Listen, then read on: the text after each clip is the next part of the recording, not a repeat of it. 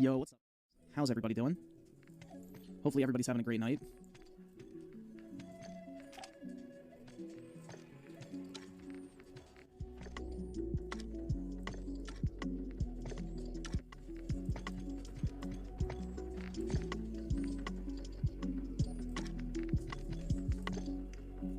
Another day, another L stream. That's right, man. But here you are. I appreciate you. I hope he copy-pastes the old apology. I don't really think he honestly has much to apologize for. The only thing I could say is hiring those two fucking retards to work on the project. Other than that, Logan really didn't do anything wrong. I think he should definitely take accountability for bringing on those two fucking scammers, but aside from that, I don't think he necessarily himself personally did anything wrong. I think his response was actually very well done, personally. But then again, I don't feel bad for dumbasses who lose fucking money on cryptocurrency going to zero because they're just fucking stupid. Like, I don't feel bad for any dumb fuck that actually, quote-unquote, invests money in crypto and then loses their fucking ass. Like, what the fuck did you expect to happen, dipshit? Real Gaming 11 Keith with the 5. Fun fact, Microsoft and Sony didn't have any Game of the Year games last year, but arguably did have the most boring Scorn and Stray. Well, Sony and Microsoft didn't make Scorn or Stray. So, I don't know about that one, man. I mean, if you wanted to say, like, Horizon Forgotten West, I would agree. Or something like Pentiment. Yeah, but Scorn and Stray are third-party games. Both of them just paid for exclusivity. Burner account with the 2. My main Maximum account can't chat. I don't know why you weren't banned, man. Why can't it chat?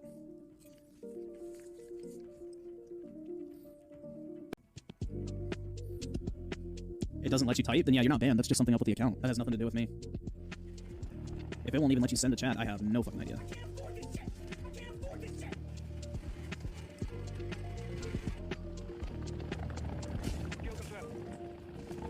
Unsub and resubscribe, bro. That may be the problem. You just gotta wait a minute after you sub.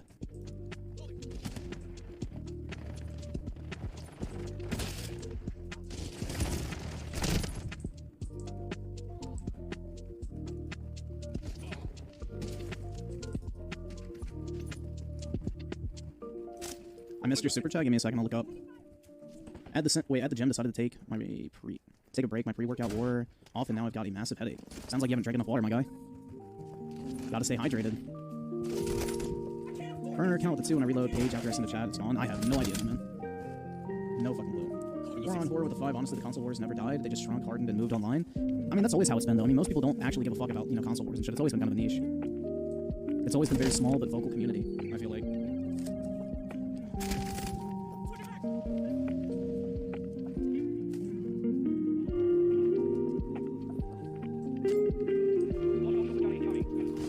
Did you see Fritz chat almost made you win the corporate slave award? What corporation am I slaving for other than the one I work for? That's the real question.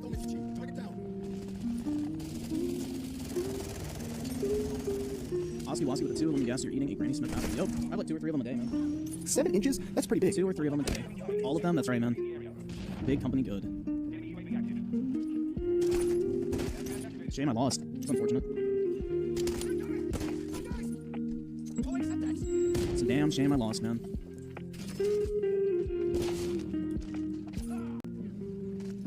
Yeah, apparently Logan made a fucking podcast about it today, so I was gonna see if we could find the timestamp on that and check that out. So he dropped a podcast on it today, so that should be interesting.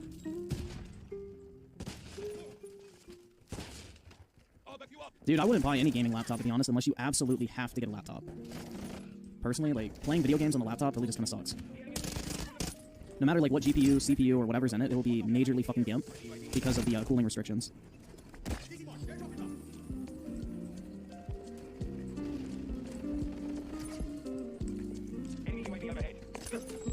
Dog, there is nothing. If you're buying a laptop for productivity, get a fucking MacBook Pro. Get an M1, whatever the fuck it is, M1 or M2 MacBook Pro. Just get one of those. That's all you need for productivity work. You do not need a GPU for fucking any of that shit.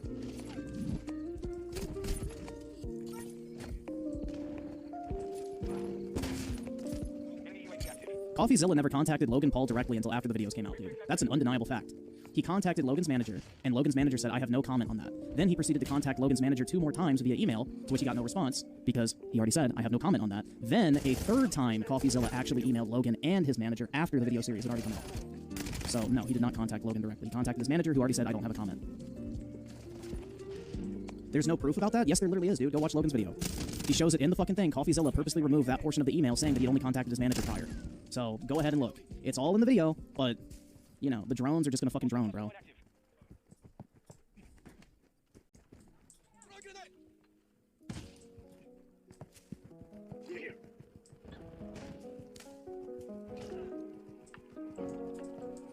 Yeah, CoffeeZilla also hid the identity of a fucking convicted felon in order to make him seem more credible. So there's also that, too. You know, CoffeeZilla purposely hid the identity of that developer who was demanding $1 million from Logan, because the guy's a convicted fucking felon, and if anybody looked into his history, you would know his credibility means absolutely fucking nothing. The dude has a history of being a fucking bad actor.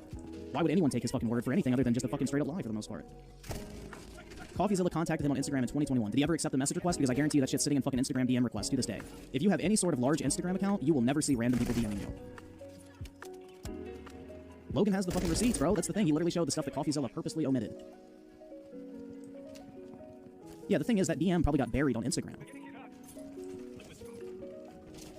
Like, bro, I have fucking message requests that I don't fucking see at all. Like, Instagram literally, like, if you have any sort of, like, semi-large account on Instagram, there's a thing called a fucking message, like, request area. And someone like Logan probably gets 55,000 messages a day from people. Do you really think he's gonna be able to sift through every single one of those fucking messages and find some random fucking guy trying to message him? No, that's completely unreasonable. And for a dude that claims he has secret contacts within Logan's camp, none of them could have passed along Logan's email until the third fucking attempt after the video series had already come out, or gotten his fucking number and texted him, or, you know, contacted anyone else on fucking YouTube who might have his number. I mean, like, was that just not an option? So, that's what I'm saying, bro. There's a lot of shit that was being misrepresented in my opinion.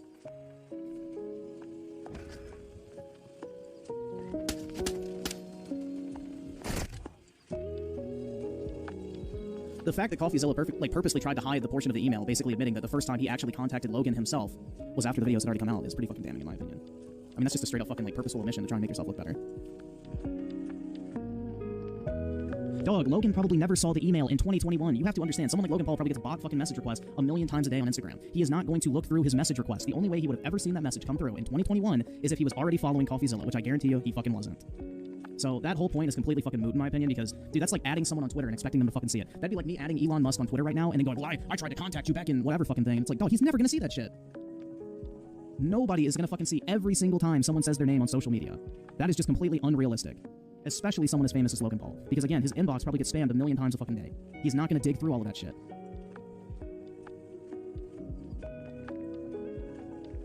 A felony doesn't make a person what? You think being convicted of a felony makes you credible? Jesus Christ, man. Dear God. Well, man, I hope a Nigerian prince or someone contacts you asking for $50,000, because holy fuck. Or somebody has some fresh snake oil to sell you.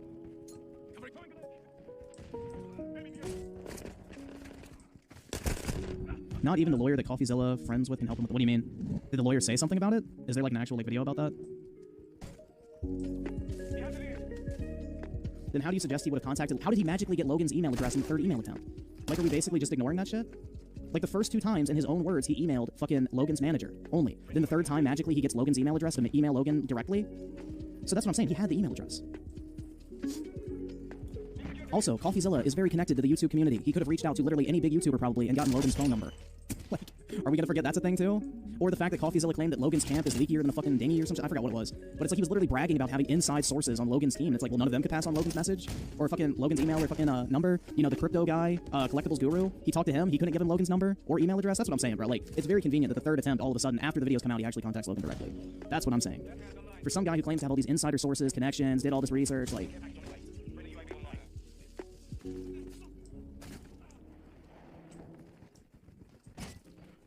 It is emotional, bro. That's the thing.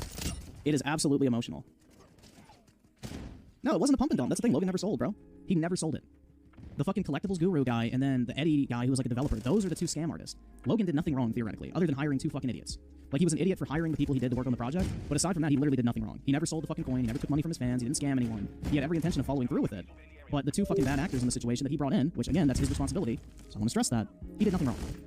He never sold any of the fucking crypto zoo shit.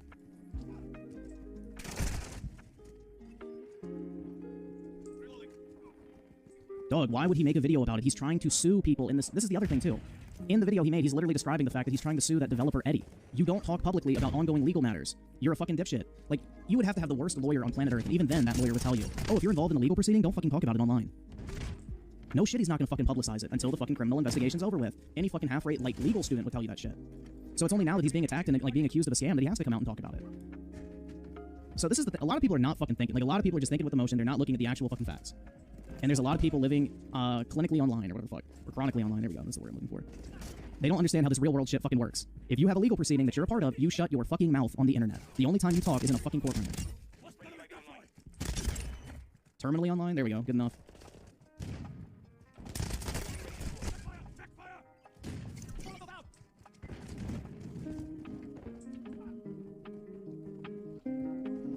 having recorded videos about them talking about those things can be put into videos, like the leaked stuff can be put into articles. No, so the Hunter Biden stuff is actually different, because what happened is Hunter Biden had all of that shit on a laptop. He then paid someone to repair that, or actually never paid them to repair the laptop. He dropped it off for repair, never picked it up, and never paid for it. So the person who had it looked through it because, you know, they get to take possession of the laptop and whatever's on it, if, you know, the person never comes back to claim it. And that's how they found all that shit. So no, that wasn't illegally recorded or anything like that. Hunter Biden basically fucking forfeited the laptop because he never paid for the repairs. Because he's a fucking dipshit. And then all of that stuff got out there because the owner of the laptop repair place was the legal owner of it now. So that's very different. And it'll be interesting to see about the whole reporting Logan's manager without his knowledge in the state of California. I wonder if that is true or not. It'll be interesting. Because if you don't explicitly ask for consent on the call, then it actually is illegal. So that could be a big problem for CoffeeZilla. What is not true, dude? Yeah, California's a two-party consent state, so Logan's manager would have had to expressly consented to the idea of being recorded. It's only illegal for the video to be recorded if none of the people calling... But that's the thing, is Logan's manager, what Logan's claiming, never agreed to be recorded on the call. So it's illegal. He lives in California. Therefore, CoffeeZilla has to adhere to California wiretap laws while calling a resident of California. That's how that shit works. If I call someone in Texas, where it's a one-party consent state, I don't have to ask. But if I call someone in California, I absolutely fucking have to ask. And I have to make sure that's in the recording as well, or else they can come for my ass and sue me. It's illegal.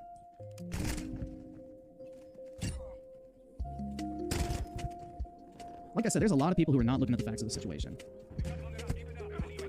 I think most states are two-party consent states at this point. Yeah, we looked up the California law. It basically said that any cell phone conversation explicitly, even if it contains no confidential information, is considered a violation if you don't get consent, basically. If it was a landline, then it would be different, but because he called him over a mobile phone, it's a different fucking category, which is much more strict.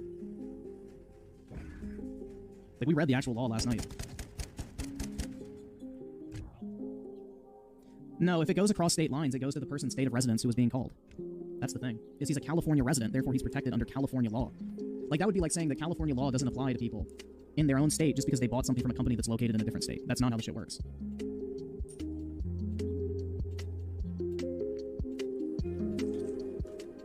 So here you go. For calls occurring over cellular or cordless phones, all parties must consent before a person can record, regardless of confidentiality. Both civil and criminal penalties are available to victims of illegal recording. That is the actual California law.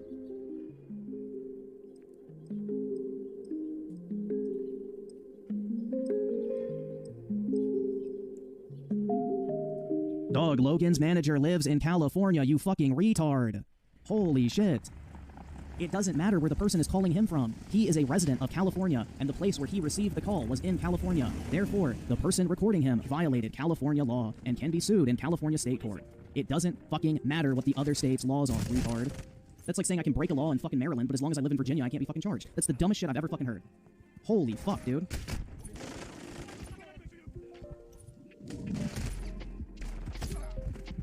Dude, the cope is incredible, man. Y'all literally, I literally read the fucking law verbatim. They have to have both parties consenting to being recorded. That, according to Logan's story, never fucking occurred. Therefore, according to California law, it is fucking illegal. Yep, Texas would haul his ass to fucking California if needed. Every state has reciprocity agreements, basically, for that exact reason. Holy fuck, dude. This is like some pseudo-intellectual bullshit. This is like me basically, this would be like, alright, it's not against the law in Virginia to fucking shoot somebody in the head, but it's illegal in Maryland for me to shoot someone in the head. So because I'm a Virginia resident, if I shoot someone in the head in Maryland, then it's okay because I live in Virginia, even though I shot the person in Maryland? Like, in what world does that make sense? I really have to fucking wonder how someone can be that fucking stupid. I really do wonder how such a basic fucking idea is so hard to fucking comprehend.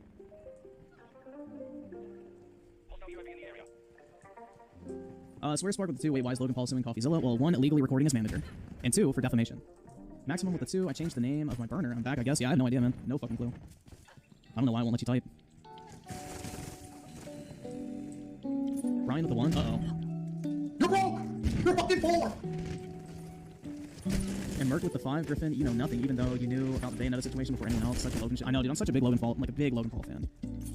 I love how he virtue signals on literally everything he fucking talks about. His really shitty take on religion. You know, I'm a huge fan of Logan Paul personally. He's just really inspirational. But I don't give a fuck, man. It's just like the whole quantum TV shit. When motherfuckers were going to the fucking federal government trying to unearth his fucking military service record. It's like, I don't care who it is. If there's some bullshit going on, I'm gonna call that shit out. I think it's fucked up. Like, I don't know.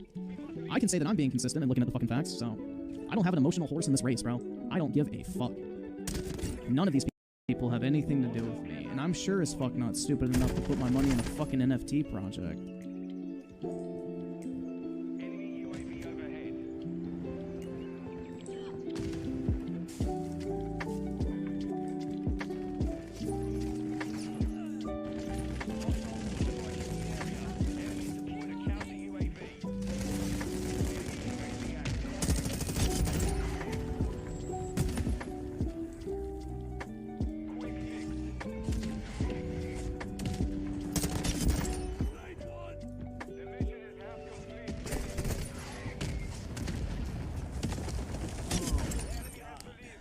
So Brian with the 2, what LMG are you working on? The 5.56 Icarus.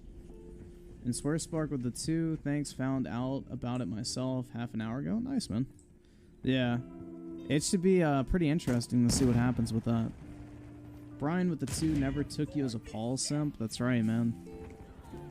I love him so much. I was a maverick. I bought all of his merch, bro.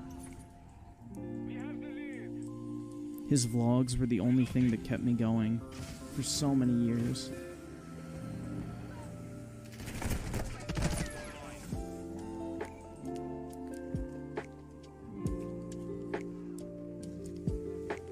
Griffin is the king of DC. That's right, bro. Absolutely.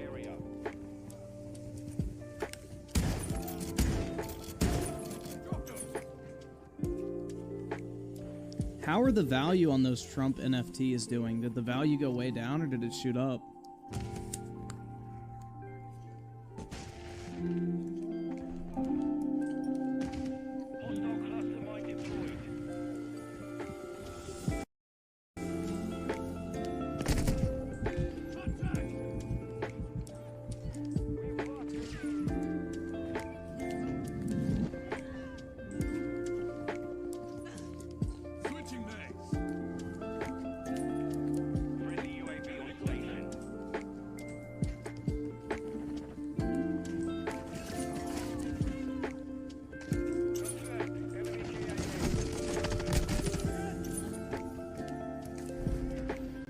I highly doubt Logan will go to federal court over the NFT coin. Waste of time. However, federal wiretapping is a bigger deal.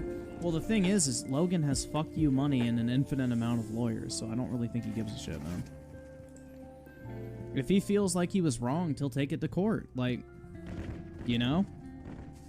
He's probably got a couple lawyers on retainer anyway for this exact fucking reason. Like, that's why you buy lawyers, basically, is for shit like this. And they're ready whenever you fucking want them to go proceed with something legally. So that'd be my guess.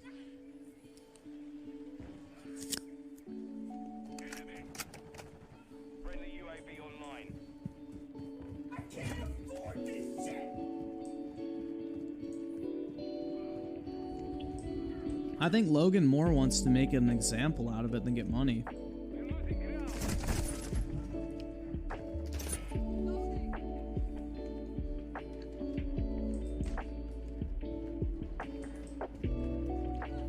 He was accused of running a crypto scam, so yeah, that is defamation, man.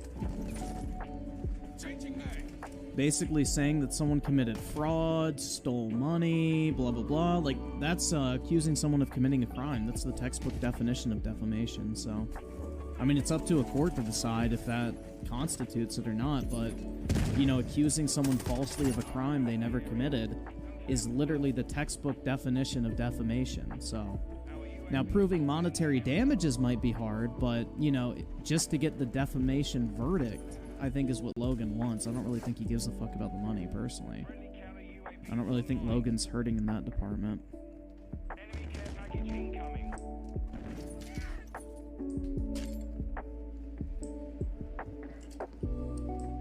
So, it'll be interesting to see, man. I don't know.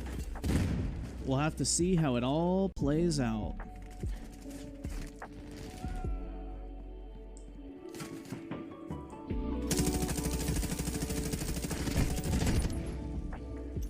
Have to fucking wait and see.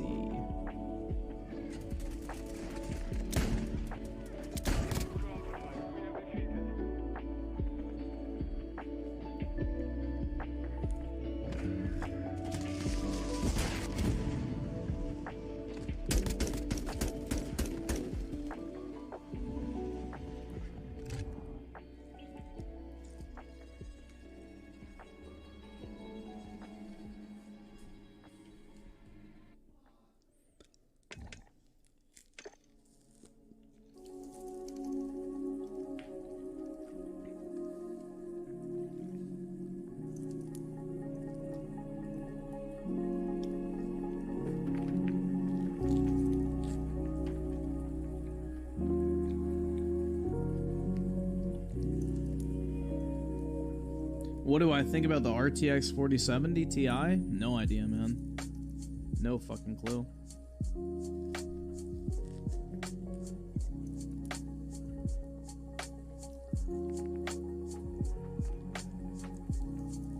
Griffin is dumb for believing a laptop conspiracy? It's not a conspiracy, bro. The laptop's provably Hunter Biden's and is filled with a bunch of crazy shit. I don't think it's a conspiracy, my guy.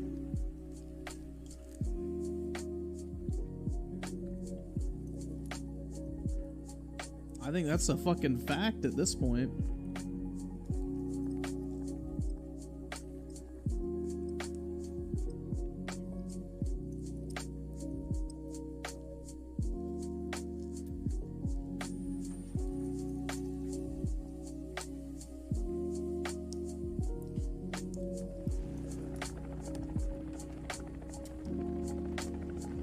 Give me proof the laptop exists? The computer repair shop literally sent it to the FBI. So, yeah. Ask them, man. The new Synthetic Man video? What's it on?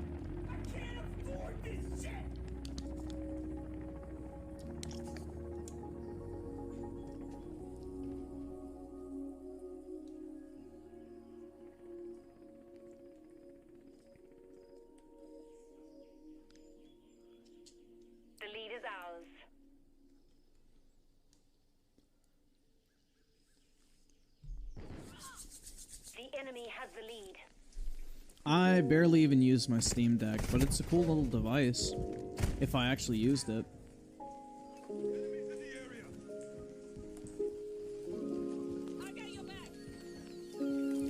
Swear Spark with the 5, did you ever look into make... Oh yeah, I forgot, I can. I just never got around to it.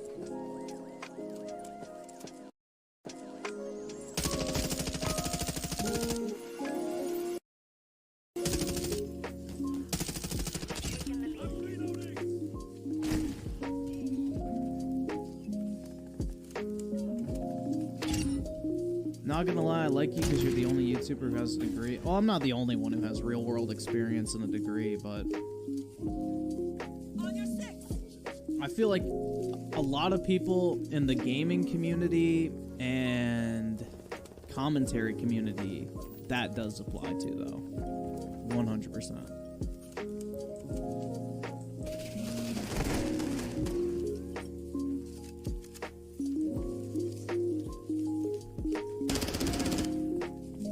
Yo, what was that shit called? Terminally online? I guess you can say that's because I'm not terminally online, bro. Like, I don't live on the fucking internet, so I think that's probably the big difference.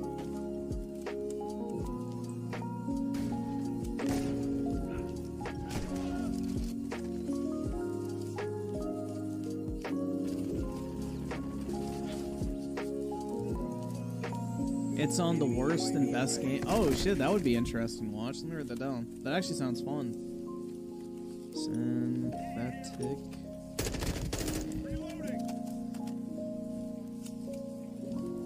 Why do you work when you make more money posting YouTube videos? Because long term I will make more money from work. So it's better to invest my time working for the long term payout. Like realistically, man, a YouTube career only lasts like 5 years. If even that, which is like insane that I'm doing as well as I am this late in the fucking game, basically. So the lifespan of a YouTube channel is very fucking short. I mean, social media in general. I mean, there's so many other people doing exactly what I'm doing, or just different types of new content, whatever. Like, it's a constantly growing and competitive field, so the lifespan of social media is not great. So my long-term earning potential with work, you know, could go on for the next 30, 40 years, theoretically. Whereas YouTube is no fucking chance it's gonna last that long. Plus, I don't ever want to fucking do this as a job. So I'm in that mobile with the 5, such a drama. Because dumb people spent money into crypto and let their family members dump their savings into it. Pretty sad, lol. But that's the thing, is I don't genuinely believe any fucking families lost money in this shit. I think it was a bunch of fucking crypto bros, primarily, that thought they could get rich quick investing in Logan Paul's fucking Pokemon ripoff, basically. NFT project. And, you know, they're just upset they're the ones who got caught holding the bag versus somebody else. Because every single one of those motherfuckers bitching about losing their money would have been the people to dump it a week after launch if the price would have spiked. So, that's the thing. So, they're full of shit. I mean, one of the guys that was up there pleading, like, oh, my daughter, my wife put her money into it. It's like, bro, that guy was responsible for 2 fucking rug pulls himself. So it's like, yeah, none of these people in crypto give a shit about anything other than trying to make money off of other people. So, the whole fucking thing, I feel zero fucking sympathy for people who lose their money in crypto. Unless it's a case like, you know, an SBF, for example, where they just have their money stored in an app, and all of a sudden they find out that that app was stealing their money. Like, that's very different. But if Bitcoin drops and people lose their fucking ass, that's no one's fault but the people who put their money in Bitcoin. I'm sorry. Like, that's your own fucking fault. You put your money into a purposely volatile asset, you expected it to go up, it did the opposite, get fucked.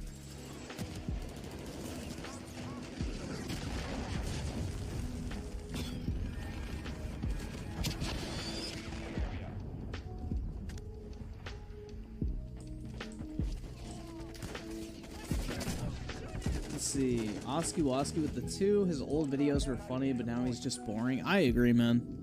His podcast is pretty lame. That's pretty big. I mean, Logan Paul's videos were entertaining every once in a while. They were extremely fucking corny, though. Like that one where he cured his color blindness. That shit was so fucking cringe.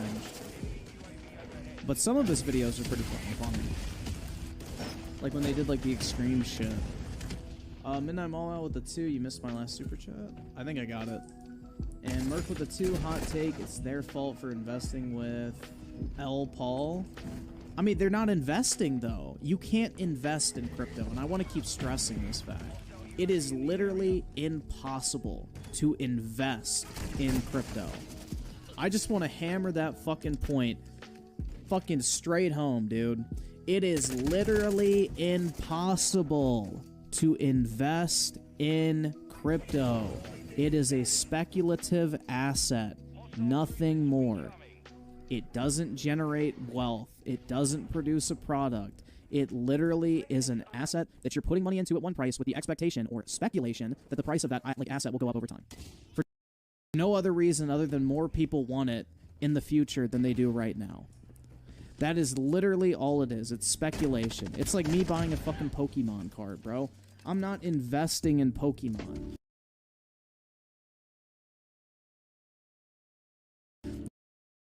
Like, me holding a Pokemon card does not generate me money every 3 months in the form of a dividend or represent my share of a company's profits. Like, I don't get a cut from the fucking Pokemon company's profits every year because I have a fucking Pokemon card collection. No, what I'm betting on is the fact that I bought the cards for X amount of money, and in the future, I expect them to be worth more than they are right now because more people will want them in the future than do right now. That's speculation. That's not investing. So, that shit drives me fucking insane.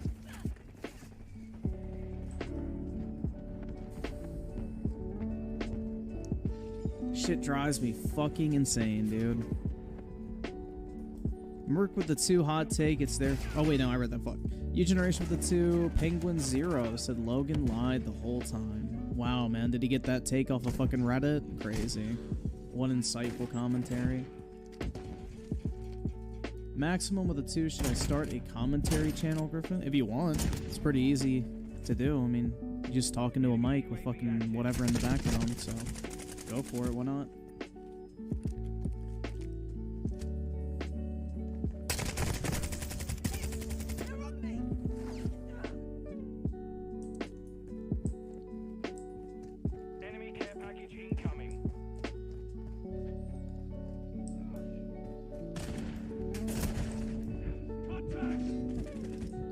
I don't know, man. You're not going to get me pretending to have sympathy for quote-unquote victims of people trying to pump and dump crypto.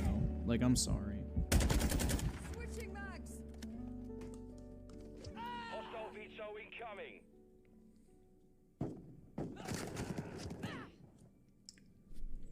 Yeah, now all he does is literally regurgitates like the most safe fucking take on every single drama he can find. Like, I remember the Bayonetta shit. He got that completely fucking wrong and then doubled down on it because he still thought the popular opinion hadn't changed. The dude doesn't form an actual opinion on most shit. He just plays it safe and cashes those fucking YouTube checks, which, I mean, fair enough, right? If I had a channel that big, I'd probably do the same. But I just don't understand why people hold his opinion to, like, some god tier fucking status. It's pretty fucking mid, usually. If not, woefully ill-informed. Mission compromised. We're done.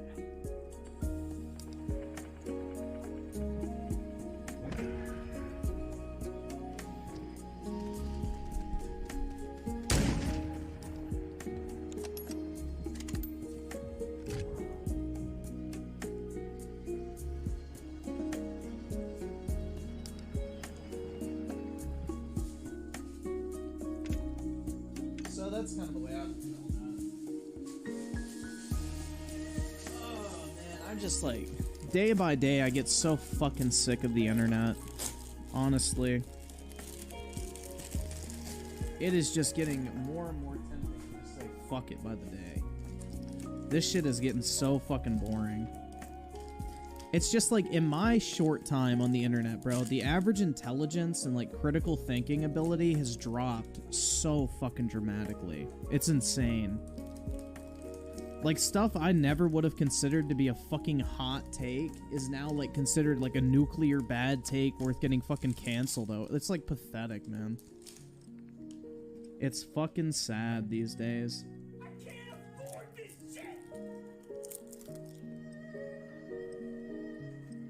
It's just not fun, bro. You can't do or say anything slightly against the fucking grain. Like, if your opinion differs ever so slightly from the popular one, people will come at your fucking throat, bro. It's weird. I don't like it.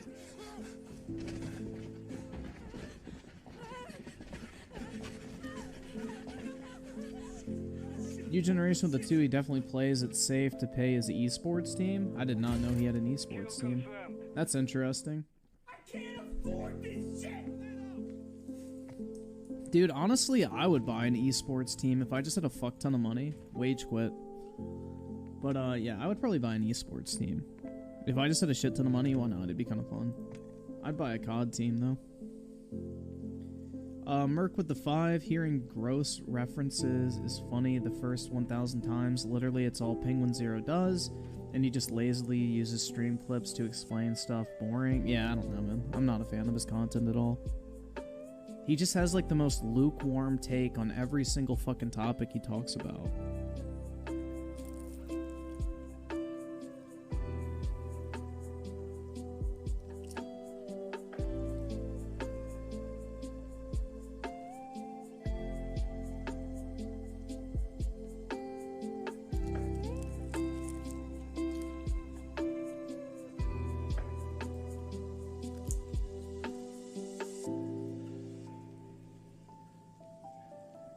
Or you have to constantly let people know that you're having an opinion on something because people get mad that you state it as a fact. Yeah, that's the thing, bro. People can't fucking distinguish the difference between a personal opinion and someone, like, claiming something as objective fact. It's really fucking funny.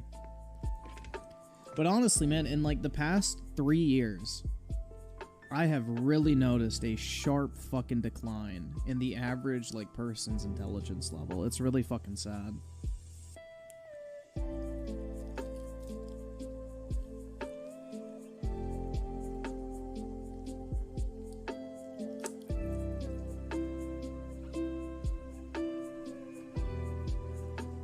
Which, I mean, people on YouTube are not really the best fucking, I would say, sample of intelligence.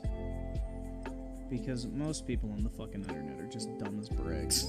Like, if we're keeping it a $1.50, man, like, motherfuckers, for the most part on the internet, are just dumb as shit. Because they're not out doing stuff in real life. They're just sitting on their fucking phone all day. So. Midnight Mobile with the 5. A friend gifted me Modern Warfare 2 at my birthday near October, and I would have paid full price for it. It's so much fun. Much better than fucking God of War Ragnarok. I 100% agree. 100% agree.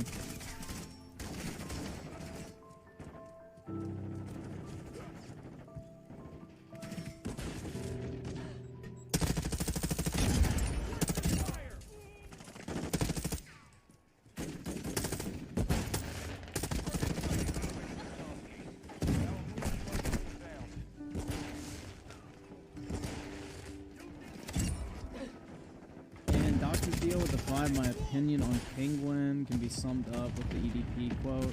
I mean, it's alright, like, overrated as fuck in my opinion. Yeah, I don't know, man. It's just like, he's just generic YouTube commentator. Like, that's literally, should be the fucking name of this channel. Because if you just want to hear someone have an extremely lukewarm, popular opinion take on whatever the trending news topic is, Penguins is perfect for that.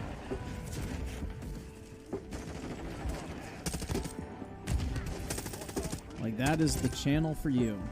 If that's what you want, you just want to hear someone, like, dictate to you the events of a situation and hear the popular opinion, there you go.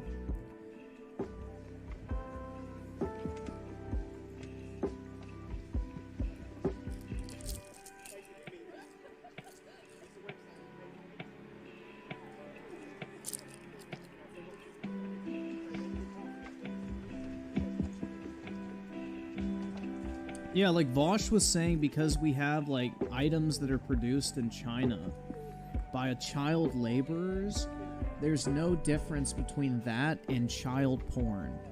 He was basically saying, like, child porn should be legal because the Chinese put kids in fucking sweatshops. Like... Bruh.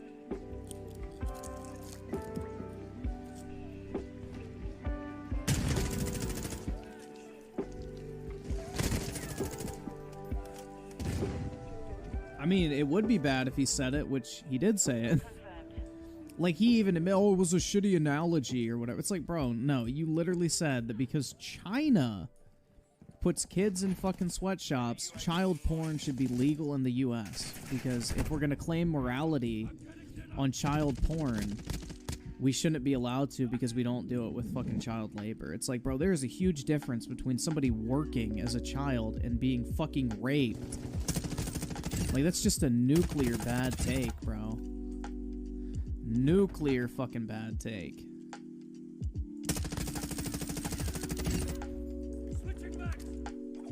Like, personally, man, as someone who was once a child, I think I would rather have to work in a fucking factory than literally be raped and exploited for views on the internet. But, you know, that's just me, right?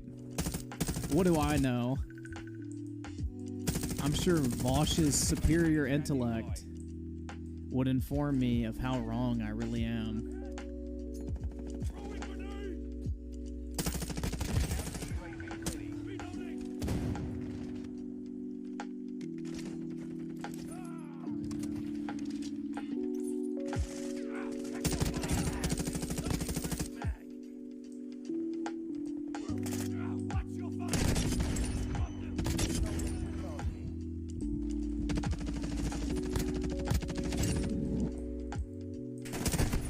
Ah, shit.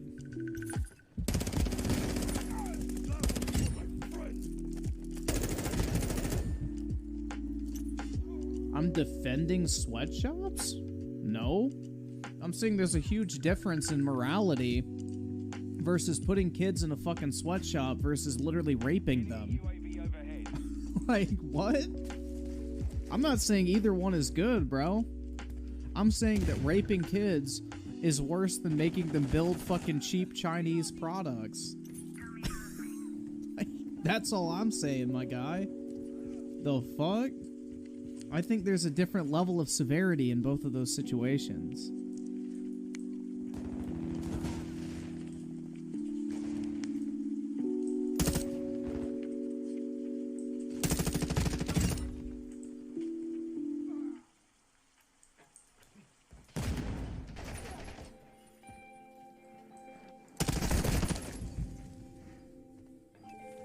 Then again, man, I gotta get my New Travis Scott Jordan, so those Chinese kids better get the fucking work. Chop chop. Copy. UAV. We've lost the lead. Got it.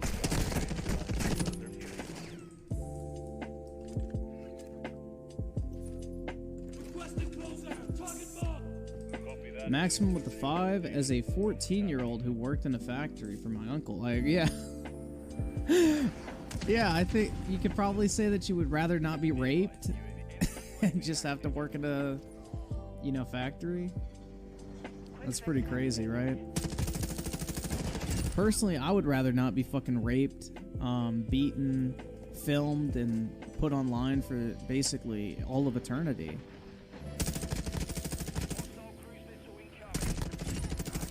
And get fucked up for life, too. Shit, man. Timothy Marco with the 2. Quick, play the song for social credit. Oh shit, true. Very true, man.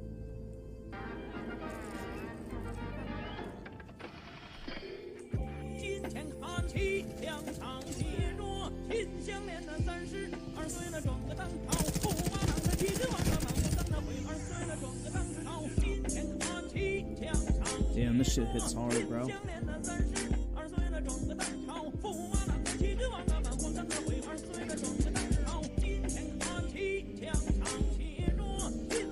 Shit's a banger.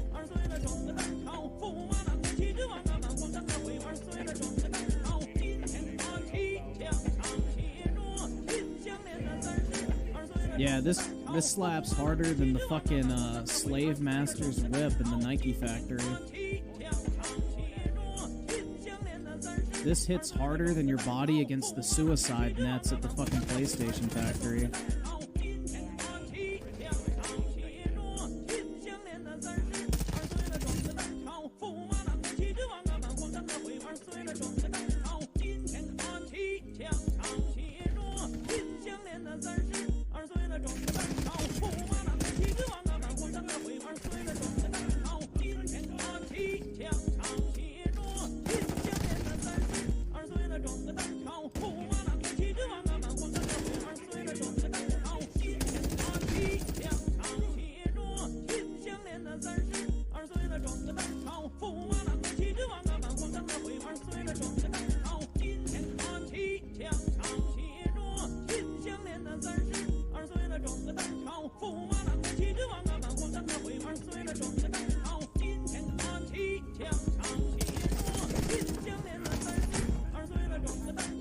Who the fuck shot me? Oh, through the wall. Fuck.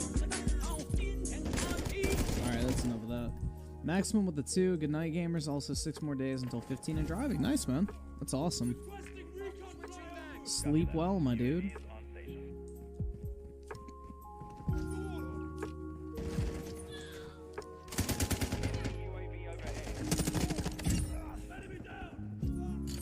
Confirm the kill.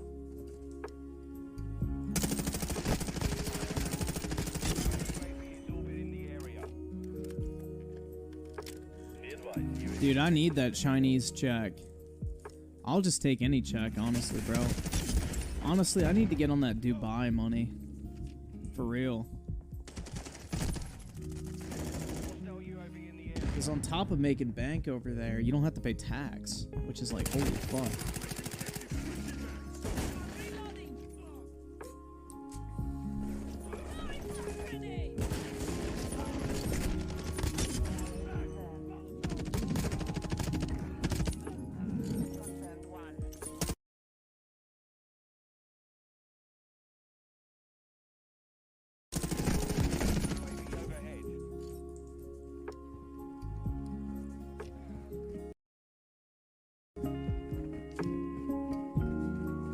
How much would the Chinese check be?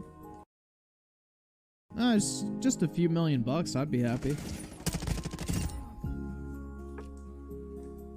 I'm a cheap trader. I guess it wouldn't really be treason, bro. I would just be like singing the praises of China. Kill confirmed.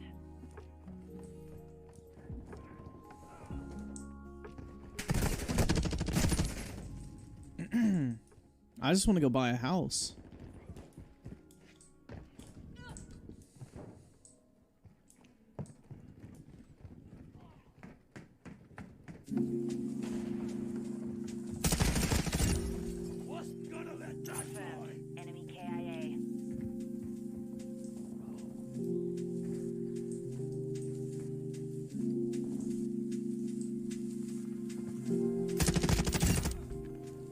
Wish granted. Hell yeah, I was hoping somebody was gonna run out that way. Friendly UAV on station. Someone else, please? Come on, give them to me.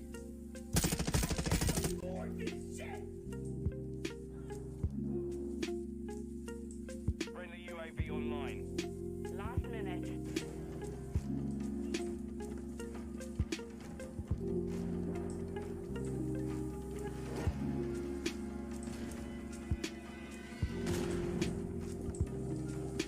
Where'd the fucker even go?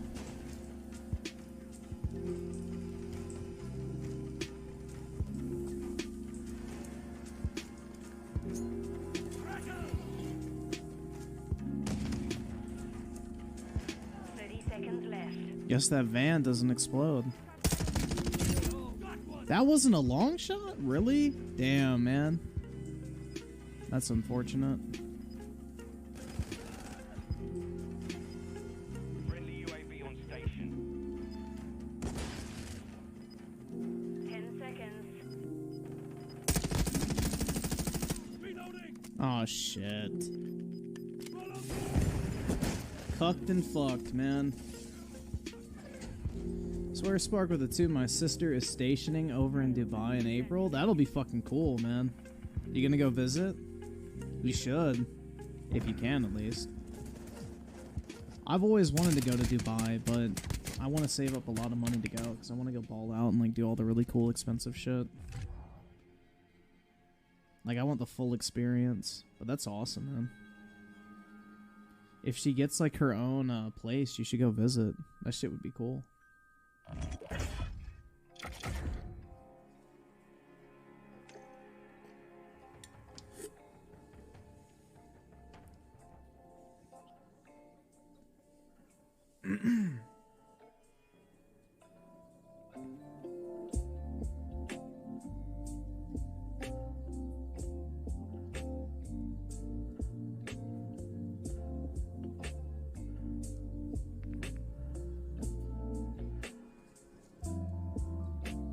We don't do diversity? I don't know, man. I feel like we have a pretty diverse chat. Although everybody gets no bitches, so... Bruh. You're broke! You're fucking poor! Unlucky. Myself included, right? We aren't alone in this world. Oh, my paycheck just came through. Nice. How much money? Let me check. I wonder if my 8 grand has been stolen from me yet. Oh, it hasn't, bro. I have $23,000 in my checking account right now, and 8 grand is literally about to be fucking raped out of there whenever the IRS checks that, or cashes that check. Oh, that sucks, bro. It's in the mail, so I'm guessing it'll be a couple days before it hits. But fun times, man. Wish I was on that Dubai lifestyle right now. Like, shit. Be paying no fucking taxes.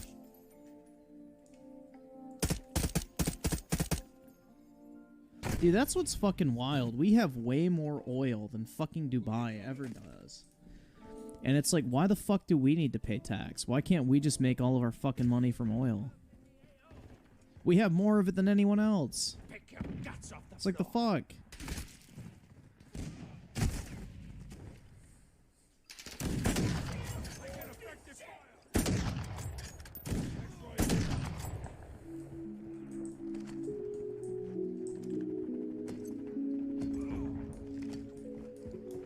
That's right, dude. My solar panels.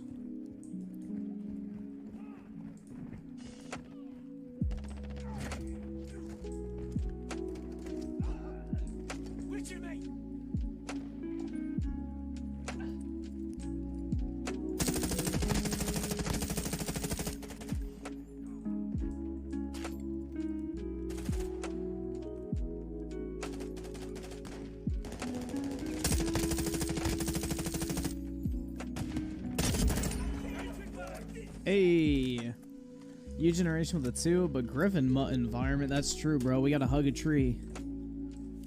We gotta go hug a tree. Dude, I saw this picture today. I'm like, bro, that's just, I don't know, man. There was like this image I saw, and it was basically like, over in Dubai, women will reserve their seats at Starbucks by leaving their purses and phones on the table. Like, bro, if you did that shit in the US, that shit would be snatched in less than a fucking minute. Like, how much better does that fucking sound to live in an environment like that, where you can literally leave like a fucking like a designer purse and your cell phone just sitting out on a table in public? And you don't have to worry about someone stealing it. Because if you steal something in Dubai, don't they, like, fucking put your ass in, like, a work camp or some shit? Like, they don't fuck around with that type of stuff. Like, how much better would society be if we actually, like, fucking punished people?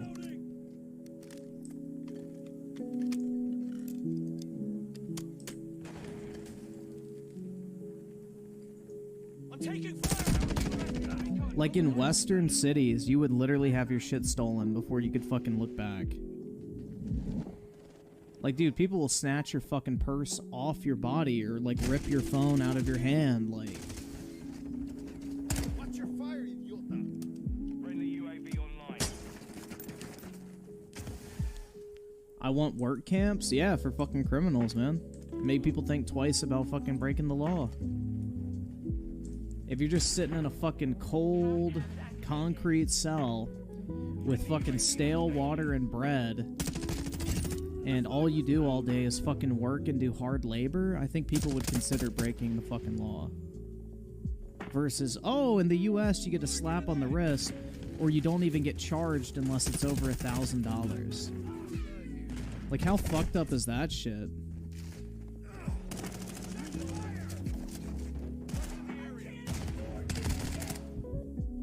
Yeah, Europe is actually worse than the US.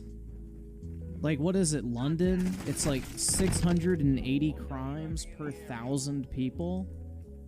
So, like, there's a 32% chance that you will not encounter a crime in the city of London. Like, over in Spain, they tell you straight up not to walk around with a watch on because people will fucking hold you at knife point and make you, like, take it off and give it to them. Like, you can't even trust, like, the taxi drivers and shit. Like, they're in on it, too. They'll pull over, and people will come and, like, point a fucking knife at you through the window and steal all your shit. And then the taxi driver will just fucking sit there and let it happen. Because he's in on it and gets a cut.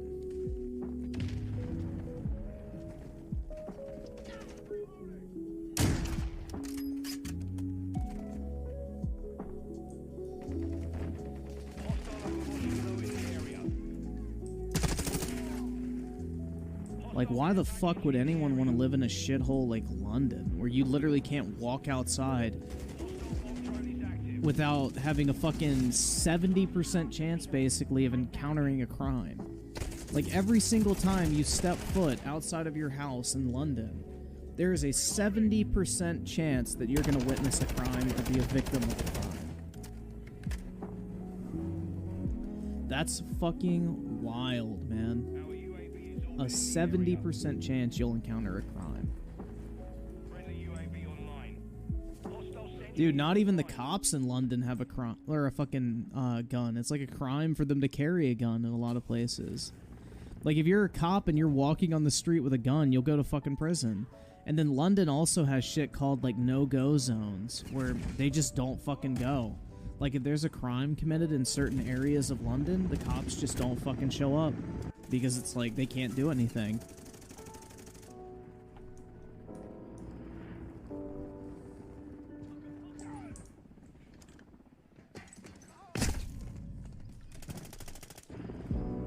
Hostile Overwatch helo in the area.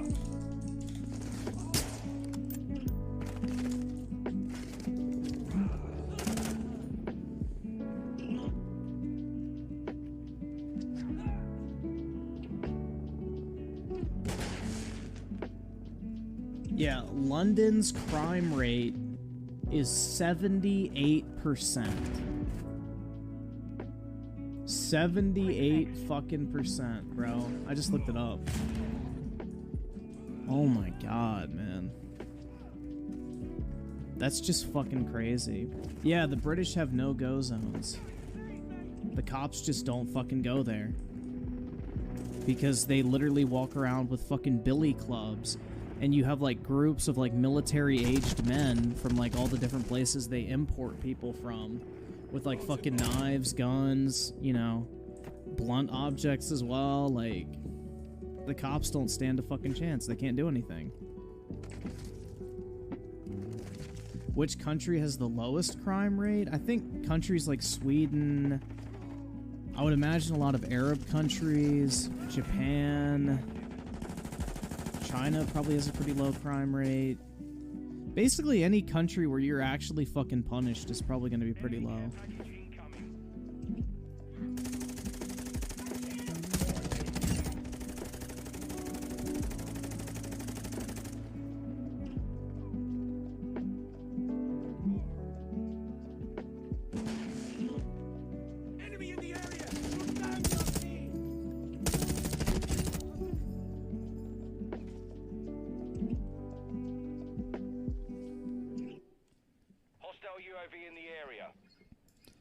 Yeah, Switzerland's really fucking hard to get into. They're very selective of who they let in, which is smart.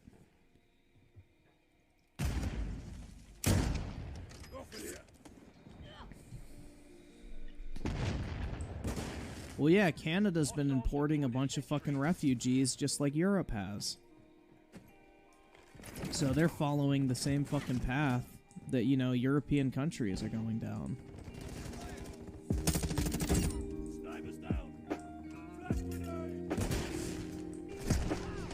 Yeah, Switzerland has very lenient gun laws. 100%. Yeah, Switzerland, like, the Swiss basically have all the freedoms that we do for the most part. It's just incredibly fucking hard to emigrate there. Like, that's the thing they say. If there's ever a country you can get, like, dual, like, citizenship to, Switzerland is the best, but it's the hardest. You have to have everything fucking perfectly lined up before you get there. You have to have a job. You have to have money to buy property. You can't have any debts. You can't have a criminal record. Like, it's very fucking tough to get in there. Because they try to protect it and make sure bad people don't get in.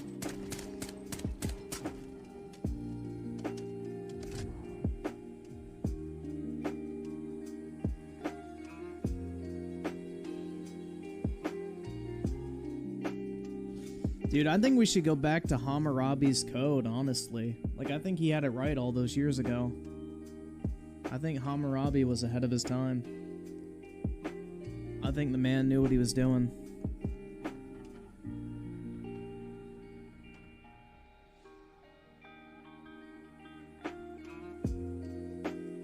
What was his code? It's basically an eye for an eye. So, like, if you were a construction worker and you built a shitty house that collapsed and killed someone's family, then your family would be killed. If you stole, your hand would be chopped off. If you injured someone, the same injury would be inflicted upon you. If you killed someone, you would be killed. If you killed someone's daughter, your daughter would be killed. Like, it's basically an eye for an eye. So, you know, if somebody thought, like, oh shit, if I steal something, my fucking hand is gonna get chopped off, do you think anybody's gonna steal? Fuck no. That's an actual punishment. That is a crime deterrent, bro. How many motherfuckers you think would steal fucking cigarettes from a gas station if they thought their hands could literally be fucking chopped off?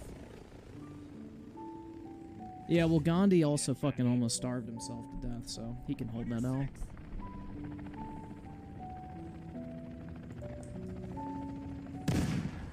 But that's the thing, man, is you're, like... The idea with killing the family is the fact, well, because you had no respect for someone else's family and put them in danger. Therefore, the same fate should be inflicted upon your family. Because it's like, oh, well, shit.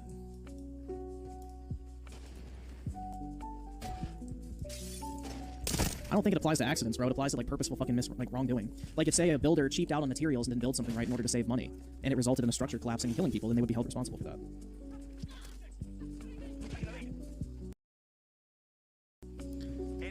Dude, we should pull it up. I kind of want to read some of them. I had a class called like Ancient World History where we like studied it. It was pretty interesting. But yeah, basically his like the Hammurabi's code was like written in the middle of the town and everybody could read it.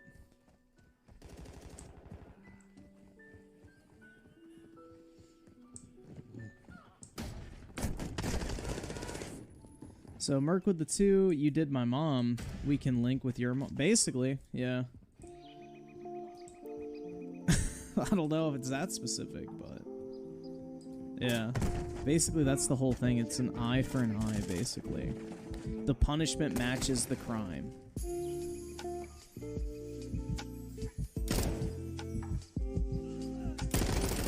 Target down. I am with you.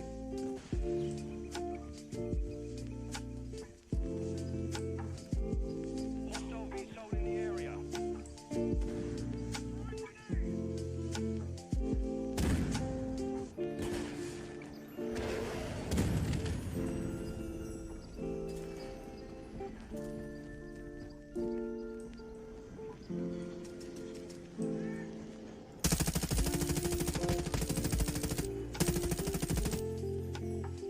Hostile UAV in the area.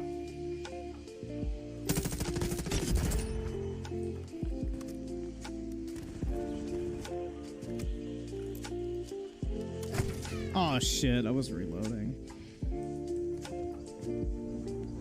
Yeah, it's the golden rule, bro. Treat others how you want to be treated. So if you want to kill somebody, prepare to get killed yourself.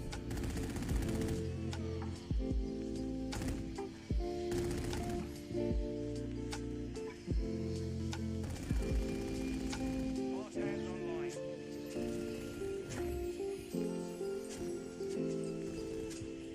Yo, what is that shit from where it's like the only person who should kill someone is someone ready to die themselves? I forget what that's from.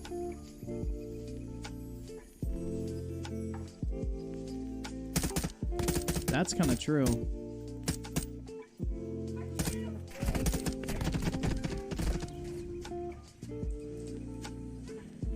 No, it's not from fucking Code Geass, bro. That's like, they took that. It's from something else. It's like from history or some shit. Enemy UAV active. That's like saying, don't make a deal with the devil, came from fucking Death Note. They just fucking borrowed that theme, bruh.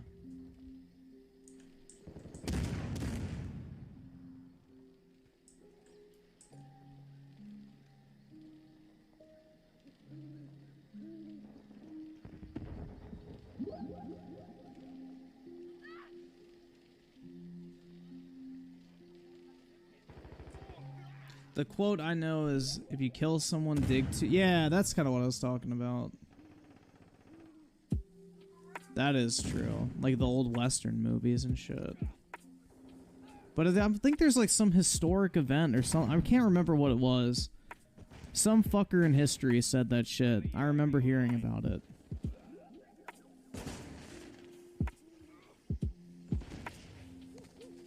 Maybe it was like one of those old, like, fucking Greek kind of mythology kind of stories. Fuck. I don't remember.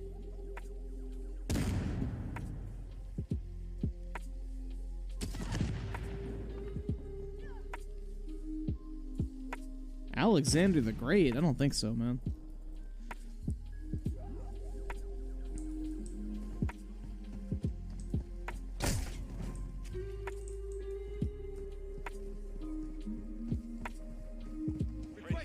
Before you embark on a journey of revenge, dig 2 graves. I mean, that's kind of... I mean, the book, Count of Monte Cristo, that kind of has to do with that, too. I'm trying to think. But yeah, no, that's probably the quote I'm thinking about. Enemy down. Enemy UAV overhead. I'm reloading. The enemy's gaining ground. Push them back.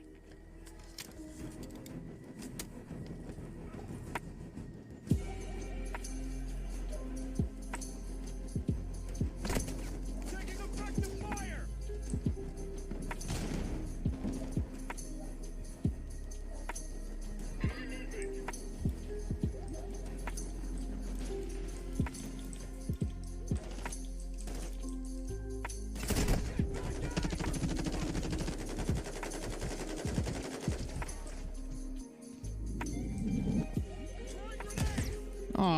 fuck?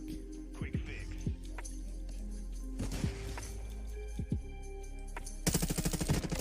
Enemy down. Trophy system is big gay.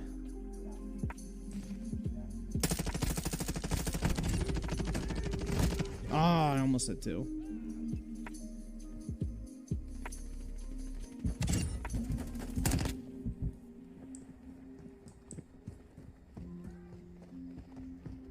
Drake said it. There we go. Prince stick figure with the 5 went and saw the new Avatar movie. The story was a bit bland, but the visuals and action scenes were amazing. Overall, not as good as the first. That tells me all I need to know, man, because I did not enjoy the first one. So if it's not as good as the first, I definitely will not like it.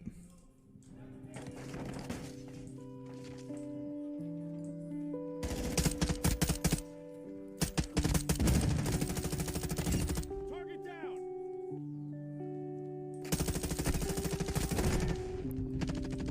Is it still a white guilt story? I'm just curious.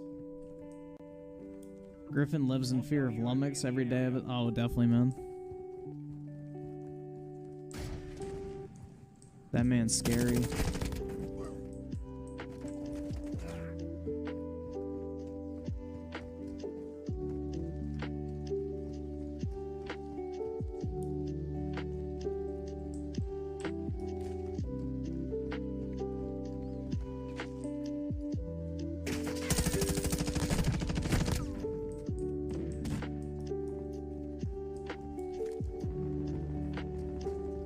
Yeah, dude, the plot of Avatar is literally white guilt the movie.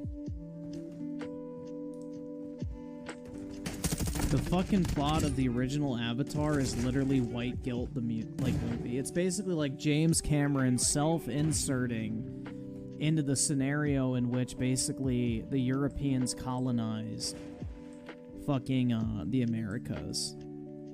That's literally the fucking plot line of Avatar. But replace the fucking natives with the fucking blue people. That is literally what it is. And the one fucking person breaks away from the evil colonizers and saves the natives, bro. Like, that's literally what it fucking is, bro. It's like his white fucking guilt movie fucking dream scenario. It's really fucking pathetic.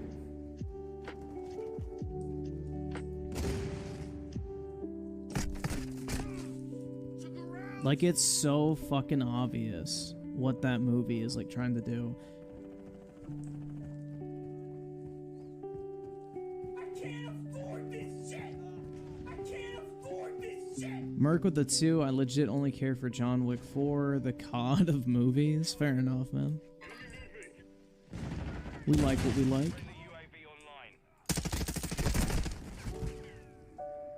What's up, Britt? How's it going? In U Generation with a 5, James Cameron said, if he could go back, he'd take guns out of his movie because guns bad. Oh, I'm sure, man. He's so wonderful. Enemy UAV active.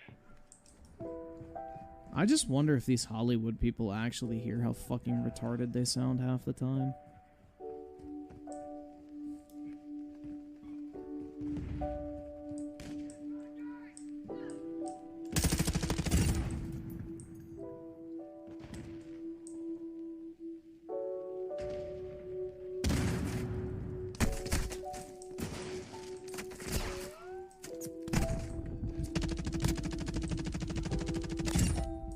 Hey, 84 meters, shit.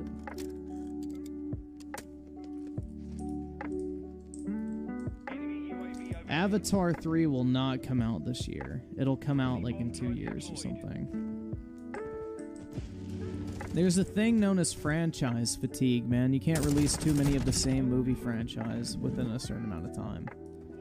That's what's happening with Star Wars right now, is people are experiencing franchise fatigue because Disney just makes so much fucking dog shit Star Wars content that even if it was good, people just don't have a fucking interest in it because they don't want to watch 85 different things set in the Star Wars universe. Same thing with Marvel.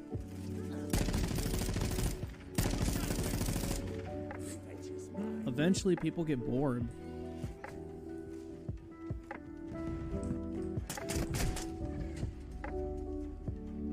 Franchise fatigue is a very real thing, especially with movies, because like the whole draw of movies is it's like a fucking big event. If it happens all the time, nobody fucking cares.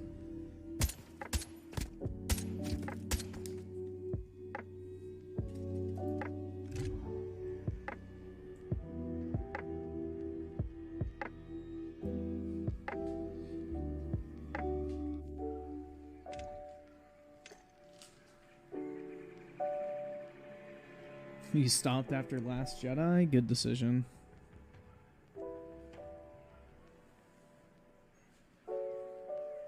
Yeah, I don't like Disney that much. The only Disney movies I liked were the first 3 Pirates of the Caribbean and National Treasure. Aside from that, don't like Disney. National Treasure is a fucking classic, bro.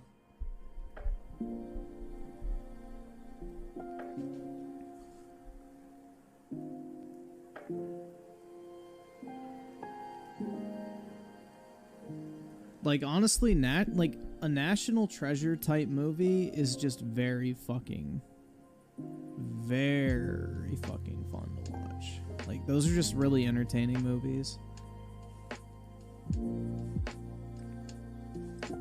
They made a National Treasure show without Nick... Bro, what? When the fuck did they do that? And why the fuck would you not have Nicolas Cage in a fucking National Treasure show? That's an L, man.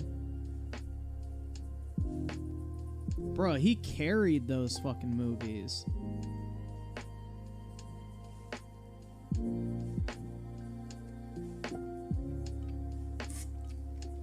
Was it as shitty as I'm thinking it would be? Kill confirmed. Or was it actually decent?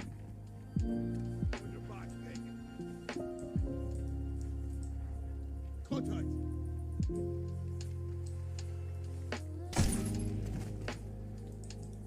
The show was terrible? Yeah. I had a feeling.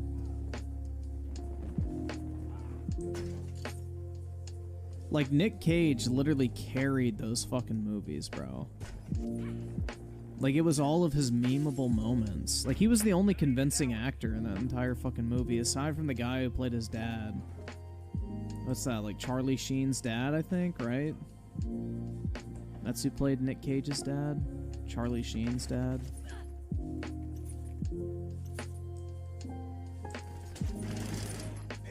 Yo, honestly, that's a show I wish they would put on fucking Netflix, man. That show, like, 2.5 Men with Charlie Sheen back in the day. I remember watching, like, a couple episodes of that as a kid. I would actually like to go back and watch it now as an adult. Because I actually liked it back in the day.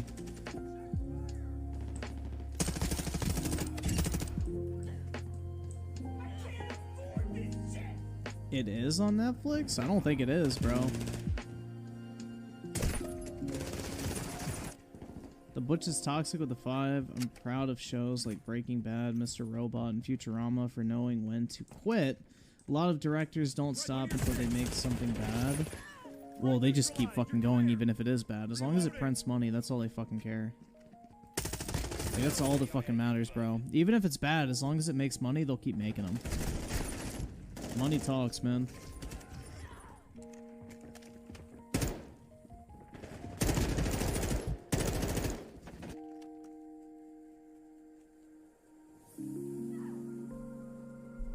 Like, look at Family Guy. Holy fuck, dude. That show has been terrible for a very long time. Like, all those cringy fucking cutaway jokes, like, Family Guy is literally fucking miserable to sit through. Hostile UAV in the area. We're taking the lead. Enemy UAV active.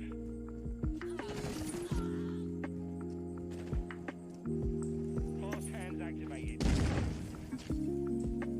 I don't even like American Dad, bro, honestly. Like, that one never really hit for me. Yeah, Simpsons, I never understood the hype. I mean, none of those type of shows, really. Aside from South Park, man. South Park is good. South Park is actually fucking funny, which is a rarity in today's day and age, especially with fucking TV.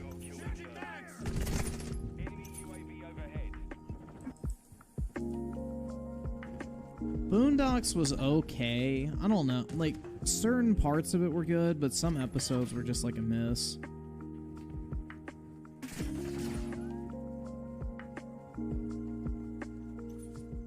The only good character is Stan? Griffin. Oh, fuck. Wrong button. Bruh. Hell nah.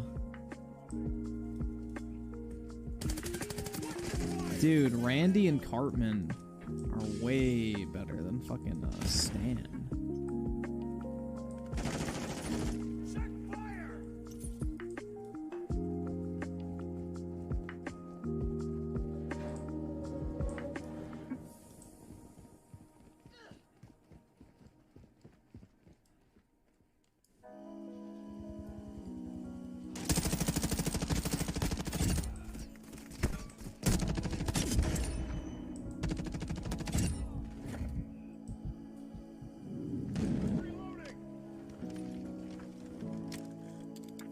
Dude, the way they handled South Park, though, is very fucking smart.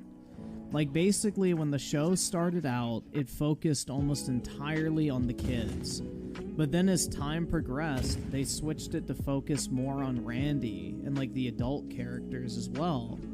Which is really smart if you think about it, because most of South Park's audience has matured over the fucking years, so now they can relate more to the fucking adult characters than the actual kids now.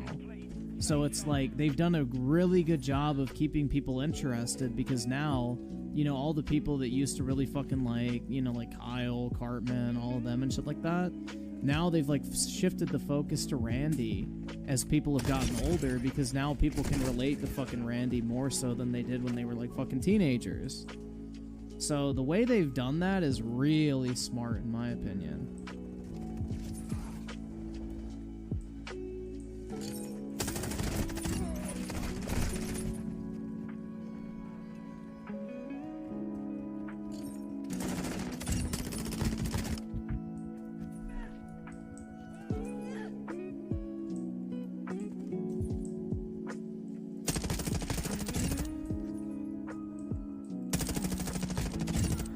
Bro, I gotta be getting close to these fucking double kills, right? Like, shit. I feel like I've been cranking these bitches out for a while now. Friendly UAV on station.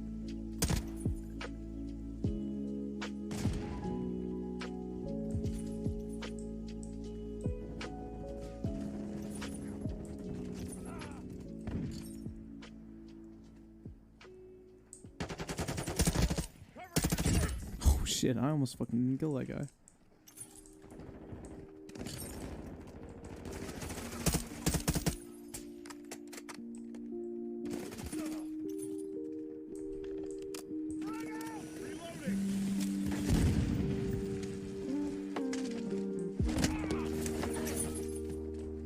I didn't take his kill because I'm nice. Incoming.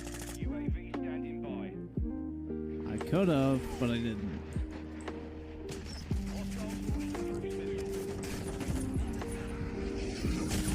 Dude, the fucking Sopranos dragged on so fucking... That show, to me, is, like, criminally mismanaged. Like, they had so many opportunities to actually develop interesting plot lines. Like, they wasted the whole fucking FBI investigation arc. Like, there was so much shit they could have fucking done with that. Like, you know, actually show, like, the mob outsmarting the FBI and all, but no, it's just, like, everything conveniently... you know, works itself out, and it just focuses on fucking family drama the whole time. It's like, I don't know, man. That shit got kind of boring. The first 3 seasons were fucking painful. Like, that shit was fucking miserable to sit through, I'm not gonna lie. The later seasons were better, but... it's just they really under-fucking utilized the whole fucking concept of that show, I feel like. Watching your six. Stay alive.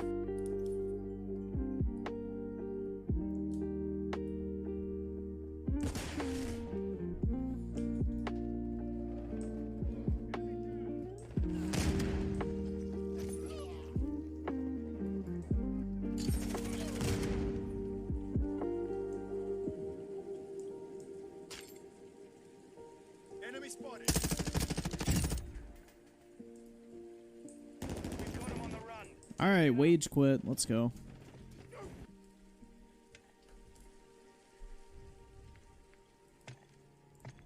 God, I love wage quitting. It's just so satisfying, bro. The real MJ. Oh, wait, it's the RAW. Fuck.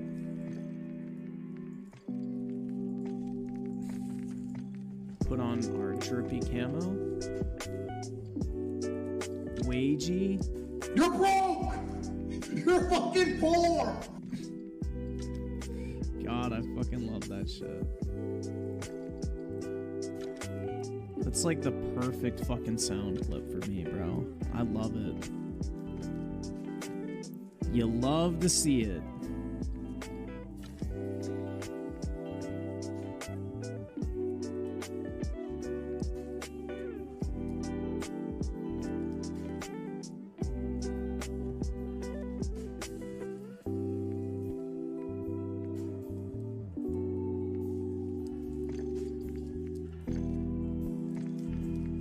You love to fucking hear it. Swear Spark with a 169. You're broke! You're fucking poor!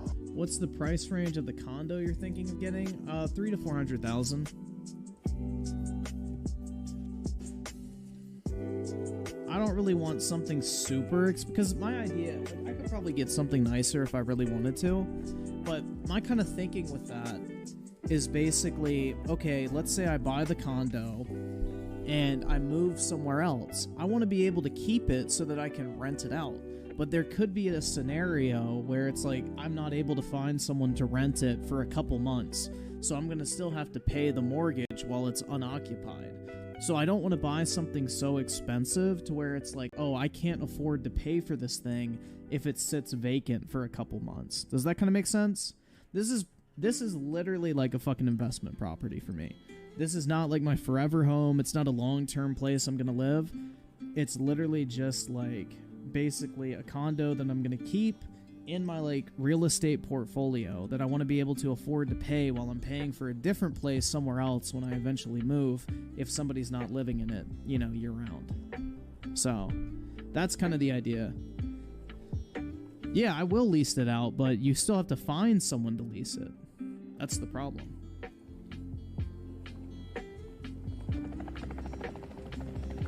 So yeah, 300,000 to 400,000 is what I'm looking for. I would like it to be closer to 300,000 because I want to have some money left over to do renovations, which will immediately raise the value of the condo itself. So basically, my idea is to buy around 300 to 350,000 is kind of my price target, I would say, and then put about $20,000 to $30,000 into renovations, primarily in the kitchen and bathrooms. So that's kind of the plan. We'll see how it goes, because it all depends on what I can find whenever, you know, I get the money together. I'm gonna pick this, because this map is fucking trash for long shots.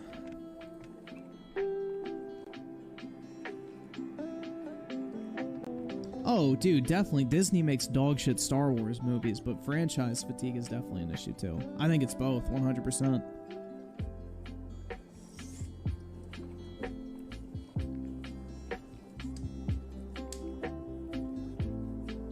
What are your thoughts on sneakerheads collecting sneakers? If you don't wear your shoes, you're a fucking loser. There we go. That's what I think, man. As long as you wear them, I don't give a fuck how many pairs of shoes you have. But if you just buy them to, like, put them on a fucking wall or some shit to look at them, it's like, oh, it's kind of lame. If you can't afford to wear your shoes, you can't afford to own them, in my personal opinion.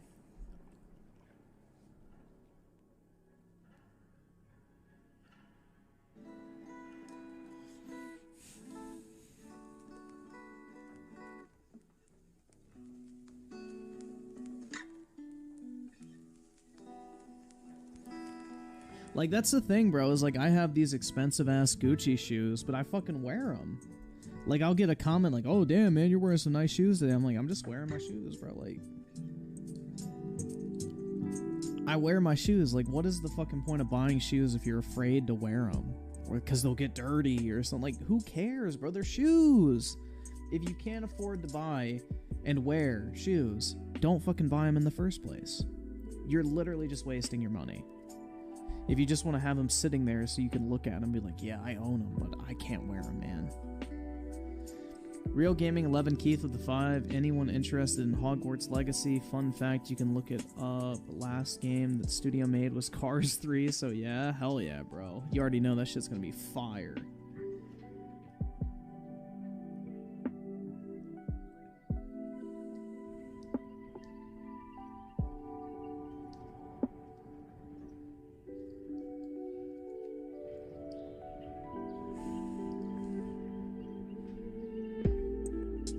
Griffin, do you have the diamond hands? That's right. Absolutely. Because my wrists are iced out. No, I don't like ice. So unfortunately, I don't have diamond hands. No, I don't collect coins. I want to buy like some old like ancient Roman coins though. I feel like those would be cool to have. Just as like a fucking little thing I can pick up and look at every once in a while. But I don't like collect coins or anything like that. I just think it'd be cool to own, because, you know, piece of history and stuff. But I want to find one that has heavy clipping on it. I don't want, like, a pristine one. I want one that's been, like, clipped. Which is really cool. Because it's, like, a really neat, like, story associated with the coin, in my opinion. I think the clipping makes the old coins even cooler than, like, a pristine one, personally. Because, like, that just tells you the coin was used. You know, somebody was getting their money up, not their funny up. I don't know. I think that's just really fucking awesome. Like, that's a coin that was actually in circulation, being actively used by multiple people. Like, pretty neat. Raging Boar with the 5. Shoes live on most dirty part of your body. Motherfuckers need to yeah, exactly. But that's the thing, is people will spend like $3 grand on a pair of shoes and then be afraid to wear them. It's like, bro, why did you just buy them then? Well, I wanted to own them, but I don't want to wear them. It's like, why? The whole point of owning shoes is to wear them. Doesn't make sense to me, personally. Now, investing in shoes is different. Like, if you're buying shoes just to hold them to resell them, like, that makes sense. But people who collect them and never fucking wear them does not make sense to me.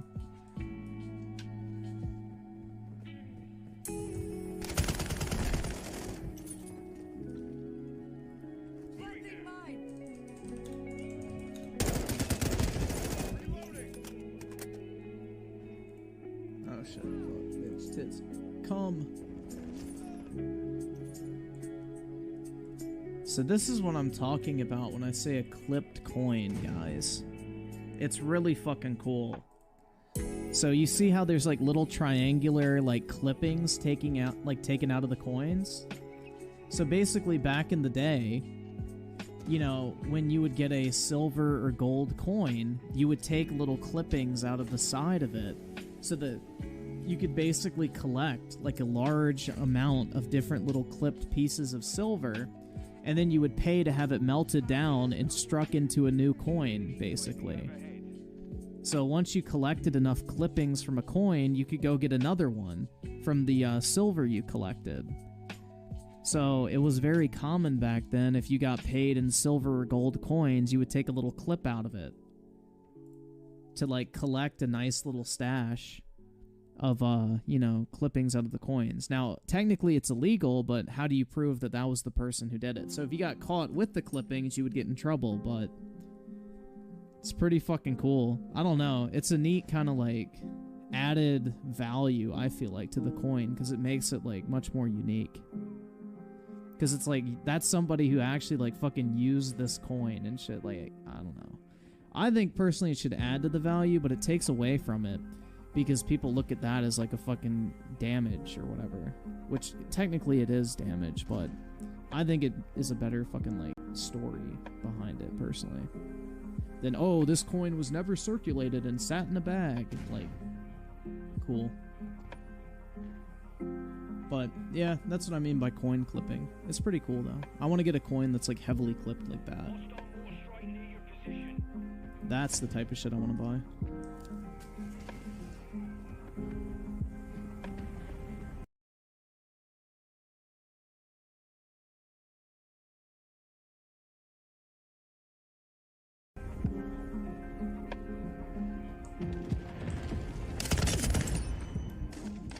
But yeah, if you got caught clipping coins, I think they would chop off your hands. So yeah, it was a risky fucking job.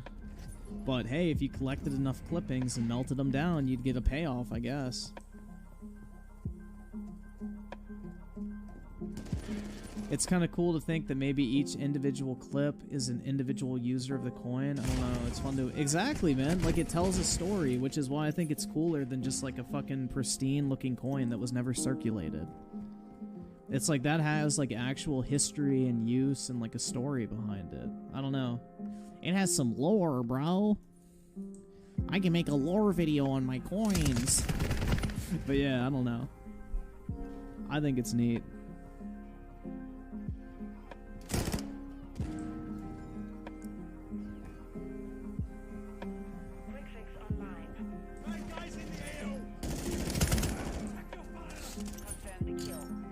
Yeah, 5-hour-long lore video on each fucking clip of the coin.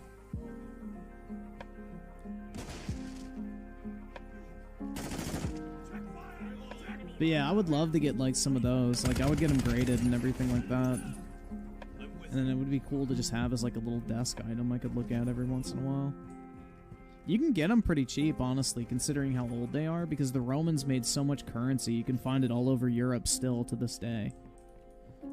Like, if you walk around with a metal detector in any field, beach, or whatever in Europe, you'll probably find, like, some old coins.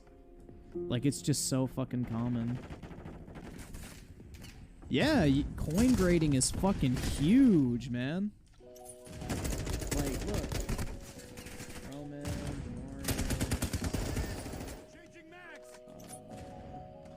what's that shit called? NGC. Enemy UAV overhead. Images. Let me find a cool one. Friendly UAV online. Here's a cool one. Open image tab. So this is a coin of Nero. But yeah, you can get them encased in like this little NGC slab. This is actually a really good one, like good condition. So yeah, you can see Nero 54 to 68 AD. So that's when it would have been minted in that time period. And there you go. Pretty fucking cool though. Hostile cruise missile launched. But yeah, you can get graded coins.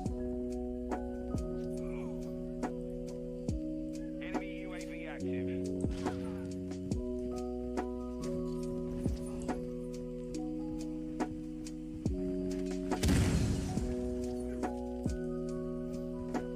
It depends on the condition, man. I mean, you can get graded coins for as cheap as 20 bucks or up to 20 million. Like, it just really depends on what you're picking up. Why is this on sub only? I don't know. Take a guess. Use that noggin, bro. You can figure it out. It's actually a very intelligent solution to a very big problem on YouTube. Griffin, you should check out the Lotus Eater podcast. They give readings of history. Oh, maybe.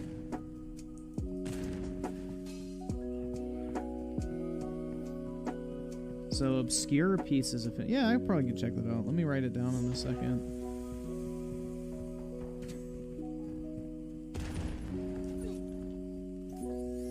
Dude, I would love to buy a piece of property in Rome at some point. Dude, if I owned a place in Rome, I would just go there for like fucking 4 months at a time. And just go and like fucking experience the city slowly. Like that shit would be so fucking fun. Well, I'm going to guess that you are coping and seething to criticism. I guess I underestimated the thing between your ears, my bad. There must be some irreversible damage. What the fuck does that even mean? I'm coping and seething by having fucking sub-only mode with a 1 minute fucking requirement on? Okay. Again, use your brain, think for a second. What typically floods into YouTube live stream chats that usually are not subscribed to you that I might want to prevent from coming into the chat? Just think about it for a second. No, don't give him the fucking answer, bro. Let him think about it. He needs to fire those fucking synaptic fucking, whatevers. He needs to get those synapses firing in his fucking brain.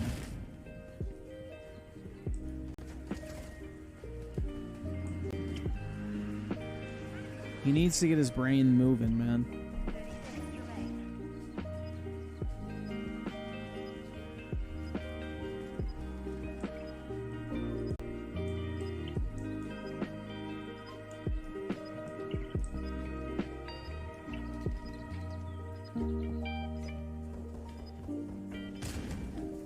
Is it me? Yeah. You got it. No, it's not you.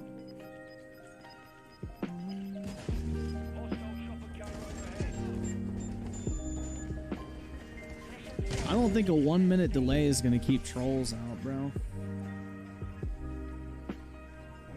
Like, you could rub one out in the time it would take for the chat to unlock, basically, and then you'd be good to go.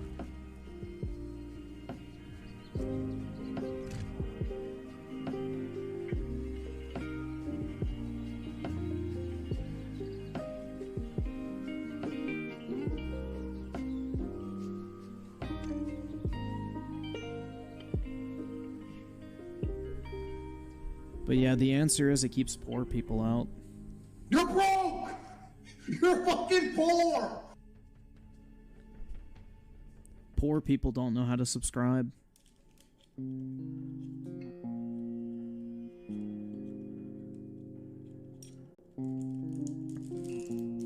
Because they're gonna stay broke, man.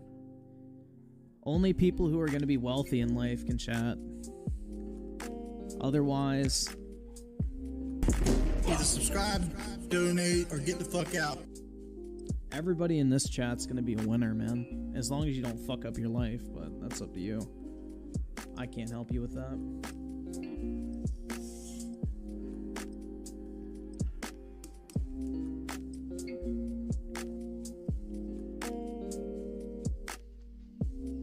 Yeah, wealthy in spirit and clipped coins.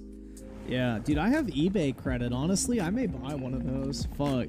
I got like 800 bucks in eBay credit right now that I need to send to my bank. So maybe I'll buy a coin instead. What do you guys think? Should I buy a coin or should I deposit the money in my bank like a responsible adult? I'm with you. Yeah, basically eBay has this thing now where if you sell an item on eBay, you can shop with your payout. So if you have if you sell a $1,000 item and you get like $800 after fees and shipping from eBay, instead of having it go to your bank, you can keep it on eBay and shop with that money. So basically it's like a temporary eBay gift card for the money that's eventually going to be paid out to you. So you can buy stuff and subtract it from like the total money that eBay owes you, basically. It's kind of nice.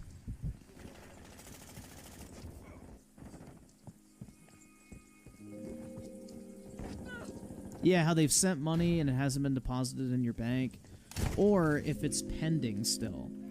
So like if you make a sale and your money's not ready to like deposit yet, it takes a couple days in most cases, like you can still shop with it immediately as soon as somebody pays, which is cool. So if you're in the business of like rolling money back into inventory by shopping on eBay, it's a great feature. Because technically eBay never pays it out, so you don't have to pay tax on it, I don't think. Because it doesn't show up in your payout history.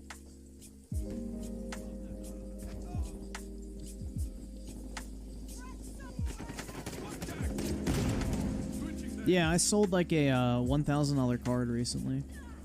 And my total payout was like $840 something.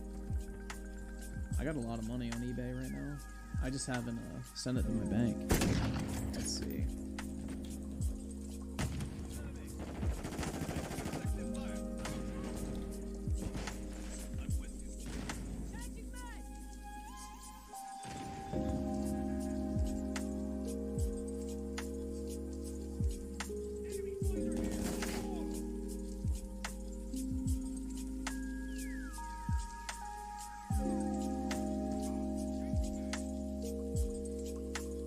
Bro, I really want to order one of these coins.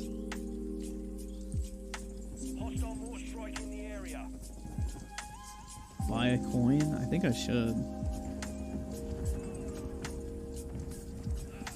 Yeah, I've got a bunch. My PSA submission comes back tomorrow, so I'm gonna have a fuck ton of cards to sell. So that'll be cool.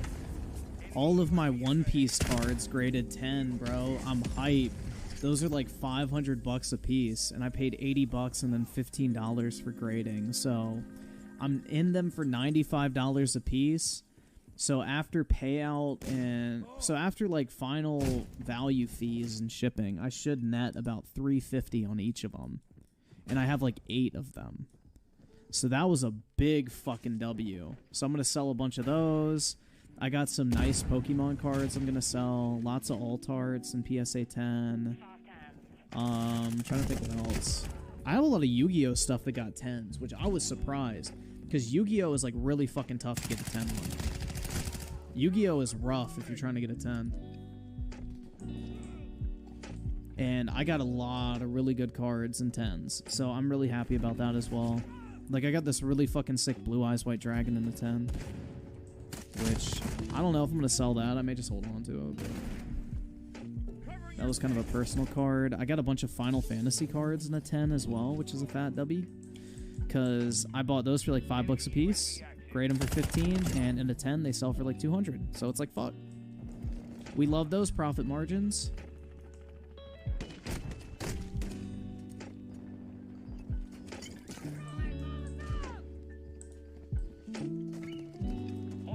What age range do you get along with the most? Elementary, no. I'm not EDP. I would say people my own age, maybe a little older, and I'd say I get along pretty well with everybody.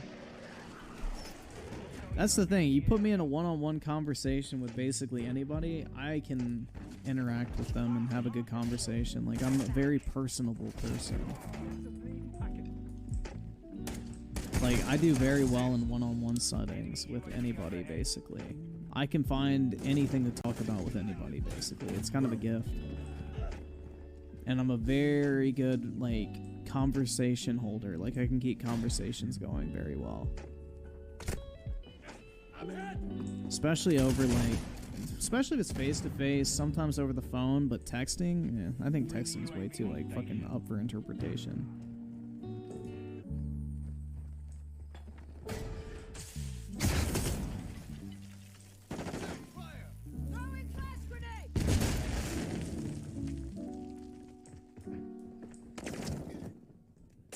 Cupcakes. I don't even like cupcakes, bro. You guys remember that trend, like, back in, like, I think 2009-ish time period? I'm really dating myself here. Y'all probably don't. But there was, like, that gourmet cupcake craze, and, like, there was that fucking company, Gigi's Cupcakes, and it was literally, like, a cupcake with, like, 6 inches of fucking icing on top. Dude, those things were so fucking gross.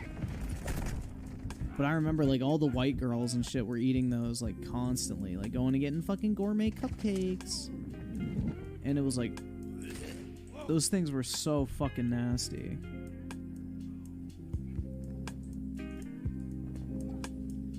No, it's not Easy Bake. Like, these were literal fucking cupcake shops. Like, they were specialty cupcake stores. The only thing they sold were cupcakes. You would go in, they would have like a big display case full of like gourmet cupcakes. They cost like $5 to $10 a piece, depending on how complicated they were.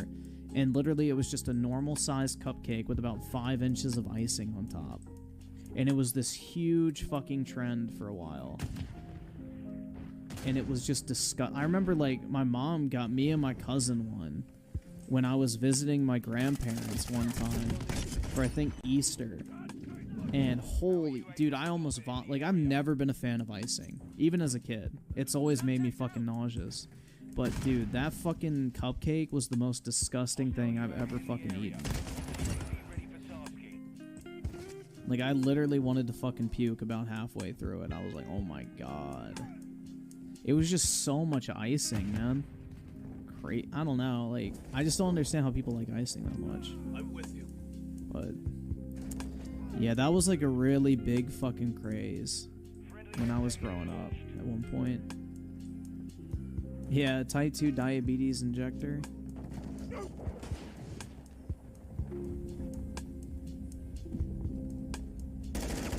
Taking effective fire. UAV standing by. Enemy UAV active.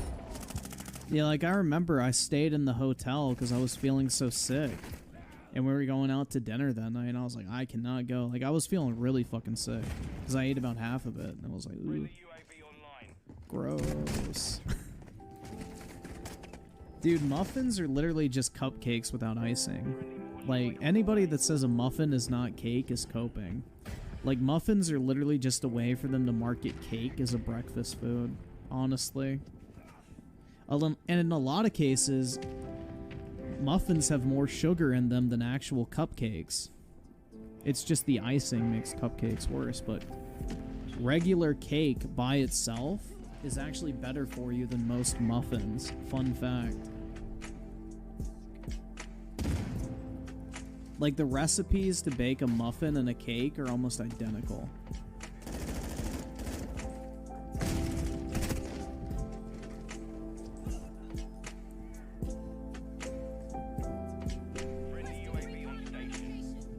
Yeah, there's a blueberry in it. Fuck, I forgot. Shit, now it's healthy. Cornbread? I think it's like a cake, bro, honestly. Like, cornbread is super fucking sweet in a lot of cases. At least the way my family always made it. Like, it was really dense and moist, and it almost tasted like fucking cake.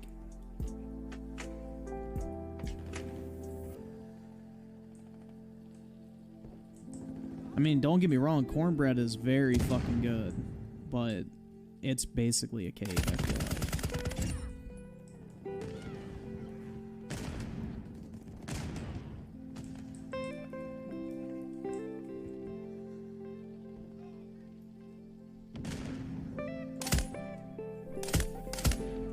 I mean, corn is a sweetener, technically. That's why they extract corn syrup as a sweetener, because corn is naturally very sweet.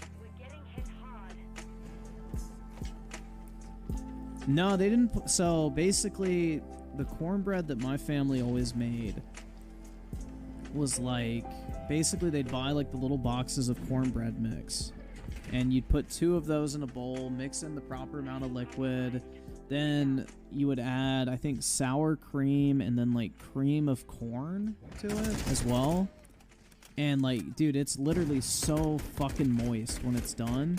It's super sweet, but it tastes incredible. And you would just pour it in like a big cast iron pan and put it in the oven. And it was like really wet. It had like the consistency of like really moist cake, but more dense. And it was really fucking good.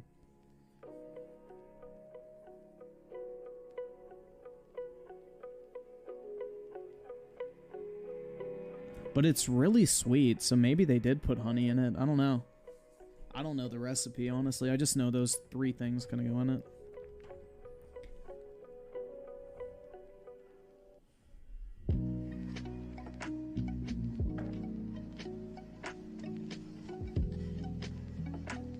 Dude, cheesecake is fire. I agree.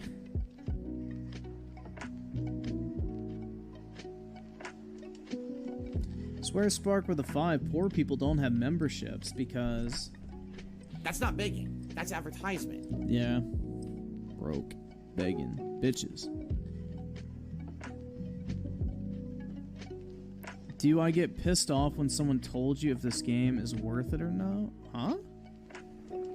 Why would I get pissed?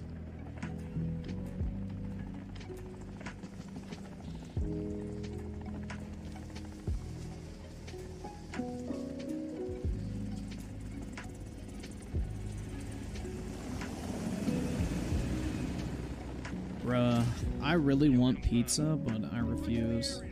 I cannot break down, man. I gotta stay miserable. No food that I like. I'm still trying to hold myself to like this fucking healthy diet and shit. So, no pizza for me, unfortunate.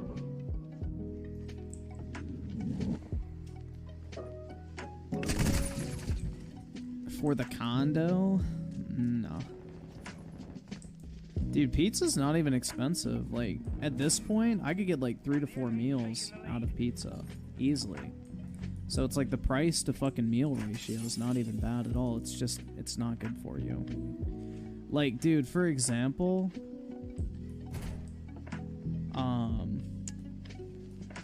what is it? The Costco pizza. Yeah, the Costco pizza. It's like 800 calories a fucking slice, bro. Like, one slice of pizza is almost half of your fucking daily caloric intake. Like, pizza is not fucking good for you. Unless it's made, like, really fucking fresh and with, like, real ingredients, which most places do not do that. Most places, like, throw on a shit ton of oil. Some places even melt butter on top of pizza, which is like... Bruh. Confirm that one.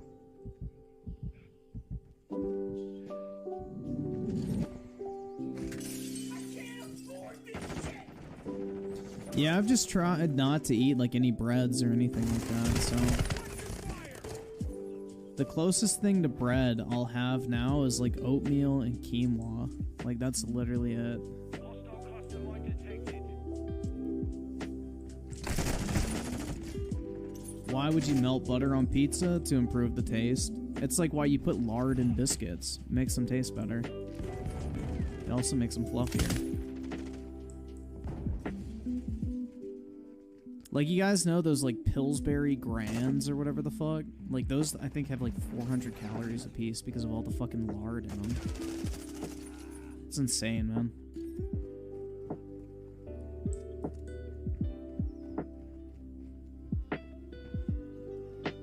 Hostile UAV in the area.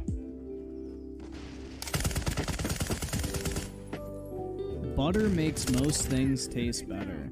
That's the reason why when you go out to eat a lot, you're eating something you might think is healthy, like, you know, vegetable pasta, for example. Like, you know, penne pasta with vegetables tossed in a pan with, like, a fucking wine sauce or some shit like that. But what they don't tell you is all the fucking butter and oil they put into the dish to make it taste better. Because butter and oil makes things taste better. And that's where the fucking calories sneak up on you, is all the fucking fats and oils in food. Which restaurants fucking, you know, dump on to make their food taste better. Because it's cheaper than, like, using actual quality ingredients. So, that's just how it is. That's why you gotta be careful about going out to eat a lot if you're on a diet, because it's like, bro, you don't know what the fuck they're cooking your food with. Like, for example, if you cook, like, a piece of fucking fish in olive oil, sometimes the olive oil has more fucking calories in it than the actual piece of fish you're eating. Same with vegetables, any of that shit, so you gotta be careful.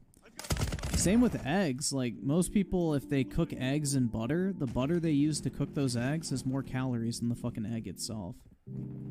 It's insane, man. It creeps up on you so fucking fast.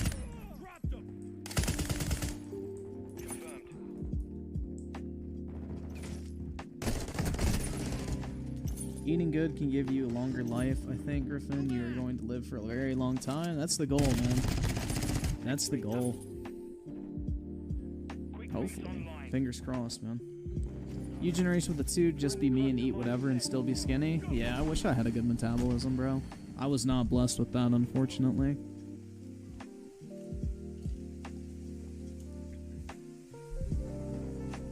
Unfortunately, I was not blessed with a god-tier metabolism. Unfortunate.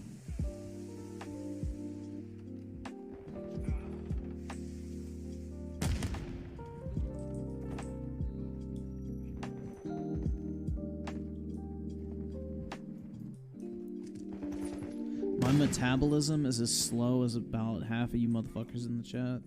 Real talk.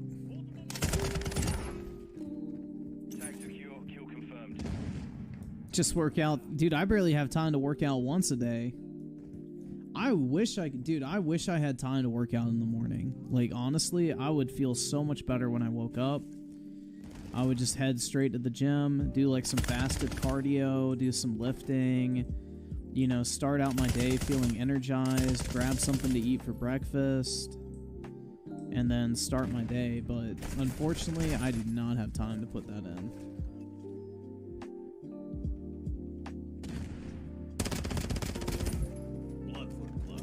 Senator Armstrong with the 2, you need more nano machines, son. Always, man. Always.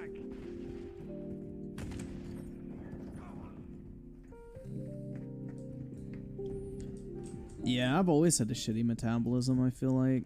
I was not blessed with that. Unlucky. Oh well, it's not a big deal. The good thing is I build muscle insanely fast, so I guess that's a plus. Like, that is, I guess, a benefit to my specific condition, bro. I missed your super chat. Give me a second. I'll look over in a minute. Actually, we got time. So, Swear Spark with a 5, bro. Last stand can eat a fat one. Died to a camping virgin who has last stand. Yeah, that shit's so fucking gay. I don't know why they brought that back. Like, they literally bragged about that in MW3 that they took it out, and here it is. Back by unpopular demand, I guess? I don't fucking know who was asking for this shit other than literally the most degenerate COD players in the fucking game. Enemy down.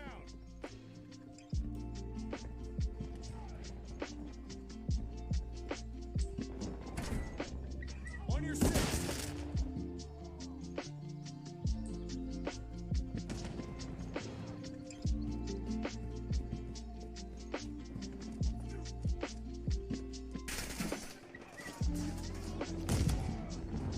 People having fast metabolisms are spoiled as fuck. Yeah, I mean, it would be a great problem to have, honestly, that all you had to do was just eat a lot more every day. Like, that'd actually be pretty fun.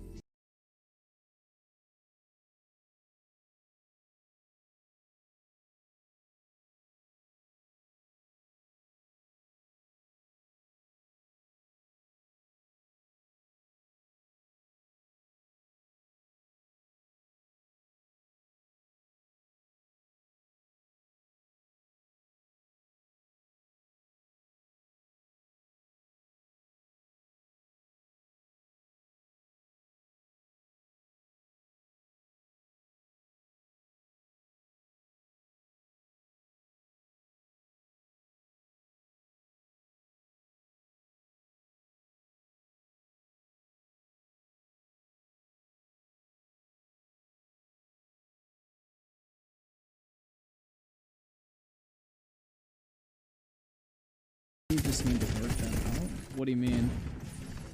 Well, I mean, you can't target body fat if that's what you're talking about, or do you want to get like more defined abs or some shit? Like, I don't know. If you're trying to lose fat, bro, just hit the fucking treadmill. That's the best way to lose weight. Do cardio. That burns fat better than anything else.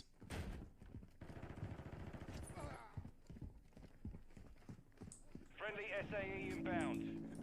Covering your 6.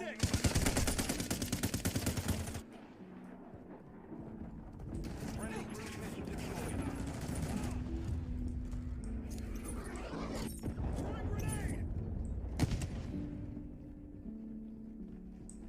Friendly UAV on station. Friendly care package inbound. I don't know, man. Like, me personally, I'm probably never gonna go back to like a buffet place or an all-you-can-eat situation, like any of that type of shit. So I kind of have to miss out on all that type of stuff. Like an all-you-can-eat sushi place, for example, I'd never go to something like that. Secure kill confirmed. Or like one of those all-you-can-eat, like Korean barbecues, Brazilian steak houses, that type of shit. Because it's like, bro, I'm not gonna eat like above a certain amount of calories. So it's like, there's no fucking point in me going to shit like that. Isn't sushi small? Yeah, but that's the thing, is if you go to an all-you-can-eat place, you're supposed to eat a fuck ton of it to like justify the price. But I'm not gonna actually do that because I'm not trying to gain weight. So I would go there and like order like 2 fucking rolls and be like, oh, I'm done. So it'd be a waste of money.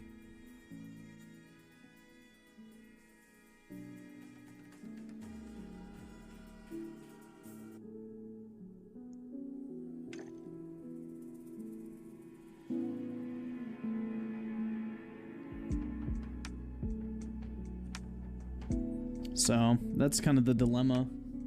It just wouldn't be worth the money.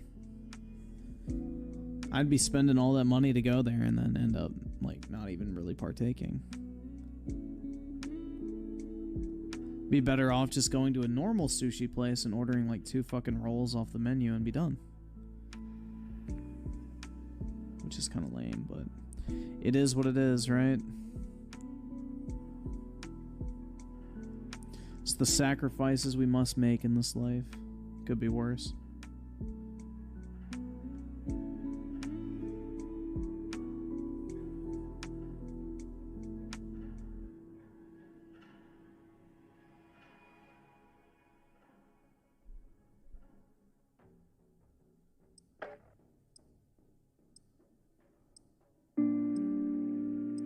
Is this going to be my 2023 game of the year? Probably.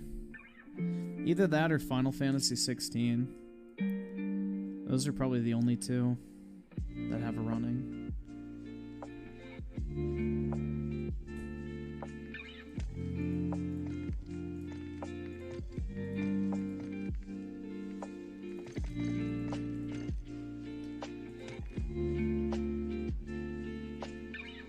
Just don't be fat. That's what I'm doing, man. That's what I've been on my grind for. I'm finally at that point where I can probably say I'm not fat.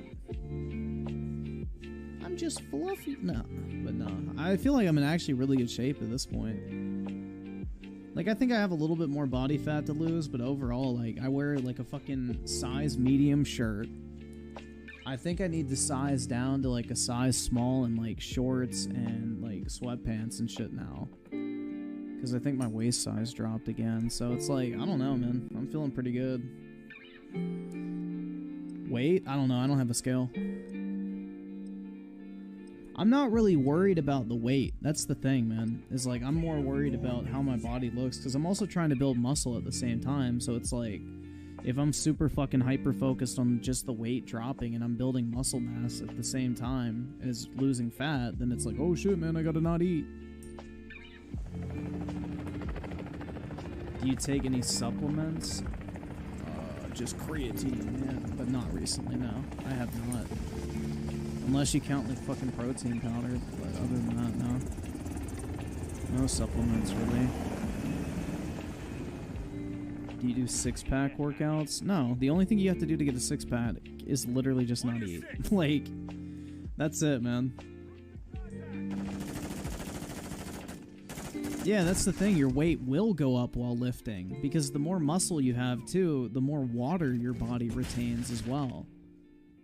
So even if you're building muscle mass and that increases your weight, also your body is going to naturally retain more water as well too. So a lot of that's just like temporary fucking water weight that you're waiting to piss out.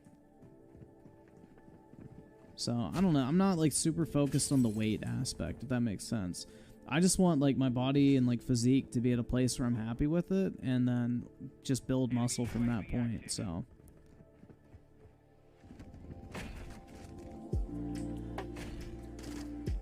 no, you need to exercise to get a 6-pack. You can't. Yes, you can starve it out, bruh.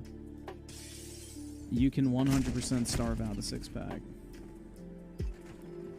What's my ideal body? Fucking shredded, bro.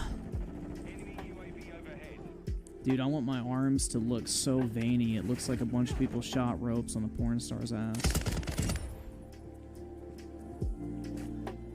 But nah. I just want to have, like... I want to mainly just be able to fill out a sleeve with, like, my fucking biceps and triceps. And just have, like, well-defined muscles on my arms. Like, I'm not looking to get, like, fucking hulked out or some shit like that. I just want to have, like, a decent amount of muscle mass to fill, like, the sleeves on my shirts. And have, like, well-defined and, like, toned arms, I feel like is good enough. I don't really give a fuck. Like, I'm not trying to fucking bodybuild.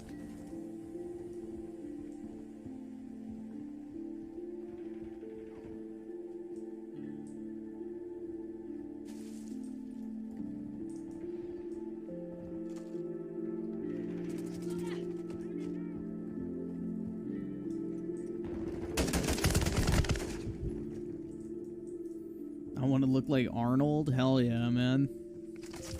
Hell yeah, bro. I want to look just like him. no thank you. I do not want to be that jacked. Friendly UAV on station.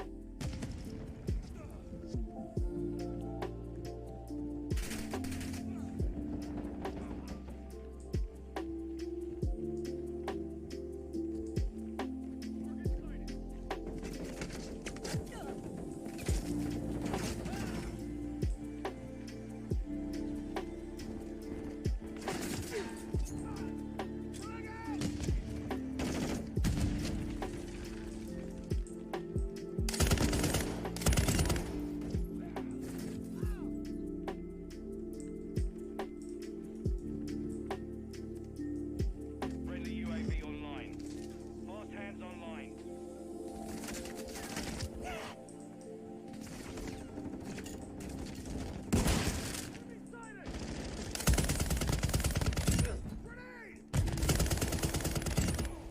No long shot. Fuck.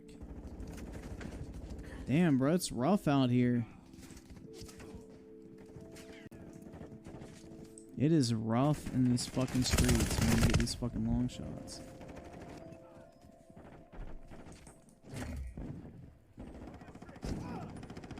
Didn't Arnold use steroids? I don't think so.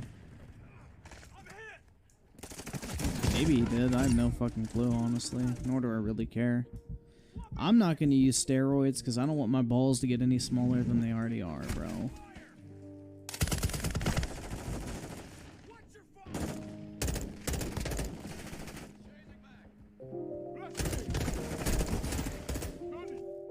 UAV is orbiting the area. He did do steroids? Interesting. Hostile So Swear Spark with the 2 got all my SMGs plat. Nice, bro. The enemy's gaining ground. Gaming.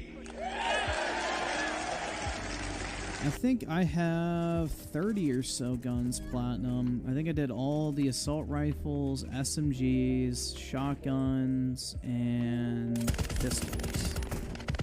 I believe.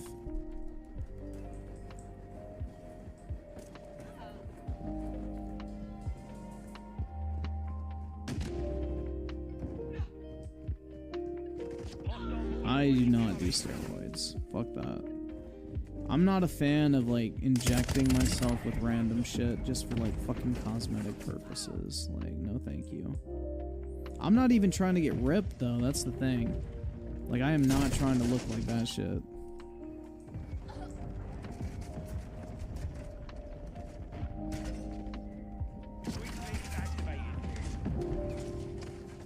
The Butch is toxic with the 2. The other day I said to watch Pro Gamer Compounds. I don't know, man.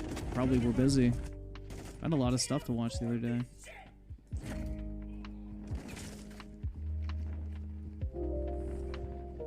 Didn't Arnold used to, like, take fucking shots of vodka in between reps or some shit because it helped his circulation or some bullshit like that?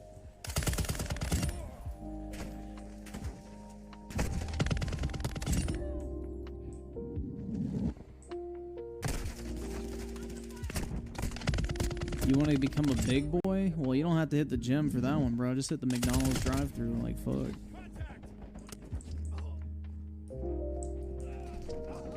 If you want to be a big boy, just go order a fucking milkshake a day.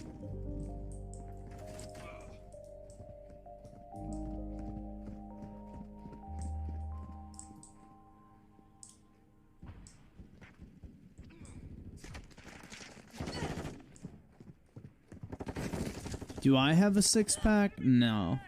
Hostile care package. I definitely need to lose more body fat in order to get close to that, so... I'm still on my grind, bro. The plan is to get a six-pack. Like, that'll be where I know, like, alright, I'm good. Then I can start bulking and, like, fucking building muscle from that point.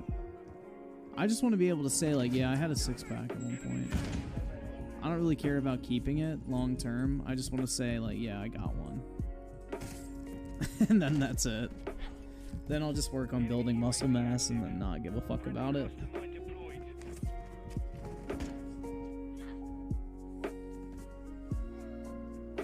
So, I'm not really super pressed about getting a six-pack, personally.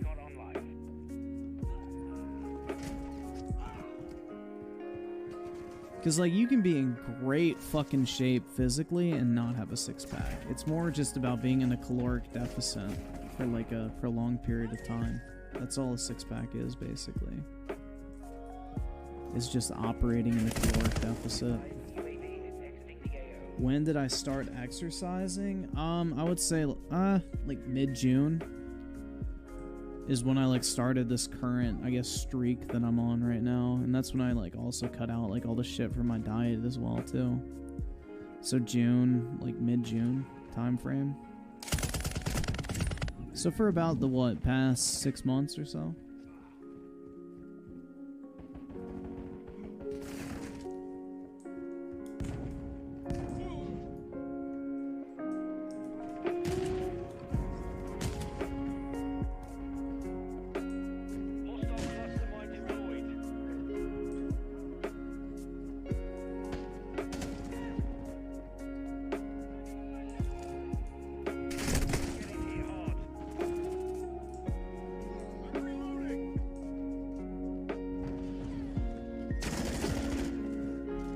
No, I didn't give up on it. I mean, I've been on the grind for like over 6 months at this point, man. I haven't had a cheat day. I haven't had a cheat meal. I've gone to the gym basically every single fucking day except the days that I've been either out of town or like really just fucking busy or I fell asleep. Like, that's it. Like, I go every single day, and if I don't go to the gym, I'm still doing stuff at my place. Like, I have fucking weights here that I do. Like, exercises throughout the day. So I've been on the grind, man. No issues with that.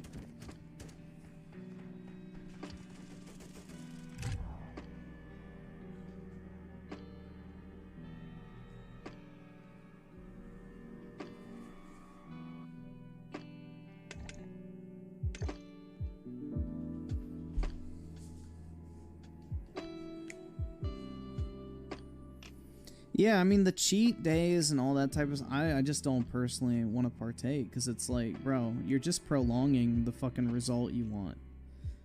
Like, it's just not worth eating crap just to say, oh, I got to eat what I wanted to. It's like, but yeah, do you want to eat the stuff you want to, or do you want to get into shape more? It's like, personally, I'd rather just lose the weight and get into shape better and faster than, you know, pig out for a day. Like, I don't know.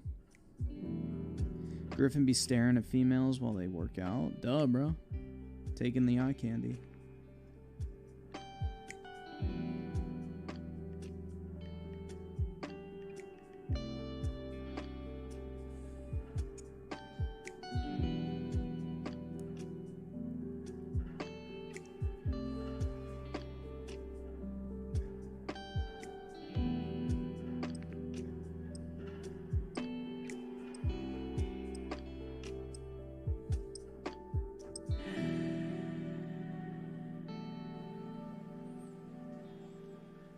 See, Greg with the 2 GT movie plot cringe as fuck. Gamer forms to real driver. Oh, so it's like... Oh, wait, a Gran Turismo movie? Is that what you're saying? Yeah, that does sound gay as fuck.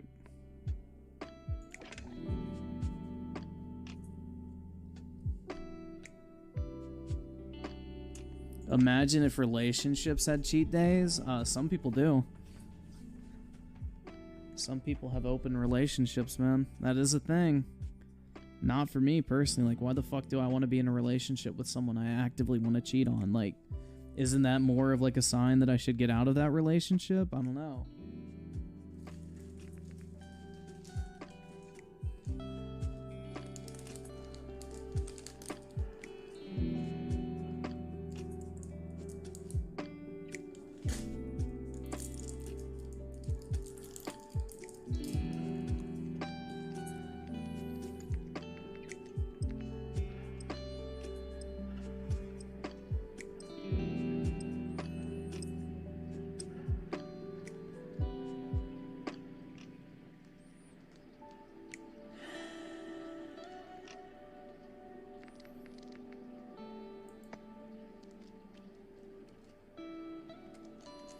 Yeah, the actors for The Last of Us, whatever TV show, are very odd in my opinion. I don't think it fits. The only thing I think of when I see that guy, I don't know his fucking name because I don't really give a fuck about actors, but he's the guy who played the fucking DEA agent in Narcos. Like, that's literally the only thing I can see that guy as. Like, the motherfucker who was hunting down Pablo Escobar. Like, that is the only thing I can see that guy as, no matter what movie he's in. It doesn't matter. I am with you. Like, he literally just looks like the guy who played fucking the DEA agent. That's all I can fucking view him as.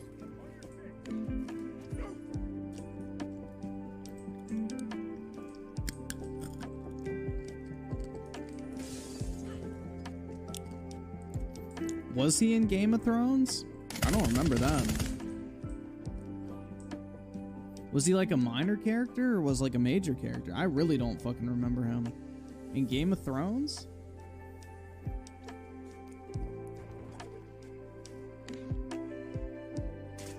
When the fuck was he in Game of Thrones?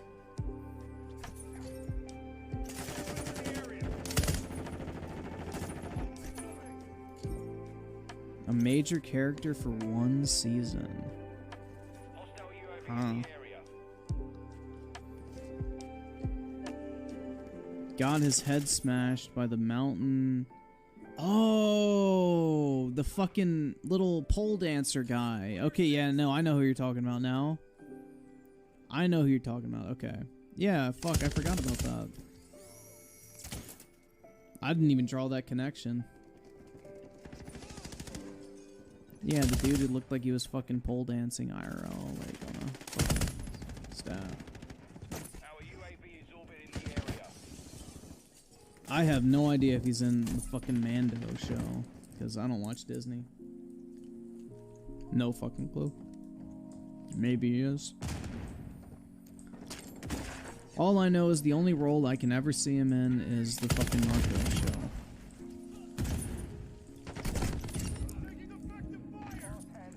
And that wonderful music just starts playing in the fucking, like, back of my mind whenever I see him in a fucking movie or some shit. I'm just like, bruh. Pablo Escobar.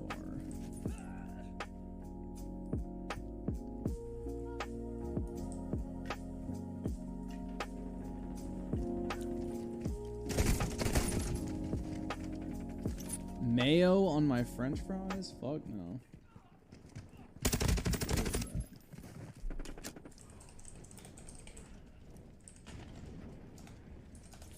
Like this fucking song, man.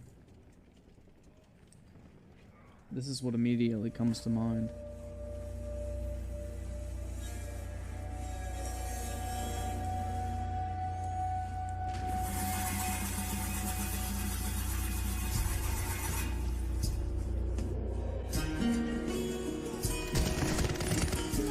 Like, this is all I can fucking think of whenever I see him on screen.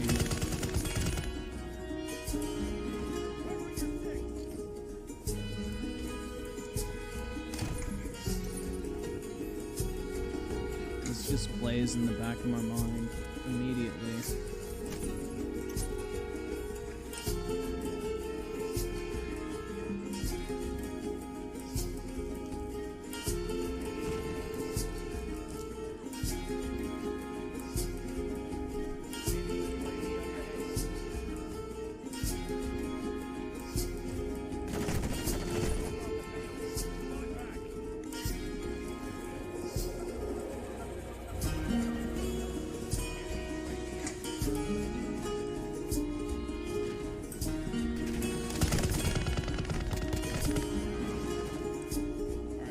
Netflix copyright strikes me. Damn, bro, Apollo be farting. Damn, dog. You good over there, bro? You better not be shorting. Oh my god, man. That shit reeks.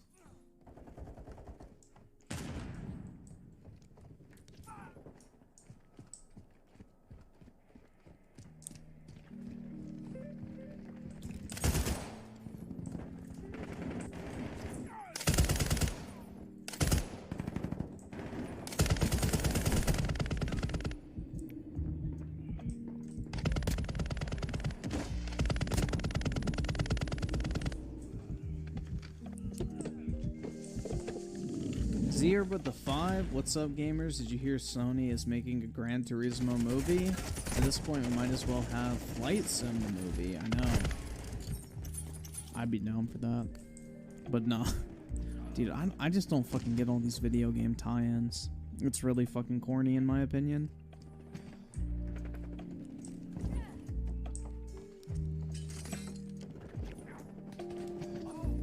Dude, Apollo is busting ass right now. He's sleeping too. Kill confirmed. That's why I'm worried he's gonna shart.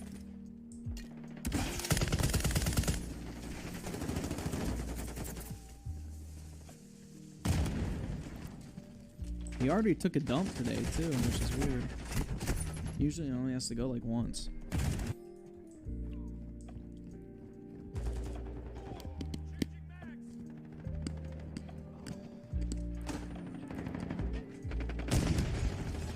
He'll have a surprise for me in the morning.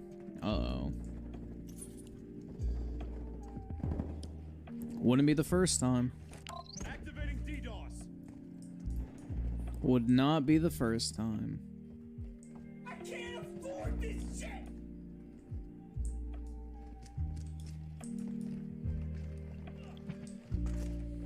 On your 6, multiple movers. Yeah, the worst surprise was when he was like really little and he had like really bad diarrhea because he had that Giardia stuff or whatever the fuck, like a parasite. And he had shit all over the floor, walked through it, and then jumped up on the fucking bed and started licking me. And I like woke up and I'm like, bro, what the fuck? Then I looked down and I saw his like shit covered paws all over the fucking bed, and it was like, oh, that's fucking nasty. That was fucking disgusting, bro.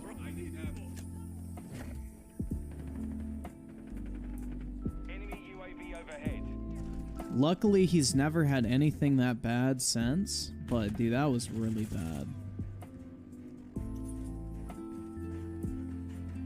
That was probably the worst.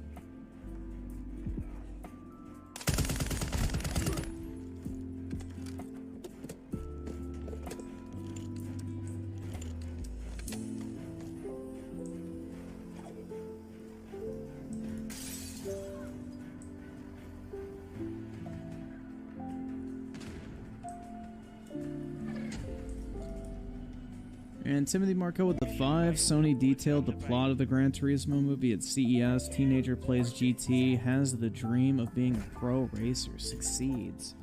Oh my god, bro, that's so inspirational.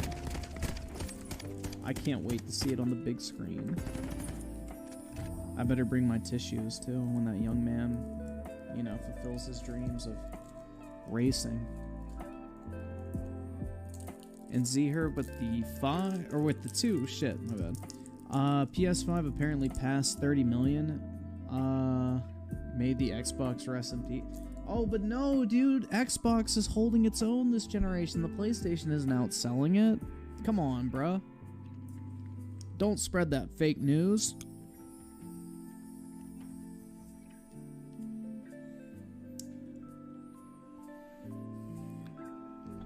Get that fake news out of here, man.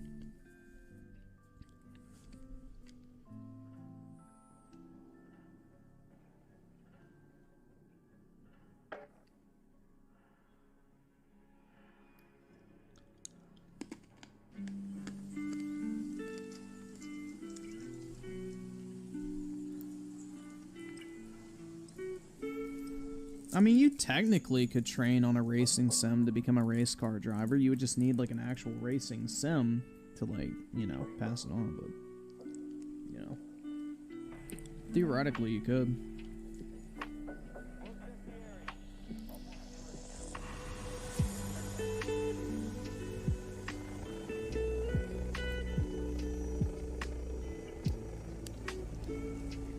That's right, man. Keep that same energy.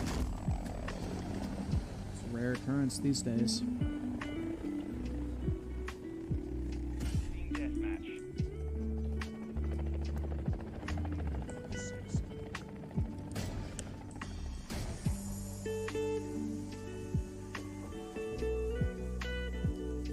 Zher with the 2, just wait next year, Griffin, for that Oh, dude, my thighs are quivering in anticipation. 7 inches? Gaming. That's pretty big.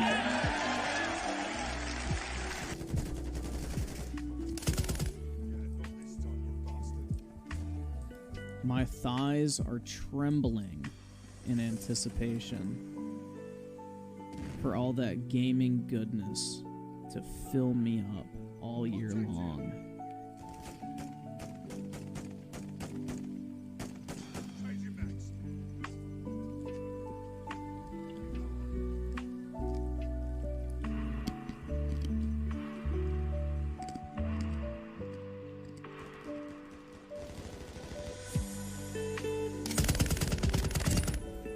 Hey.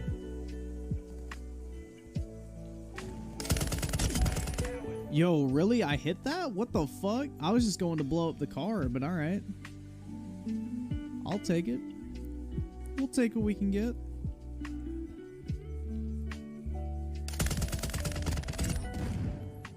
There we go.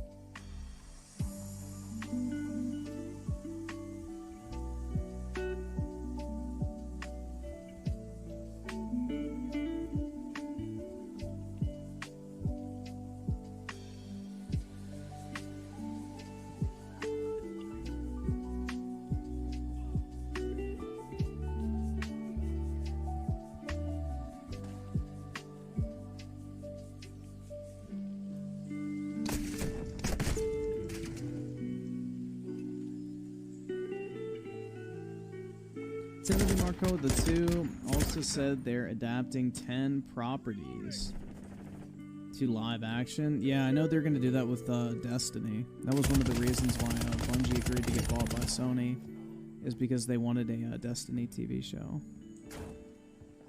Got your back. So I do know that's coming eventually.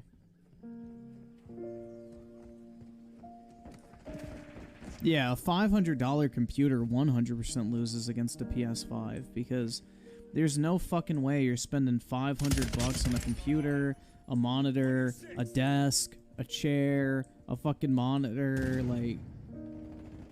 Alright, let's say you already have the desk and the chair and the monitor. Like, you're not buying a good keyboard, a good mouse, and a computer for $500 that competes with the PS5. Like, that's just not fucking realistic.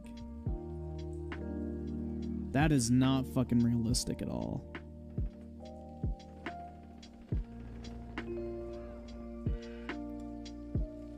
Unless you get like some weird fucking deal on eBay for like a used computer that somebody's just like trying to fucking fire sale, you're never gonna get a computer on level, like the level of a PS5 for $500. Like, it just ain't gonna fucking happen.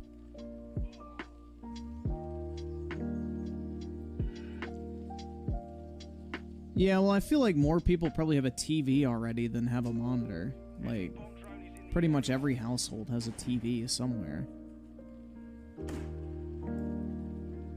Not everybody has a monitor, though. Or a desk setup, but even if you take the desk, chair, and monitor out of the equation, like, you're not getting a PC that competes with a PlayStation for $500. Especially after buying a keyboard and mouse.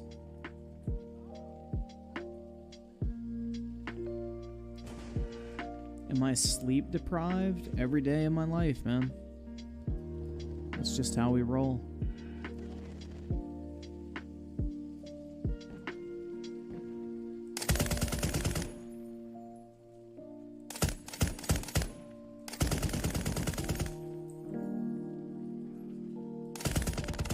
Enemy down. I feel like 4K TVs are cheaper than, like, monitors at this point, too. Which is pretty interesting. Like, you can get a TV way cheaper than a monitor, which is kind of wild. Like, you're almost paying more for smaller screens on monitors. It's kind of interesting. Reloading. Get a $500 PC from China? Hell yeah. Go China! 1-1 requesting recon at this time. Copy. UAV is on station. Recon online.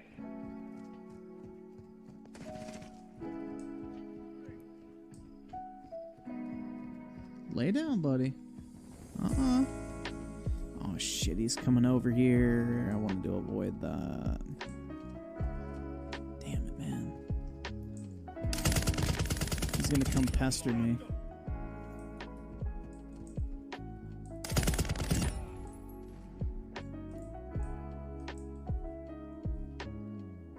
Lay down.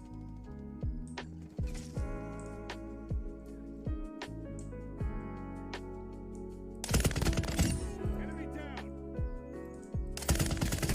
Ready to deploy. That wasn't a long shot? Really? Help a brother out, man. What's up? Come here. We hold the advantage. What's up, Take buddy? it. Good UAV boy. is orbiting the area.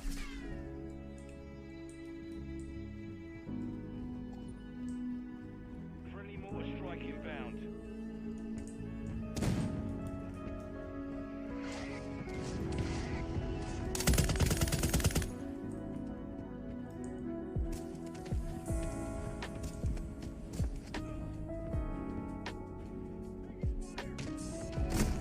Oh shit.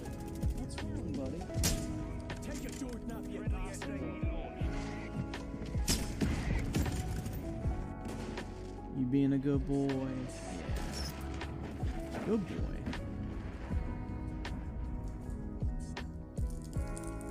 You're my little buddy. What you want? You're being good.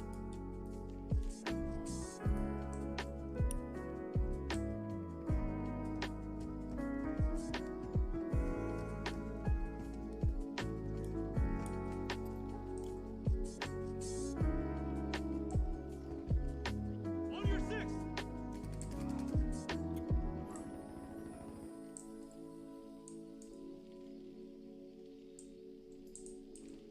Hostile bomb drone is active.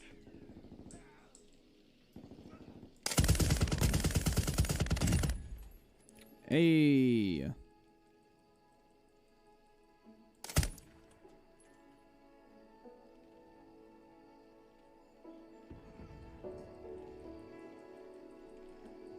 Got your six.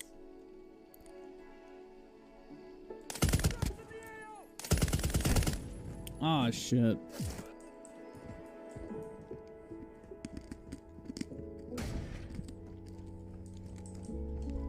One requesting recon at this time. Copy. UAV is on station. Recon online.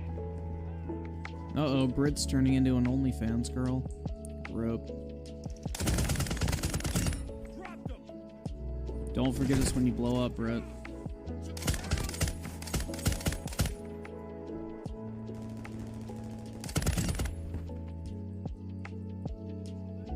UAV is bingo fuel. RTV is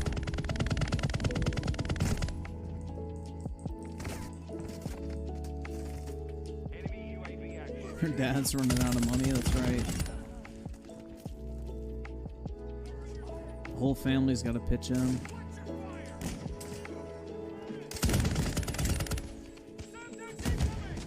Switching back. Hostile cluster mine detected.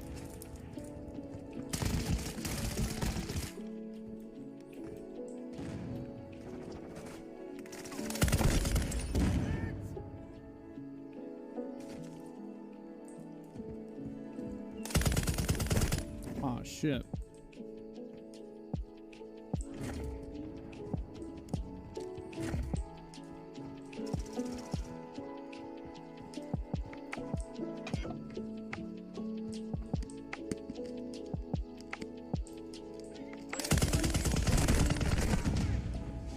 Damn, 80 meters?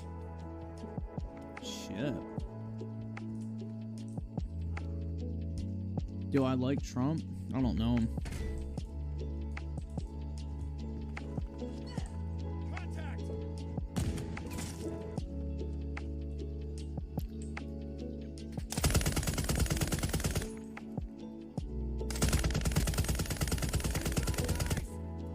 Yo, soon Brit's gonna have in her username link in bio, top 0.01%.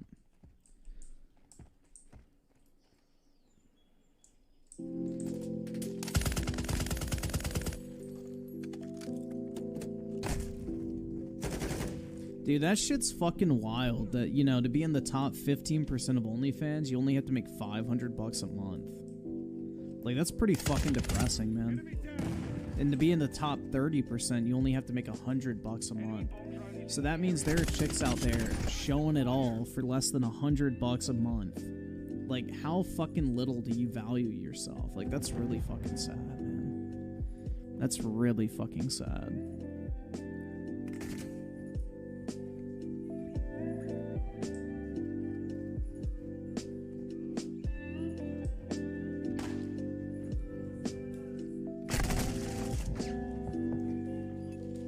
We've lost the lead. 1 minute left. Yeah, losing dignity for the price of eating out once. That's just like such a fucking... Could not be me. Honestly, like... Am I willing to do that? Fuck no.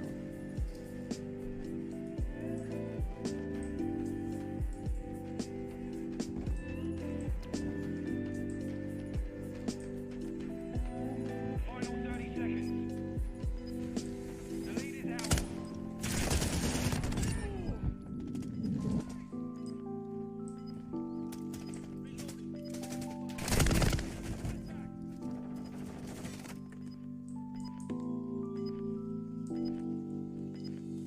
10 seconds.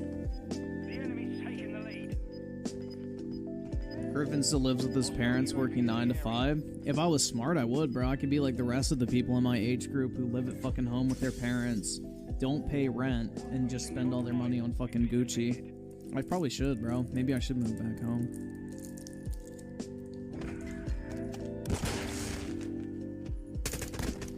Like, hey mom, I got a surprise for you. What is it? I'm moving back in. And then they're just like... Bruh.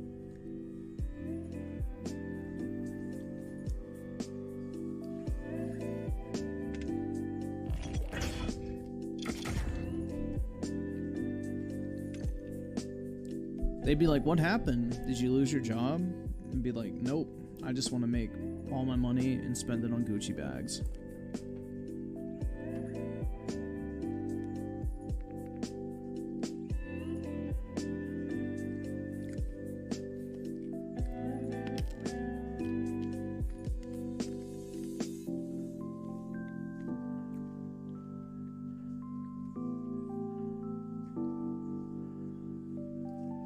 Would they let you? Probably not. My dad would probably say, hit the fucking road, pussy. You're a grown-ass man. Get the fuck out of here. I think the only way they would actually do that is like if I lost my job or some shit like that, but that's not happening.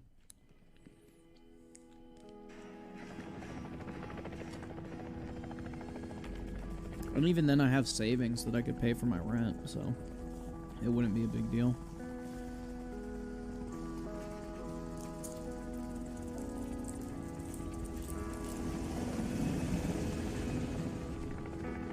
Kill confirmed.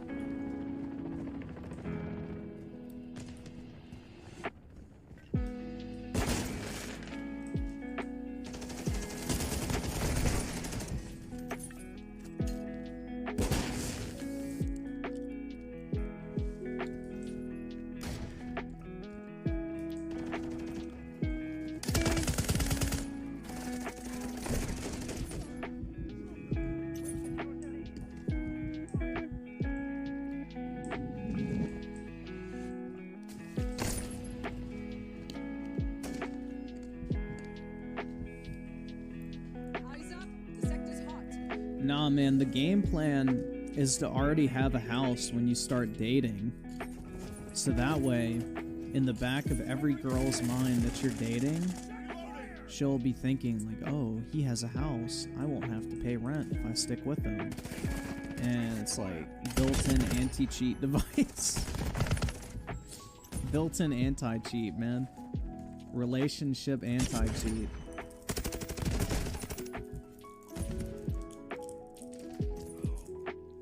It's also great at showing that you have your fucking finances together and everything like that too.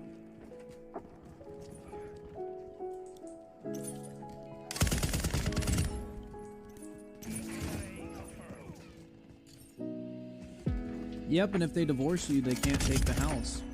Because you bought it before you started dating them and married them. What if I'm the one with the house? Well, Britt, then you're probably going to be pretty desirable. So go get them. Go throw your hat in the dating ring.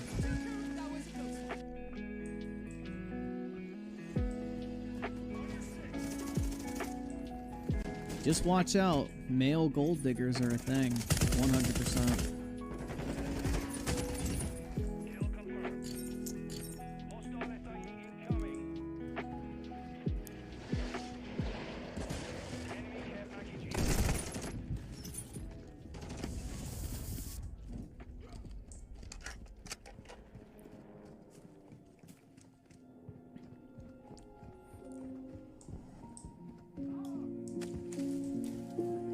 You can think what you want of Review Tech USA, but he's making money from YouTube and doesn't have to pay rent because he owns equity in his parents' home, I think, and lives with his girlfriend in a separate part. Yeah, personally, I would not want to do that. But I mean, I guess, sure. I just wouldn't want to do it personally.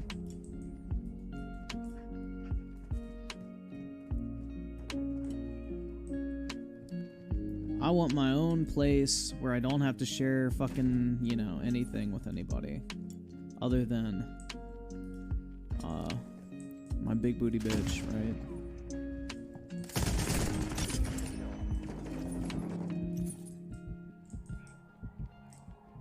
Oh yeah, dude, I definitely want roommates. I want to be like an IGN journalist and have fucking roommates in my 40s.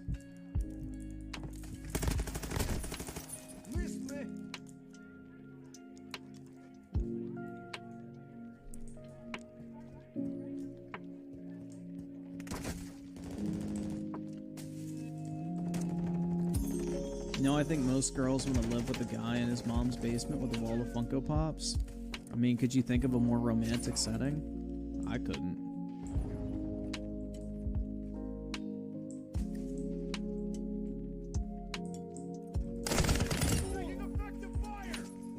Yo, be careful, sweetie. You just made me bust a nut on my limited edition Captain America box. It's a good thing it's in a protector.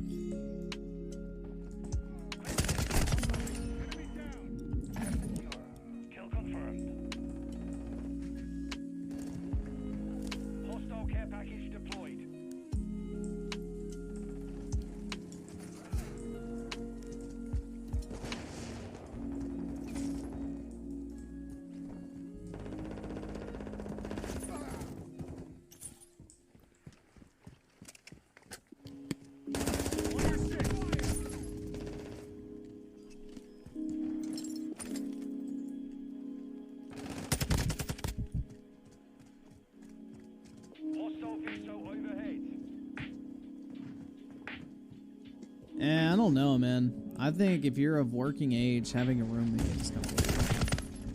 I don't like it personally. I wouldn't want to live with somebody.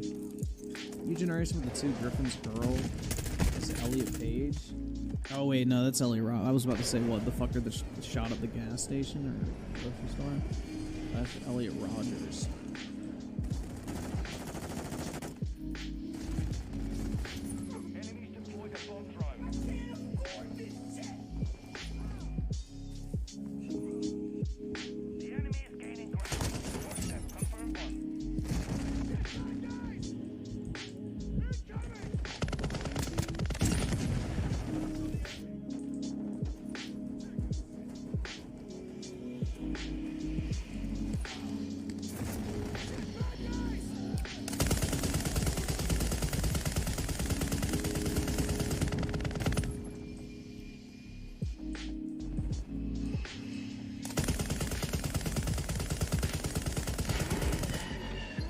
Hey.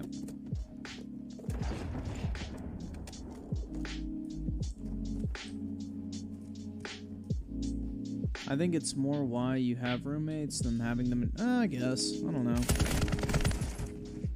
I just wouldn't want roommates, bro. Like, that's just weird to me.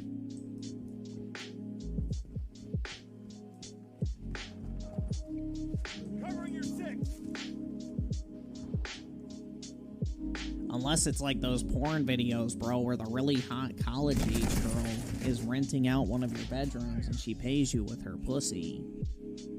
But even then, I wouldn't want a fucking roommate.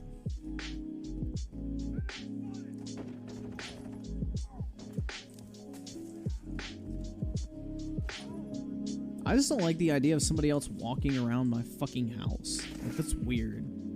Hell no. UAV in the area.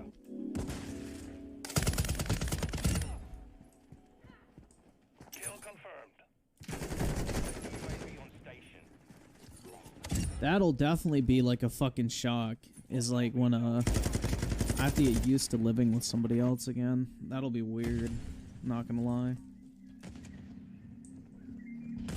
Hostile mortar strike near your position.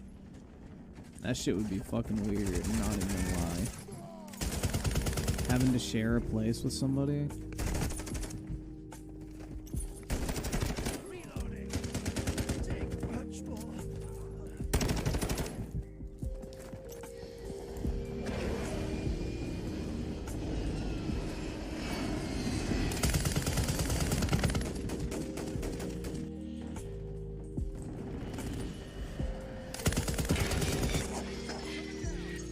2 times the charm. Twice the pride, double the fall.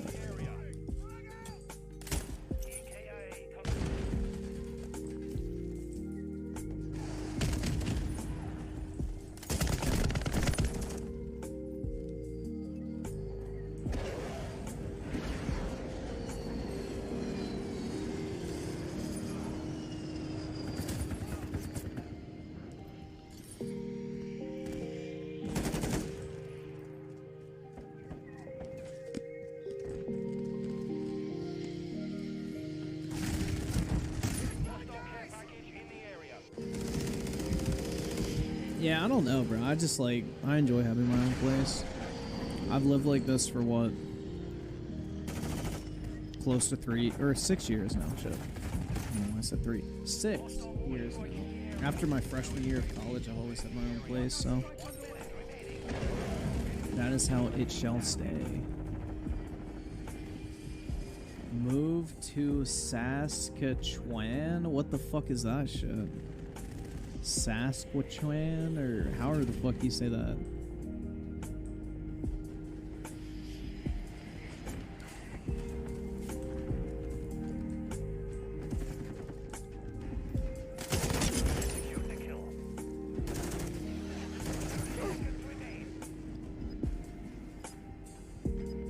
Enemy UAV active.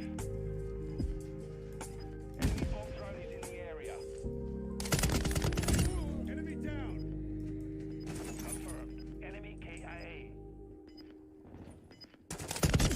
No long shot, rip. By. 10 seconds remain.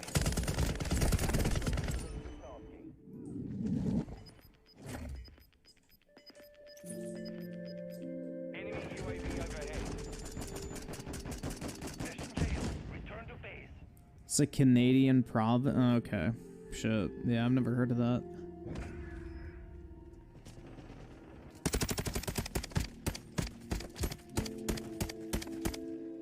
Yeah, I'm not really looking to move to Canada, honestly.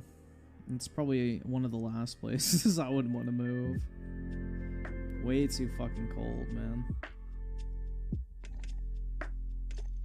Way too fucking cold.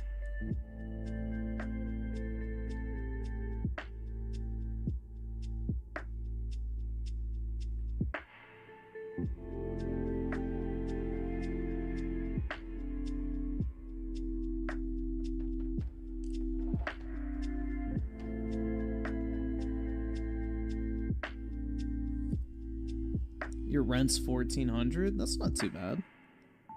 Mine's $2,400 for 800 square feet.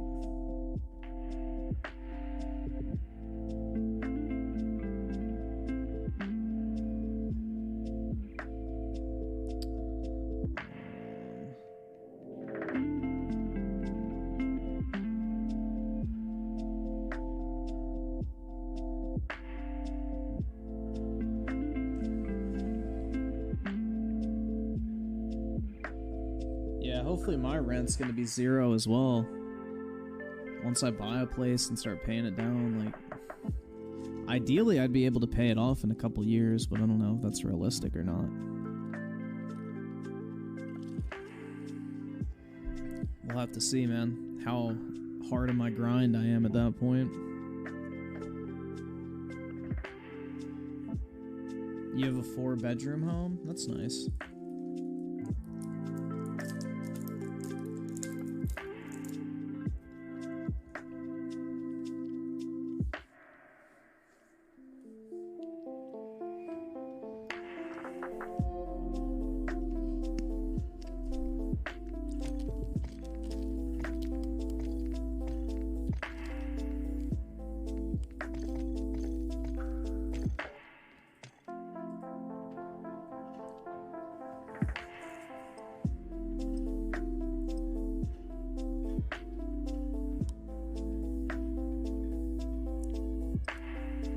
Yours is $950? That's fucking fire, bro.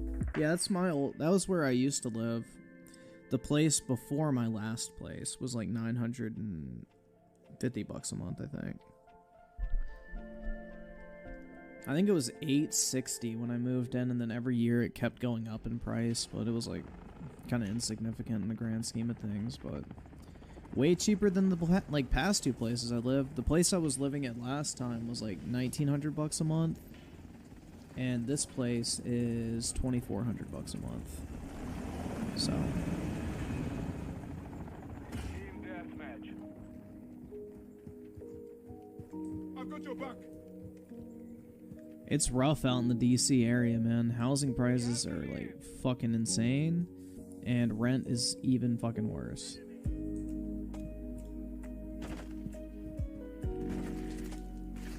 No, what I'm describing is the cheapest fucking apartments you can find. Like, if you want a new, like a newly renovated 1,000 square foot unit where I live, you're looking at usually about $3,300 a month for like a brand new, fully renovated, top of the line like apartment, like 1,000 square feet in a good location.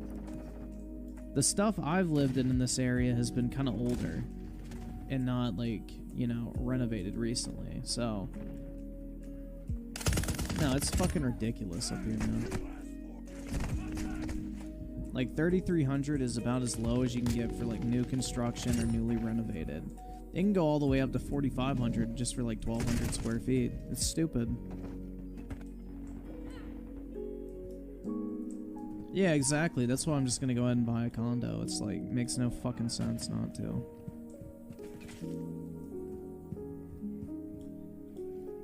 Just buy a condo. The mortgage payment's gonna be around $1,800 a month. You know, like, that's not even bad. That's less than what I'm paying right now, so shit. Why wouldn't I just fucking buy one? Shit. Fuck, bitch, tits.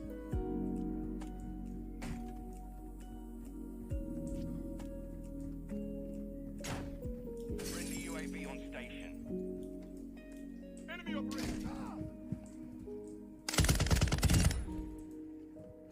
Hostile mortar strike incoming.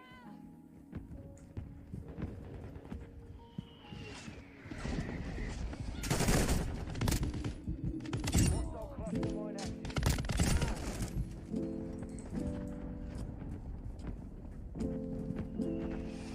Oh, dude, New York is a fucking hellhole when it comes to living conditions.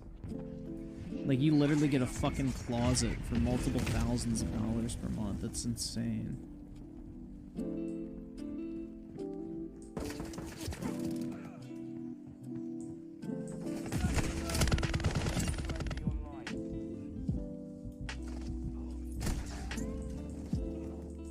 Well, it depends if you're on the hook or not, because, for example, some condo buildings, depending on where you are, like, they'll handle maintenance of the actual building itself. So, you know, if you have, like, a leaky roof, if there's something wrong with the plumbing, if, you know, your air conditioning goes out, like, a lot of times that's covered by the actual building itself. That's why you pay condo dues. So it just depends on where you live.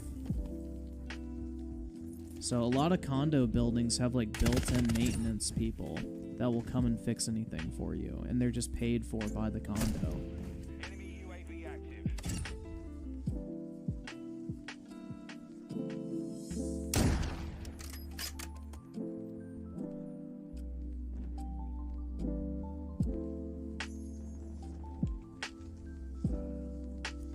Well, DC is way out of my price range. Griffin's rent is 75% of my monthly income. Yup. It's fucking crazy, man. Shit sucks. It's about, what? 30-40% of my monthly income? Shit's lame. After tax, I should say. But either way, well, after tax is your income, so...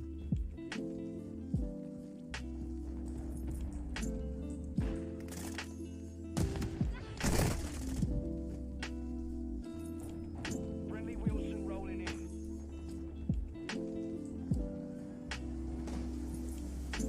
Yeah, the thing is, though, is HOA fees are never going to be higher than the price differential between renting and, you know, actually owning a condo. So that's the thing.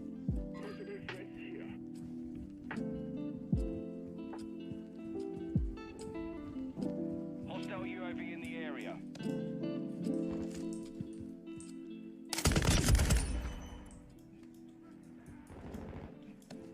You're halfway to mission complete. Keep fighting. Quick fix online. Like, I could literally mortgage a condo for like $1,800 a month. That would cost me like $4,000 a month to rent. So it makes no sense not to just fucking buy it, because already I'm not just dumping my money into a fucking rent that disappears. Like, when you pay rent, your money is going towards literally nothing. You're not getting anything from it.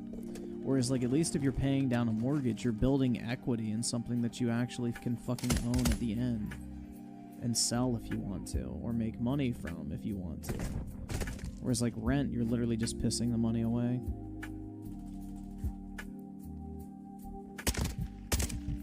That's an eye for an eye. Got movement.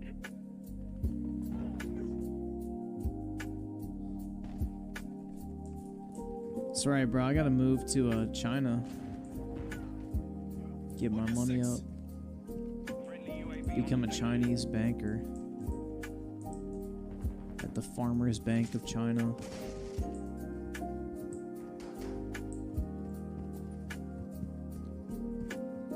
Contact. hostile care package deployed.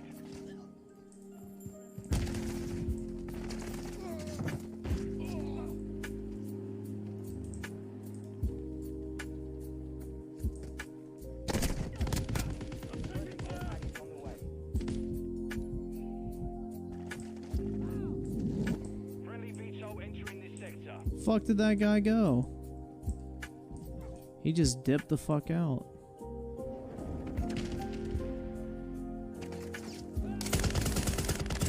There we go.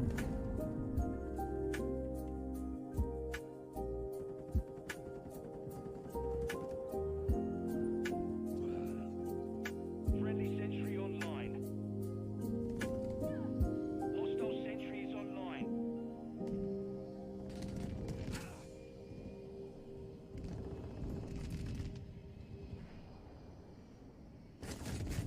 Enemy contact. Reloading.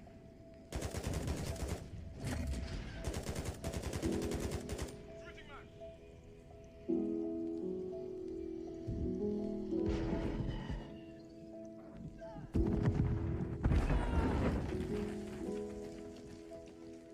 Hostiles in the area. I don't even know why I'm sitting here. I don't think anybody's gonna come this way because of the spawns, Friendly UAV online. which is unfortunate. Griffin moving to Saudi Arabia? Maybe. Who knows, man?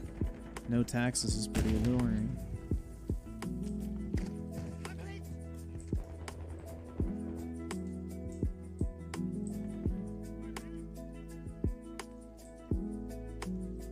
Enemy fighter here.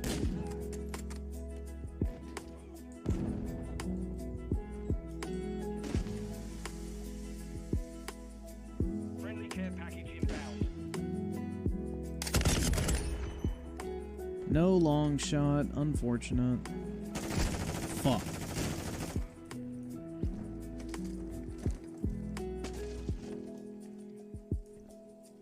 I don't like the cold. You're right, I don't.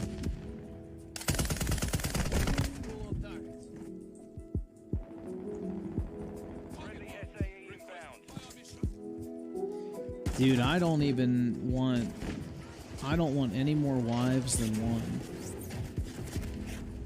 Like, bruh, in today's day and age, it's hard enough having one and keeping her happy. Imagine having multiple. Like, fuck, dude. Way too much drama. Like, why would you even need multiple wives? Like, I don't really get the appeal of that personally. I mean, unless you just want to bang a, like, different wife, you know, each day of the week, but, you know. I guess there's that. Visual on the enemy. Friendly SAE on the way. They're supposed to make you happy? Well, the right person can do that just as easily as 3 people can do that, so I don't know, man. Victory secure. Good fighting. Friendly cruise missile approaching target.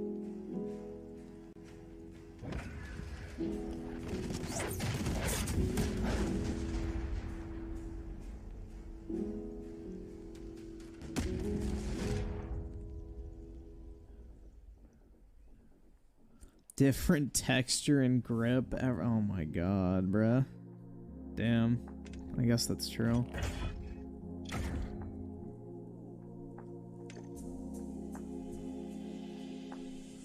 Yeah, see, that would be tough, man. It would be hard to give, like, each wife the same amount of love, because it's like, you would pick a favorite, I feel like, 100%. I know I would. I don't know, I don't really know if you could be, like, truly intimate with, like, that many different people, you know? Definitely would be a very interesting dynamic, but not really one I'm interested in experiencing, if I'm keeping it a buck fitty.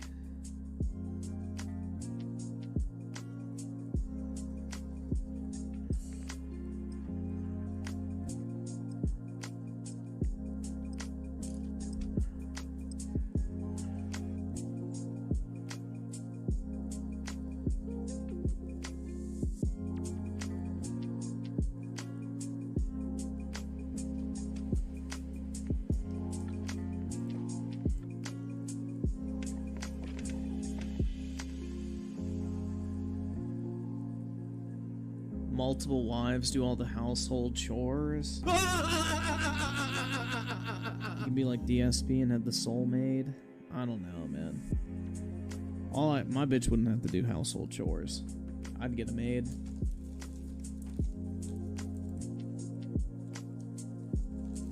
Hell no. I will be providing the life of luxury, man. The only person that will have to work is me.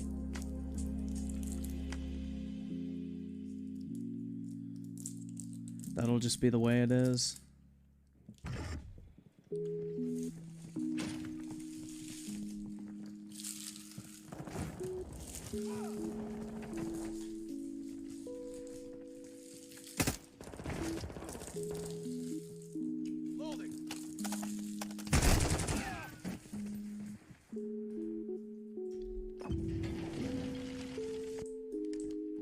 Team deathmatch. Fast hands. If you're under the idea that you don't have to pay your wife, you're in for a rude awakening, my guy. Relationships are not cheap.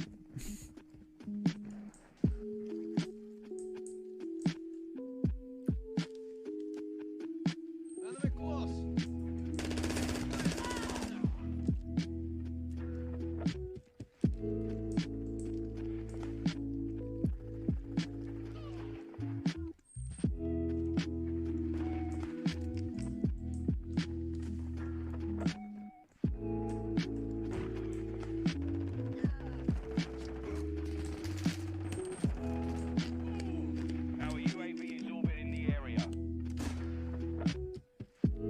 I have boomer mentality? How so?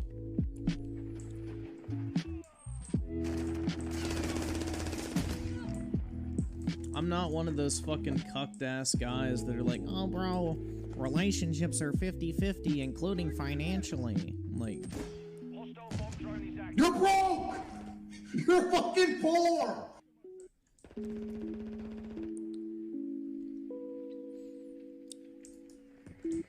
like if you're pressed about having to pay for the full bill at dinner, you don't actually like the chick you're with. I'm just gonna say that. Go find somebody else. Enemy UAV overhead.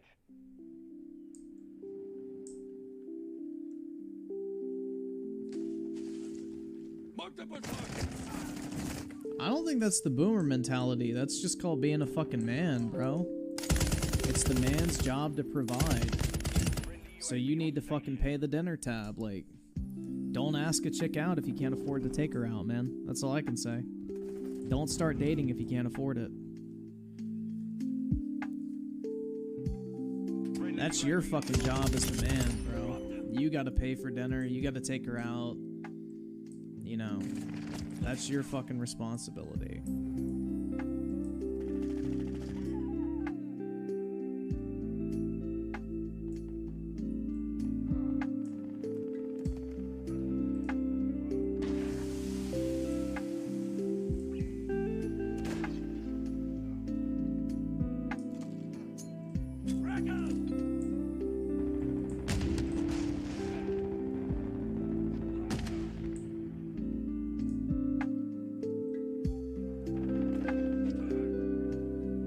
She's not getting a free meal out of me? Sounds like she's not going to be going on the date anyway, my guy.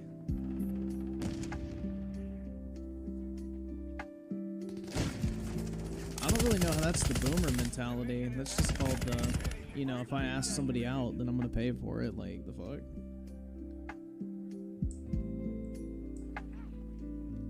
Have I ever imagined what it's like being a woman? Not really.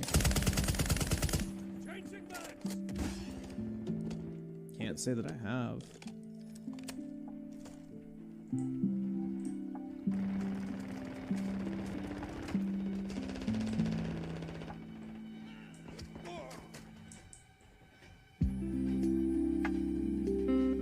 Oh, y'all are talking so much out of your asses right now. Because if you actually liked the chick, you would never fucking even consider going, you can pay for your own food. You'd be like, oh, don't worry, I got it. Like, you'd be rushing to grab that check. And I don't even want to hear otherwise. I'm with you.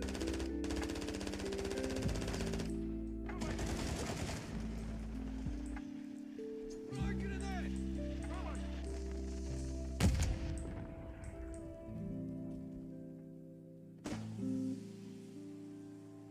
Do I ever get bored? Not really. Well, I mean, I would say overall in life I'm kind of bored, but not really of the game in particular. Hostiles are using recon. I'm bored of kind of like the same repetitive day over and over again for the past, like, what, year almost? Enemy UAV active.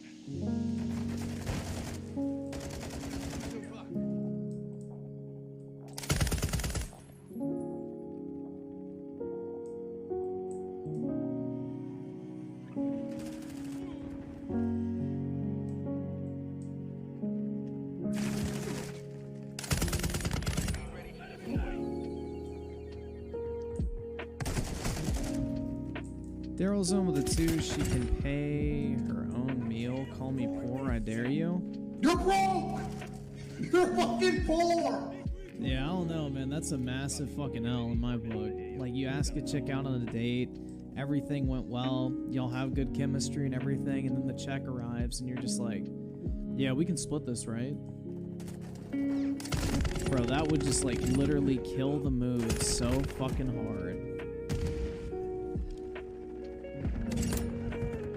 Enemies deployed There's nothing wrong with simping for a chick you actually like. Like, bro, if you're dating someone, you should be a little bit of a simp. The fuck? That's the whole point of wanting to be with them. The fuck? Oh my god. Y'all are like...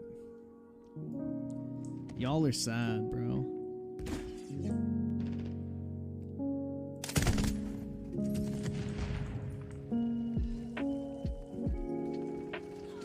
Enemy care package. What if she demands to pay for you? You don't let it happen. Or you just say, I appreciate the thought, but you can get the tip. I'm gonna pay. That's what I would just say. I would just say like, nah, that's good. I'm gonna pay, but if you want, you can grab the tip. And not just for the check.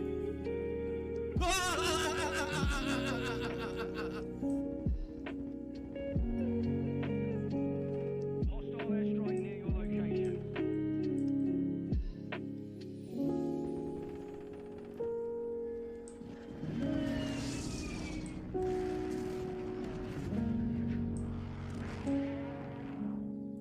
Cluster mine deployed.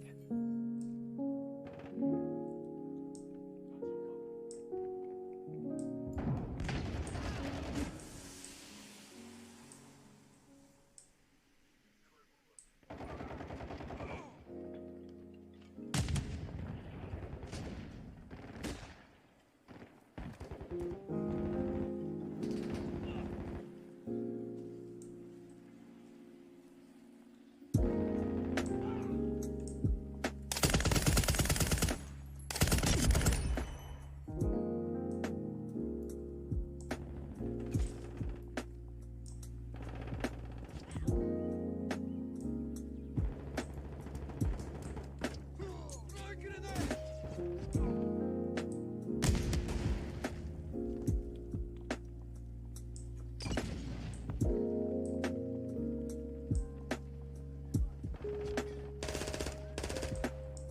Our UAV is orbiting the area.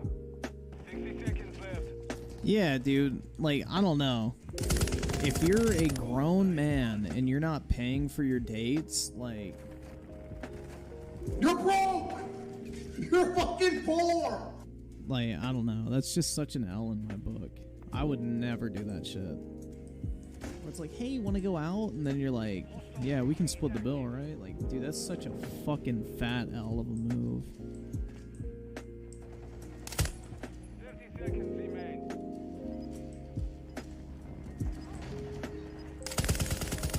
UAV standing by.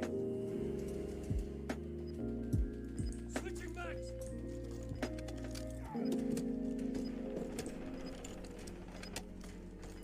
Alright, well, I finished the challenge. Nice. Copy that. UAV is on station. Bro, I don't know. That just makes you seem like a bum. That's a terrible first impression.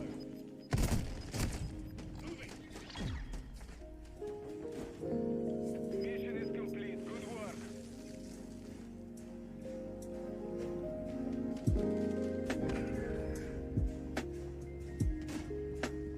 Yeah, I don't know, man. If you're rolling with me, you don't have to pay. I'll pay for that type of shit. Like, the fuck? Why you capping, Griffin? You know you're not going to pay the meals and the first aid. Yeah, I will. Because I wouldn't ask somebody out on a date unless I absolutely already knew I wanted to pay for their fucking meals. So that's the thing, bro. I'm not gonna just date, like, some random hoe.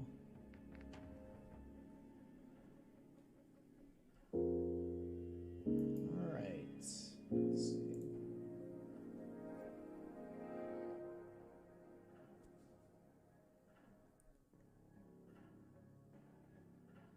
Griffin couldn't get a date in the first place. So...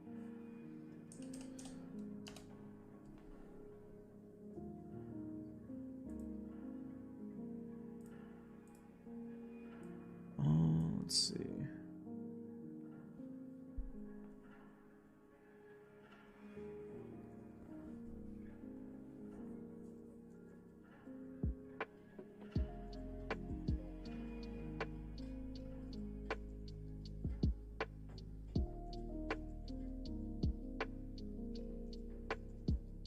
Everyone in chat watched Gold Digger pranks and thought it was real. On God, yup. That's kind of the vibe I'm getting, bro. That's the vibe I'm getting. All women are money-grubbing whores that just want me for my money. Meanwhile, works part-time at Taco Bell. What money are they whoring after? $7.50 an hour?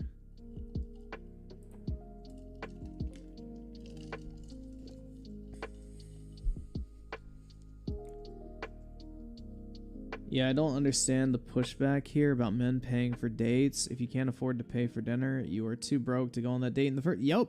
100% agree, man. I think it's a man's job to fucking pay for that type of shit.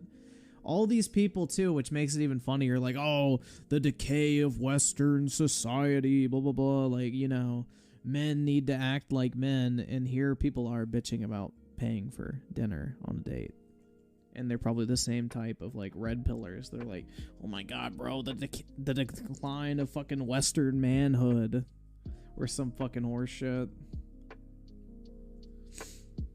I don't know.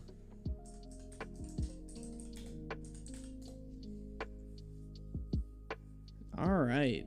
So I guess we'll watch this. Why not? Let's mute the music. So the best and worst games. 2022 is finally... I'm living in the 30s. I feel like that's probably a more... I feel like society back then was probably a lot more respectable. over, and so it's time to look at the best and worst games of this year. And to the surprise of absolutely no one, it's been yet another mediocre year in video games. Yes, I'm sure you're all thinking of one game in particular that we all enjoyed, but listen, I grew up in a time where there were several great games that released every year, and this year I really struggled. I had to play a lot of games to actually come up with 5 real recommendations for you. As for the 5 worst games, this might have been my easiest list to make yet. But before I go off on a tangent, in the beginning of the video, let's go over the rules really quick. It's the same exact rules as last year with a slight tweak. First of all, the game has to have released... Back in my day, something like that, bro. If Griffin pays, he has the right to beat his wife. What the fuck? Jesus. It's a man's job to pay. You actively say that a woman shouldn't have to pull their own weight at home because it's not the 50s anymore? Yeah, dude, I would never expect my, like, wife to just sit at home and fucking cook and clean all day. Like, that's boring as shit. Who the fuck would want to do that? Hire somebody to come in and clean. Because I'm going to have it like that, man. I don't know. Dream bigger. That's all I can say. In 2022 seems pretty obvious, but as an addendum to that, no early access games, but if an early access game released fully this year, it does count as a current year release. Second rule, no remasters or faithful graphical remakes. Reimaginings are allowed, which, to briefly explain what a reimagining is, it's basically an old game remade in a new gameplay style, like the new versions of Resident Evil 2 and 3 and Final Fantasy 7. And the final rule, I must have played it. And so if What you're the familiar fuck with was this that channel, it game? should come as no shock that I'm starting with the 5 worst games. Let's be honest, that's why Some women want to cook and clean. That's fine then, but if they don't want to, they don't have to, man. I don't care. It's not that big a deal for me. most of you are here. And just like last year, I want to emphasize that I don't go out of my way to play bad games most of the time. Otherwise, this list would be dominated by indie games that no one's ever heard of, and in my opinion, that's just incredibly boring and pointless. I would rather shit on the AAA industry as I have for basically the entire history of my channel. So don't think of this list as the 5 objectively worst games that released this year. Of course it's not. It's more like a list. You can't appeal to traditional standards if you don't appeal or don't accept all of them. That sounds really fucking stupid, man. People can pick and choose what they want to fucking live by. There's not like one set of moral or like fucking life standards you have to like just universally accept. You can pick and choose. It's a spectrum. You know, the one point you just argued 5 minutes. So, yeah, I can say, like, yeah, it's my job as a man to pay for a fucking date. And then say, I don't care if my wife doesn't want to sit at home all day and cook and clean. Like, I'll just pay somebody to clean. Like, you don't have to, like, accept literally fucking everything, my guy. You can pick and choose. It's the beauty of, like, you know, individuality, personal choice, preference. I don't know. List of the most disappointing games or the most bland, repetitive, lazy sequels, and of course the games Yeah, exactly, bro. I would just hire somebody to clean the house. Fuck it. with the most political propaganda. I'm not planning on falling into the category of. You're broke! You're fucking poor! So if you don't like it, fuck off. Without further ado, here's the best and worst games of 2022. It's just like a stupid summer fling. What else did I think was gonna happen? Let's see. What the fuck is this shit? Stability.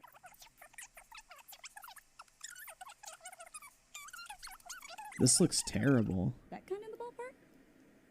Oh shit, I'm sorry. That was Ryan and me. Let me see. Ah, here it is. Yours just says Roadhead. Oh, actually, that's just a generic all-men list. That seems legit. We're killing her first. And we're starting this list off strong with a game I'm Base. sure most of you forgot even exists. The Dog, what the fuck is he wearing? Quarry. It's essentially Until Dawn, but bad. Despite the fact that Until Dawn had a very generic story and was pretty formulaic, it was obviously self-aware to a point. It seems like every game afterward that these devs have made is completely lacking that charm, and The Quarry is no exception. And so, of course, just like last time, you take control of a series of young adults who are camp counselors, and so right after the summer has ended and they're about to head home, of course, they get trapped here and have to survive a single night. And the monster of the week this time is a bunch of hillbilly werewolves. You've already played this before, Bruh. and the worst part is, it's worse in every single way to Until Dawn. Unlike the Dark Pictures anthology games, which were on the shorter side, this one is about the same length as Until Dawn, and feels a bit higher budget than those anthology games. But none of the budget was spent on writers, clearly, because almost every fucking character is unlikable, to the point where my chat... It's so weird how it's unattractive for a man to be gay, but people find it lesbian relationships hot. Well, I think anything involving sticking something up a shitter is pretty gross, whether that involve a male or a female. So, just the idea of anal sex is fucking disgusting to me, whether it be with a man or woman, personally, but that's just me, man. latched onto Jacob, or as my chat likes to call him, Kyle. I'm sure the resemblance is purely a coincidence, especially since this game desperately wants you to hate this guy. And because the first act is so boring, we decided to do a fuckface run, essentially trying to kill every character except Jacob, by doing literally nothing when the QuickTime events pop up. And guess what? Not only does Jacob have the most opportunities to die, but despite quite literally putting the controller down during the QuickTime events, a lot of the characters still don't die. You have to make very specific decisions for all the characters to be able to die, instead of just being turned into a werewolf. And the pacing in this game is just fucking awful. It's literally like 2 hours in before any of the characters even Griffin gets off when we roast him. Can confirm, bro. I'm rock hard right now. can die. Also, it's yet another female empowerment story where pretty much every badass character is female. All the men are pathetic cucks, even when it makes literally no sense. Jacob's supposed to be the jock, yet he's a coward, and he's incompetent, and he doesn't know how to use a gun. This shit is a fucking joke. We're supposed to believe that fucking Sweet Life, yes, that's what I'm gonna call her, is the gun expert of the group and a badass and blah blah blah. You know, you've seen this shit. It's just modern writing. The game was obnoxious. It was boring. Nothing about it was interesting inherently. I actually had to rewatch my own recordings just to make this segment of the video because I just forgot basically everything. It's forgettable, it's bland, it sucks. Yeah, this shit, I hate these type of games personally. That boy of ours is everything I expected. Uh-oh. So clever, kind. You sure he's yours? To quote myself, the worst thing a video game can be is boring. And God of War Ragnarok is one of the most boring fucking games I've ever played. Now, of course, a game being boring is subjective, But can you honestly tell me that you wanted to see 10 hours worth of cutscenes? Or brain-dead puzzles that involve just throwing your axe or blades at an object in the room? And all of the story mandatory puzzles are spoon-fed to you step by step of the way, so you literally can't fuck it up? Or what about all the countless different forms of hidden loading screens that we've seen a million times? This game does not respect your time. There's no reason it had to be 25 hours given the amount of content that's in it. And then you have the story itself, the thing that everyone praises about this game. I can't even believe people are putting this as their second favorite game of 2022. Gaming truly is fucking dead at this point. I legitimately don't understand why people think this is a great story. There was nothing about it that stood out. Honestly, it could have been a Marvel movie plot. In fact, the humor feels straight ripped out of any MCU film. The safe, bland, quirky Redditor tier shit that is inoffensive. And the plot itself felt like something Ryan Johnson... Reddit moment, guys. Reddit moment. Let's fucking go, dude. All the Redditors in the chat get fucking hyped. I don't know. I love me some Reddit. Would have wrote, except without even any of the meaningful subversion that was the reason why people hated The Last Jedi. Because honestly, the twists in this don't even fucking matter. Does it matter if Fenrir dies in the beginning to emotionally manipulate you if he just comes back? Does it matter that Kratos and Atreus aren't following the original prophecy if it turns out in the end of the story they were following a second prophecy after all? And most of the events from the original prophecy still fucking happen. None of the important characters die. Let's be honest, no one gave a fuck about Brock. Did anyone really feel anything from that scene? Nope. We were told at the end of God of War 2018 that Kratos was gonna die. And honestly, I don't care that they didn't kill him, but I do care that they didn't kill someone else important instead. Freya, the blatant Mary Sue, absolutely should have died, but obviously she's a writer favorite character. Bow to your queen! So instead, how about you kill Atreus, who nobody actually likes, let's be honest. In fact, you're forced to play as him several times over the course of the story, and his gameplay fucking sucks. And we could talk about gameplay too, the one element of this game that's actually good, and guess what? Almost nobody who even likes this game praises the gameplay, which confirms my fucking theory at the end of the original video and many other videos I've made in the past, where games are not being made for gamers anymore. They're made for you. They're made for the fucking movie game audience, bro. That's it. People who want to watch shit rather than play it. I saw there with the 5. I'm still burned over my $70 I spent on Callisto Proto. Yeah, that fucking sucks, bro. I'm sorry to hear about that. That is very tragic. I don't know. It is a shame the game turned out to not be good, because it would have been nice if it was good, but shit fucking sucks. You normie casual fucks who have shit taste. The only good element of it was the combat. And you're not even in combat the vast majority of the time. I wanted more combat because it was actually fun. If you actually liked games, you would want more combat, because that's what games fucking are. The gameplay. They're an interactive experience. And yet, this is what you want. You want giant fucking movies instead. And then we have the woke factor. You want to tell me that it's not woke to put 3 black characters in Norse mythology, again, from the whitest place on the planet? If this was any other medium, you would have called it out as woke immediately. There's even a gay side quest in this game. I overlooked it because I never played it. But yes, there's a side quest in God of War Ragnarok devoted to a real-life gay couple on the development team. You want to tell me it's not woke? So yes, I'm aware that one of the devs passed away and the quest is dedicated to him. That's irrelevant. The game was made by people with a clear agenda to push. You want to look at the people who made the fucking game, which we got to see at the Game Awards, and you want to tell me it's not fucking woke?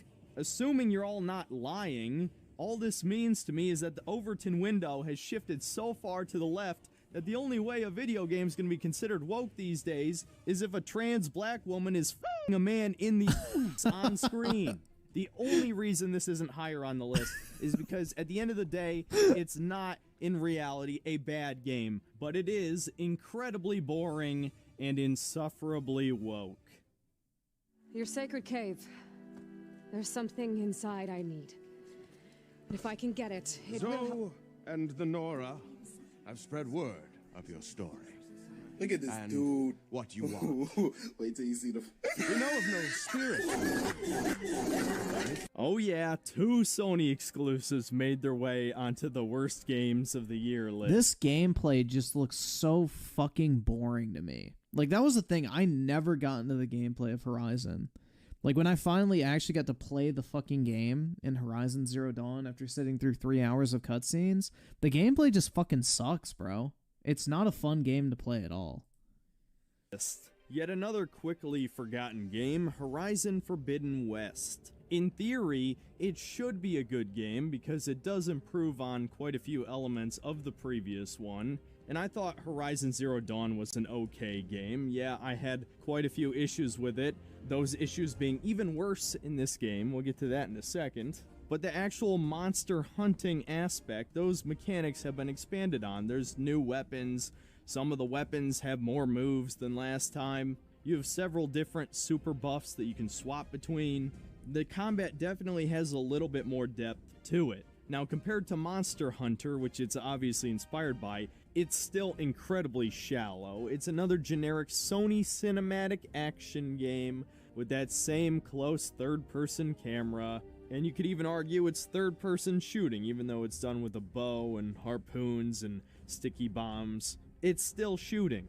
And yeah, look, I know a lot of people don't really like Monster Hunter because all there is to the game is the hunting, but between all the different weapon types, there's a lot of complexity there. You can spend Monster Hunter's fucking fire, man. 100 hours on one weapon and not have mastered it.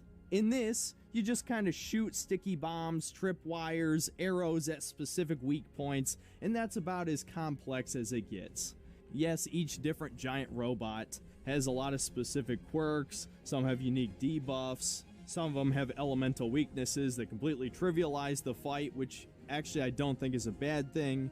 And of course, the giant dinosaur ones can be a challenge, especially if you're under-leveled or under-equipped. But honestly, even with all this, I just don't think the combat is very engaging. It still feels a little bit too repetitive, too shallow.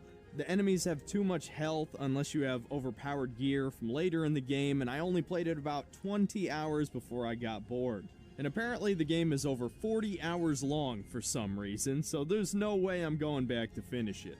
And of course, the open world itself is another generic Ubisoft-style one with repetitive activities, climbing towers in the form of the Brontosaurus robots. It's all the same shit from the last game. They honestly did not improve the open world in any way. And that's about the best I can say about this game. Everything else was fucking horrible. Whether it's the writing, the character design, which the character designs... The Ooga Booga tribe. Like, what the fuck is this shit, man? Oh my god. Oski Woski with the 2. I'll be honest, I forgot this game came out. I think everybody did. Everybody was just more hyped about Elden Ring. Like, this game fucking bombed. That's why they're bundling it with every PS5, basically, now, is to try and boost the sales numbers up. 100%. Yeah, I'm a gamer!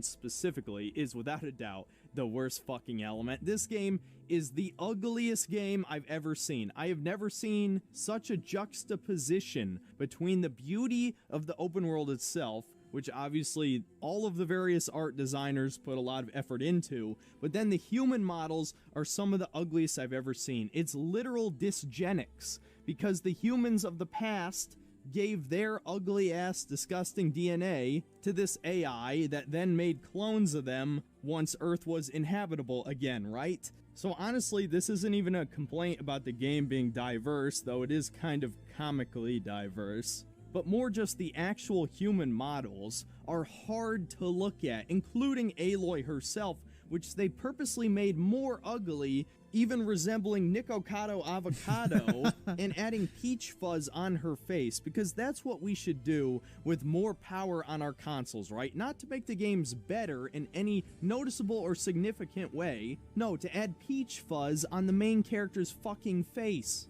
what the hell happened to Guerrilla Games, man? I mean, sure, I'm not gonna pretend I was a huge Killzone fan. I'm really not. But anything would be better than this actual goy slop, dude.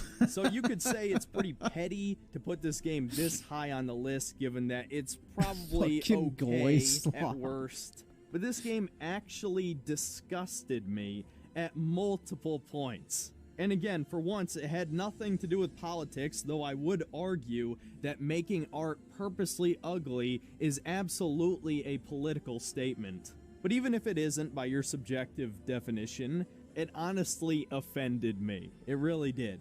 I hope this franchise fucking dies. It's bland, it's generic, it really has nothing going for it. The best thing I can say about it is that the combat is okay, and Aloy is not insufferable as a female protagonist, unlike many other modern games. But that's about where my praise ends. It's $100 million garbage. Well, shit, it's literally pitch black. I can't see. Good thing I don't was need waiting to for see, this. because you just hold left, hold right, hold left, hold right, hold left, or hold right, hold left, hold right, hold left.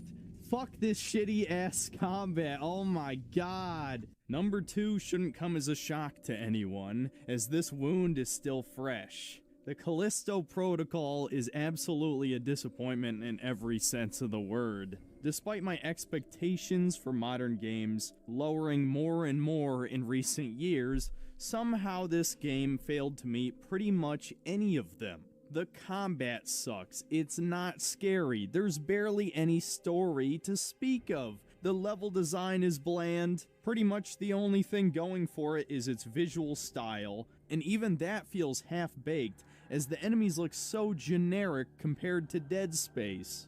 Honestly, I could focus this entire section on just the combat, and you would understand why it's this high on the list, because it's mobile game tier basic shit. You dodge left, then you it's like fucking Infinity Blade, bro. dodge right, then you dodge left again, and there's no timing factor to it. You just hold a... Solid with the 5, yes, fresh indeed. Griffin, give me my $70 back. No can do, man. You're broke! You're fucking poor! But yeah, I don't know, bro. I'm glad I did not pick this up, because I was thinking about buying it to stream, but I'm really glad I didn't fucking pick this shit up. I'm glad I stuck to my plan of not buying any game that doesn't show gameplay before launch. Direction when the enemies attack, and then after you've dodged their combo, you just swing your baton a few times, maybe shoot them once or twice, and then you repeat it again. Except when you realize that Kinesis is incredibly overpowered and allows you to instantly kill enemies with very little effort. And there's only like 4 fucking enemy types for the majority of the game. As for the horror, there's just no subtlety to it whatsoever, and again, just like I said in the review, Dead Space obviously is not very subtle either, but at least some of the encounters had some tension to them, the enemies looked scary. This game is constantly breaking my immersion with the goofy dodge and the random meat grinders everywhere. And the jump scares, there's so many fucking shitty jump scares in this game. They literally have a jump scare enemy. This game truly belongs on the worst games list, because it legitimately is not good in any way. It feels like this game should have been a walking simulator or something. The combat just feels like such an afterthought. And when you do so much combat, that is seriously a problem. With God of War Ragnarok and Horizon, I could ignore some of the game's bigger flaws because the combat was fine, at least. Even though this game doesn't feel like it has any political propaganda, other than the typical female character is a badass type of thing, which barely even registers on the woke radar at this point. None of that even matters because the game isn't fun to play. At times, it's even boring. They made a horror game boring. How the fuck do you manage that? That is an accomplishment. Not to mention the game isn't even finished. It doesn't have New Game Plus. That's a free update in February. So yeah, stay far the fuck away from this one. Do not purchase it even on a sale. It absolutely sucks. Now, before I get to the worst game of the year, let's talk about a few dishonorable mentions, as I played a lot of mediocre games this year. So, here's 3 more games you absolutely should avoid. The first game is Postal 4, which I very nearly put as number 5 on this list, as this game feels like a neutered Reddit humor version of Postal 2. It's lacking all of the charm and edgy humor. Somehow the gunplay feels even worse than a game that came out 20 years ago, figure that shit out. And the level design is beyond awful. The fucking sewer level, which is one of the first missions, by the way, is one of the most boring missions I think I've ever played in any FPS. Not to mention the game was fully released from early access before it was actually finished. It was still a buggy, unoptimized piece of shit, and it was missing all sorts of features that were in Postal 2. Now, I've heard they patched in most of that content and the game runs okay now, but honestly, it doesn't really matter. This game will not stand the test of time. It will be forever known as the inferior Postal 2. The second dishonorable mention is for the Resident Evil Village DLC. You get to play as Rosemary Winters in the future, and she's a teenage girl, and she needs to dive inside Kingdom Hearts or some shit. It was fucking stupid. This did not fit Resident Evil in any way. And it's basically one giant asset flip. It's all the same areas from Village. Not to mention it's completely pointless anyway. It just ends with you defeating Mother Miranda again, and Rosemary gets to see her father one last time. This was just a cash grab from Capcom, a way to neatly wrap up any loose ends from the Ethan Winters saga. It was absolutely a waste of my time and money. And the final dishonorable mention is Stray. Dude, this should have been number 1. This game is a fucking insult to video games, honestly. I don't know. Why? Because I fucking hate cats and I hate walking simulators. I don't need another reason. That's good enough. If you want a $300 waffle maker, you can buy with the exposure the idols pay you in. Don't expect us to chip in. I've told you before, the idols are trying to build a post-capitalist society where money is not a concept. Yeah? Then why don't you go run off and join the commune? I'm into showering. Are you gonna help me get the waffle maker or not? As an investor, I don't like wasting money. You're wearing a fucking bow tie. Okay, I will throw in $20 for a waffle maker. Nina? Good for 10? Who helped you move your forged paintings last month? Fine, 15. What sort of waffle maker can I get for $35? Presumably one that makes fucking waffles? Hey, the wage slave is back. How was your first day? Were the other mercenaries nice to you? You fucks. And to the shock of absolutely nobody, number 1 is Saints Row, or Saints Woke, as everyone has come to call it. This game is bad in pretty much every single way a video game can be bad. I don't even know where to begin with this. The gameplay is bad, the sandbox is bad, the story is bad, the characters are bad. It's all bad, dude. And the worst part is, it isn't a case of, oh, it's so bad it's good. No, it's boring as shit. It's not even as woke as people have led you to believe. It's actually woke in the bland Reddit sense of the word, where you have this highly diverse cast of characters and quirky gender-neutral dialogue, and basically there's just no distinction between the genders or race or any of that shit. It basically just doesn't call attention to any differences between people. We're all one bland, homogenized human race. And I know that sounds very vague, but let's just say if you're expecting there to be communist propaganda in this, or weird racial supremacy stuff, or gender supremacy stuff, no, as far as I know, they don't touch that shit with a 10-foot pole. It's just kind of this quirky, bland Reddit humor shit that I keep talking about over and over again. And this might actually be the least funny game ever written. And it kind of goes without saying, but this might actually be the worst reboot of all time as well. How do you go from a group of gangsters slowly taking over a city, dealing with other rival gangs, getting in shootouts, and still having an edgy sense of humor to things, to now a bunch of broke college students who get into crime to pay off their fucking student loans? And even the crimes themselves that you commit, the criminal ventures you get into, don't make any I just don't understand why the fuck they fucked up Saints Row, bro. Like, Saints Row was so easy. They could have just kept doing the same shit over and fucking over again with different gangs, but apparently not. I don't know. 2023 Perfect Dark with a 5. I don't think Glenn knows how to make horror games anymore. The same complaints are in COD World War II Zombies. Nothing but a bunch of random jump scares. Yeah, so I think the thing is like, he originally wanted Callisto to be, or Dead Space to be what Callisto is. It's the other people at like Visceral and EA that kind of said no. So I think it's just another Back 4 Blood situation, where it turns out that, you know, the creator did not have as much input as some people might think. Fucking sense. Like stealing toxic waste barrels from another company to dispose of them humanely. Who is paying you? How are you making money off of that? It doesn't make any fucking sense. And as you would probably expect, the gameplay is another generic, horrible third-person shooter where enemies have inflated health bars, requiring multiple headshots even on normal difficulty. You now have a skill tree system instead of actually being able to throw a fucking grenade. Even having a sniper rifle is a super ability. And the sandbox is beyond horrible with a bunch of repetitive Ubisoft-style activities, actually probably worse than any Ubisoft game that's at least released in the past 10 years. This game is truly bland and awful in every conceivable way. I wish it was more woke, because then it would be kind of funny in an ironic way.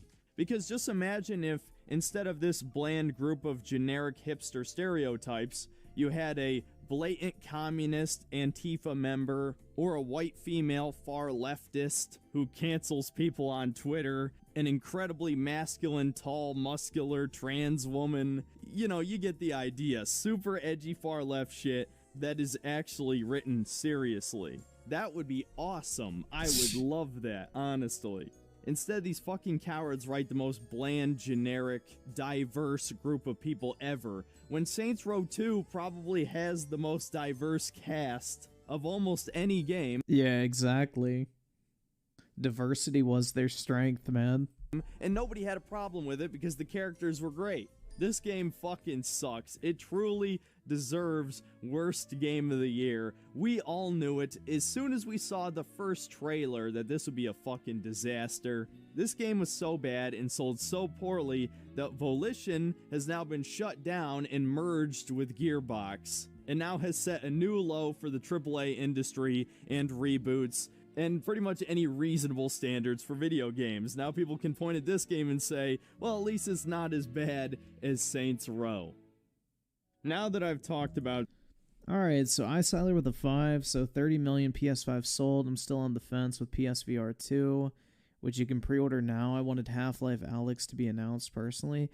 Honestly, man, I think PSVR 2 is probably going to get a discount at some point, so I don't think waiting is going to be a bad thing. Not to mention, there's not going to be too many games out for it at launch, so the longer you wait, the more games you have at your kind of disposal, and the cheaper it'll be overall.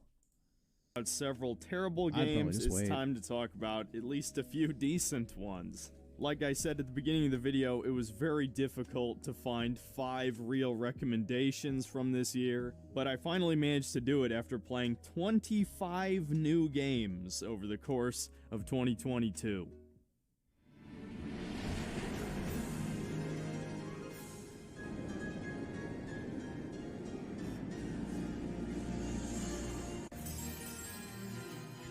Bro, the fuck?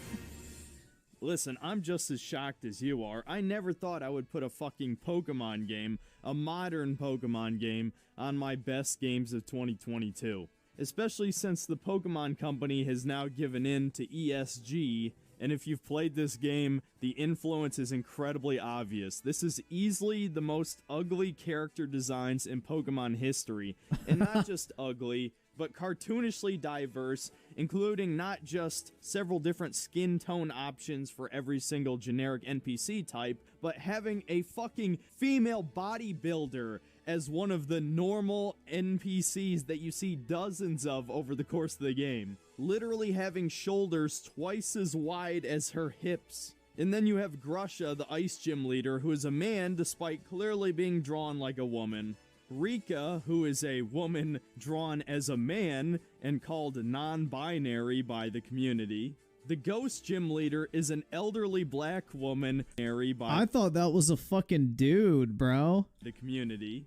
The ghost gym leader is an elderly black woman who fucking spits raps, dude. If this was any other time in history, that would be called blatantly racist. And then, of course, you know about the game's various bugs and performance issues. Now, I mostly played in offline mode, so I didn't have nearly as many bugs, but it did run like shit half the time. So how the hell did this make it on the best games list? Well, mostly because I have one important principle, one qualifying factor as to what makes a good game. Is it fun? Yes. Pokemon Scarlet and Violet were absolutely fun for me. The most fun I've had in a They were fun, but I think they're the worst Pokemon games to date. Pokemon game in over 10 years. This is one of the very few times where moving to an open world formula was an absolute improvement. No more fucking random battles. No more tight hallways and excessive tutorials and cutscenes. No, you can just wander the world, go wherever you want on the map, and yes, of course, the regions have huge level jumps. You're kind of supposed to do it in a certain order, and it's extremely easy to end up over-leveled for certain gyms. I sweeped most of the gyms because of this and the fact that Pokemon games are just easy as fuck anyway. As long as you've memorized the weaknesses and resistances, you'll have very little issue until near the end of the game where there's a massive level spike at the end of each of the 3 respective quests. But speaking of those quests, I love this idea that you have 3 main objectives instead of just, getting the 8 gym badges, defeating the evil team, beat the Elite Four, then you're done. You can do all these things in any order you want. You have these giant Pokemon as boss battles, which was a really cool idea. Instead of HMs, your legendary just learns various moves to traverse the landscape. All of that is really fun. And I finally come around on the Dexit situation. I honestly just don't care that they don't have all 1,000 plus Pokemon in the game. 400 was more than enough, and there were a lot of good selections here. And the idea of these prehistoric Pokemon and future robot Pokemon was really cool as well.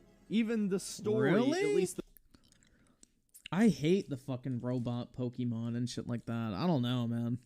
the very end of the story is the most interesting ever in any mainline Pokemon game. Now, I still prefer Coliseum and XD, but apparently nobody remembers or cares about those games except for the super fans, so whatever. The point is, I actually Pokemon XD is fucking fire, bro. Had fun all the way through, and that is one of the defining features of this best of the year list, is all these games compelled me to finish them.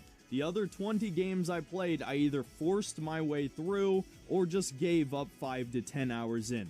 But Pokemon held my attention for 40 hours, and that's enough to make it onto the best list.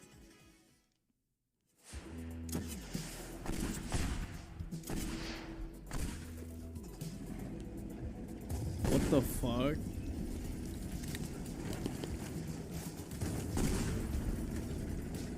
Number 4 is Teardown, a destruction-based indie game where you pull off a series of heists after a long prep time of destroying various buildings across the map to make the perfect route to steal all the shit and get out in 60 seconds.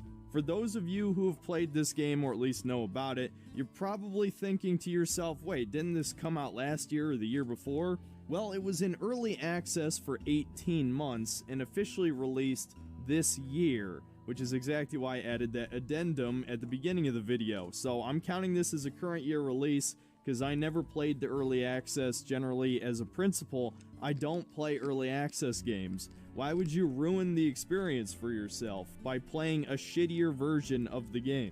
So now that the thing is fully released, I can safely say it's a good game. It has a very simple concept that it pretty much stretches to its limits. And honestly, the whole prepping for a heist thing does kind of get old eventually as it gets more and more complex and more difficult. I honestly might have preferred the game if it was just destroying stuff, and the heists were a gimmick for a select few missions. But I think there was a really solid formula here. You can spend as much time as you like crafting that perfect route through the level and placing your various vehicles so that you can drive across the map. Yeah, this shit looks fucking weird, man. I wouldn't play it. I sided with the 5. I hope his favorite... Wait, his favorite list is kind of awful so far. I hope he has MW2 on here. I don't know. He hated the campaign like I did, and I don't really know how big of a multiplayer player he is, so we'll have to see. To collect all the various shit in time, and you can actually think outside the box for several of the missions, as the objects have an alarm attached to them, but sometimes you can attach the alarm and the object to a vehicle and just drive it to the exit. When you figure out shit like that, it's really satisfying. And over the course of the game, you get more and more tools to destroy the map or create new paths. As far as indie games go, this is definitely one of the better executions of a very simple concept.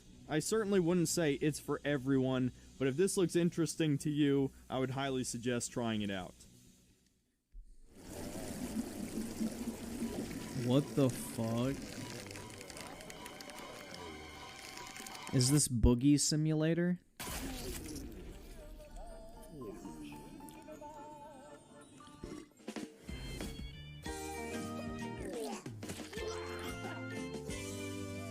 Now for number 3, we have Hell Pie, a 3D platformer. And if you know me, if a good 3D platformer comes out, it's gonna be on the best list. If you played Hat in Time, this is actually quite a bit similar. A bit of a step down maybe, but it's the same type of deal, where instead of hats giving you various abilities, you instead have different horns. And I would actually say this is the one element of this game better executed than Hat in Time, because in Hat in Time you generally just used the run fast hat, or you converted it to the scooter with a badge, and then the other ones were just situational. Hell Pie has a similar problem where there is a running horn, but at least the more situational abilities only had to be used a select few times per level, and the wings that you get at the end are actually just as useful as running. And as for the core platforming, this is simultaneously the best and worst part of the game. As the gimmick of the game is, you have a little cherub attached to you that you can swing around and hit people like the PS2 middleware game Whiplash, for the few of you who remember that.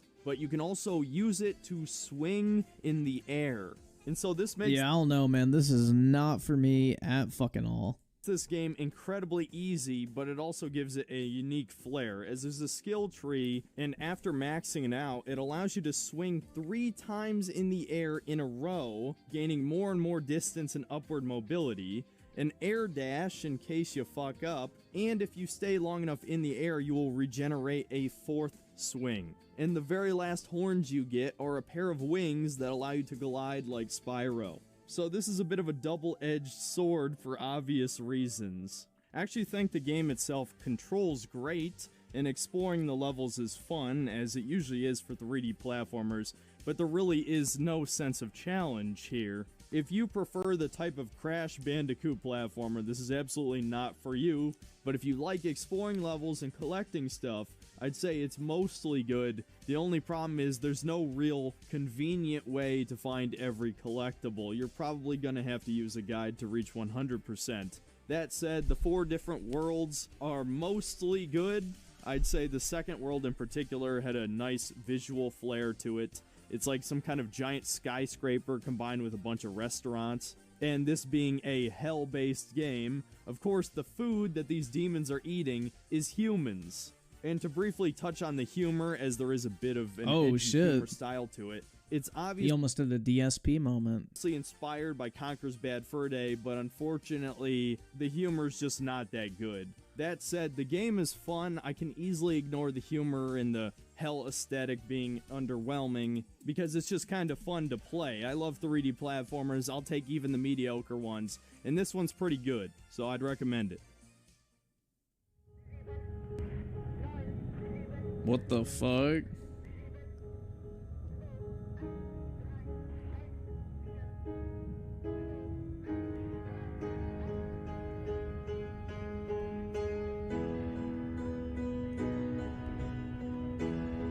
I can already tell you this is not for me.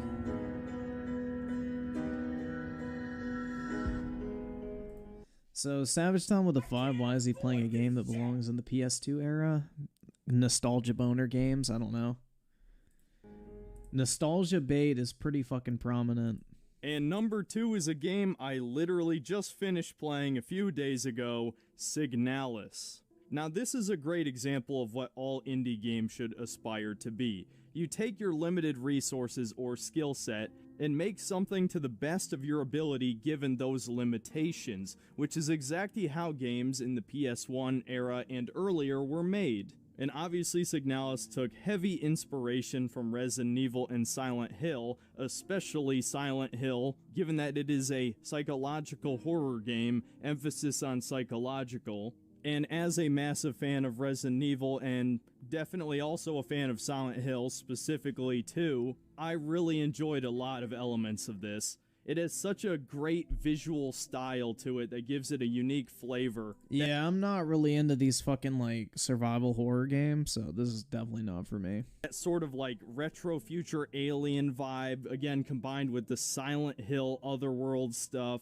and anime androids, if you're into that sort of thing. And of course the German everywhere, which I'm actually really glad they didn't translate because it really helps add to that weird horror vibe where you don't quite understand what's going on. As for the gameplay, like I said, I sided with the 5. Yep, after his worst list, me and this guy have polar opposite tastes in games. Now, to wait as Elden Ring is probably his favorite. Yeah, we'll see. I don't know. I would guess that would be it as well. It's very inspired by Resident Evil. The gameplay is very similar with some slight stealth mechanics. And so if you like Resident Evil 1, 2, or 3, you'll probably like this. I also want to take a second to praise the puzzles because this is something I actually complained about Tormented Souls for. I felt like that game, there were too many puzzles, not enough actual horror and combat segments, at least in the amount of it I played before quitting. But this game has the perfect balance, and the puzzles are really creative, not too complicated or obscure. Some of them might actually be a little bit too simplistic, where the notes actually tell you exactly what to do to solve it, but that is definitely better than getting stuck because of some bullshit that is not adequately explained. And it's not like the game solves the puzzles for you, unlike a certain other game in this video. And there's all sorts of really cool moments. Without going into too much spoilers, there's like these first-person point-and-click adventure segments. You have to mess around with the radio at several different points, not just for puzzles, but also to deal with a certain really spooky type of enemy. And I think it's a really great game, and you should definitely check it out for yourself. That said, there are a few reasons why this didn't make number 1. I'm gonna try to avoid spoilers here, but the nature of the story, the big twist, which by the way is too heavily foreshadowed, I guessed it in probably the first hour because the game kind of tells you, but it's one of those twists that recontextualizes the whole story, and I really don't like this type of twist. Honestly, if you're thinking of writing this type of story, just stop, go back to the drawing board. I think inherently any twist that may possibly remove meaning from the adventure itself, or at least remove from its significance, is not a story you should tell. I know that's probably going to be a bit of a hot take, but I've seen this twist too many times. Whoa, dude, he has a knife in his eye. No matter how well it is written, I've not liked it every single time. They lean too heavily into the psychological part of psychological horror. Not to mention, at the end of the day, this story is about space lesbians. Yeah, that's a little bit of a spoiler, but I just don't like that shit. It doesn't matter if it's anime or not. I am not a fucking weeb. Making something anime does not make it suddenly okay by me. And one of the two main developers' names is literally Yuri. Coincidence? I think not! Jokes aside, I think this is an extremely well-made game, all things considered, and just because I have these minor problems with the story, doesn't really matter at the end of the day. This is obviously a labor of love, and I enjoyed about 90% of the time I played this, with that other 10% consisting of trudging back to the fucking item room over and over again because 6 inventory slots is not enough for this game. That's my only gameplay complaint. The rest of it was fucking awesome, but that twist was enough for me to knock this down to number 2. Before we get to the best game of the year, I figured I played so many games this year, I might as well throw out a few more recommendations. The first being Elix 2, a Western RPG developed by Piranha Bytes, the guys who made the Gothic games and the Risen games. And much like their previous work, this game is buggy and janky as fuck. That said, I did have a lot of fun. I kind of like the mix of sci-fi and fantasy. I really enjoyed the jetpack. I feel like any game with a halfway decent jetpack is fun. And I also really enjoyed that pure RPG factor of going from zero to hero. You are incredibly weak at the start of the game, but by the end, you're a badass shotgunning giant monsters. And that's just inherently fun. It's just a matter of getting past all of the shittiness, the poor writing, the jank, all that, and then you'll have a pretty good time. Then we've... Yeah, the game is complete dog shit for the most part, but eventually it gets good. I guess there's something to say, right? We got Spark the Electric Jester 3, which actually beat out Sonic Frontiers for honorable mentions. I've said this before, but I really don't like the Boost saga of Sonic games, and Frontiers honestly had a lot more problems than that. The open world was fucking so unbelievably repetitive, dude. That game did not need to be 20 hours long, especially when you're just going around loops over and over again. So instead, I gave it to Spark 3 just because... Oh, dude, I love Devil May Cry. That was like one of the first games I played on PS2 back in the day when I got one. But, yeah, no, I love Devil May Cry. Devil May Cry 5 was really fucking fire. It's much more similar to Sonic Adventure 1 and 2 in terms of gameplay, but trimming all the fat of the other characters. So it's just speed stage after speed stage with controls that are actually momentum-based. This honestly doesn't look that bad. Although you do have a couple boost mechanics. They're not nearly as overpowered and mindless as Sonic Unleashed Onward. And the game just feels really fun to play. Honestly, the only reason that it didn't beat Pokemon Scarlet and Violet is just because I wanted all 5 of my recommendations to be in a different game genre. And just because of my personal bias toward collectathons, I chose Hell Pie over this, but this is also a good game, definitely worth your time. And the final one is Final Fantasy Origins, the meme game that everyone hyped up for having an edgy white male protagonist. And as much as I wanted this game to be good, it just really wasn't that good. The combat system was awesome. I forgot this even fucking came out. High skill ceiling, a lot of different abilities and classes and stuff that you could swap. This is like the Final Fantasy Souls clone, right? Between a lot of people compared it to Neo 2, which I never ended up playing. I only played the first. But if you like Neo 2, apparently you'd like this. The only reason it didn't make the list is because basically everything that wasn't the combat sucked. The level design was literally fucking hallways. Most of the story cutscenes aren't nearly as funny as that first trailer that everyone fell in love with.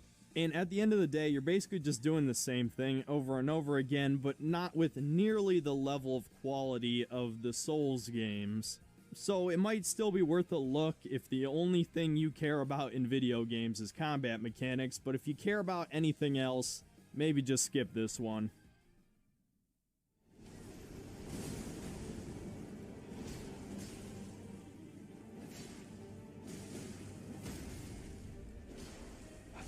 This is it. Woman defeated. Yes! Yes! Eat shit! Eat shit! And once again, to absolutely no one's surprise, Elden Ring is Game of the Year. And look, this is another one of those times where people probably think I hate this game because people don't know how to handle criticism for games that they fanboy over. But yes, I absolutely enjoyed my time with Elden Ring. It's just not my favorite Souls game. It's not my second favorite Souls game. Honestly, yeah, it's definitely not my favorite Souls game. That's for sure. It's not even my third favorite Souls game, I hate to say it. I just don't like the direction that From Software went with this game, and not just because it's an open world. I think the story is the worst in this game out of any other Souls game, personally. I think Dark Souls had like a clear plot line. You knew the different motivations of the different characters. The world made sense. Like, your motivations made sense. The objective of the game made sense. Whereas in Elden Ring, it's like, what the fuck is even happening in this game? It just feels like an absolute clusterfuck of a bunch of different storylines that don't really add up. but I'm not going to waste my time retrudging all of the various complaints I had about the game. Go watch the hour and 39-minute video if you want to hear those.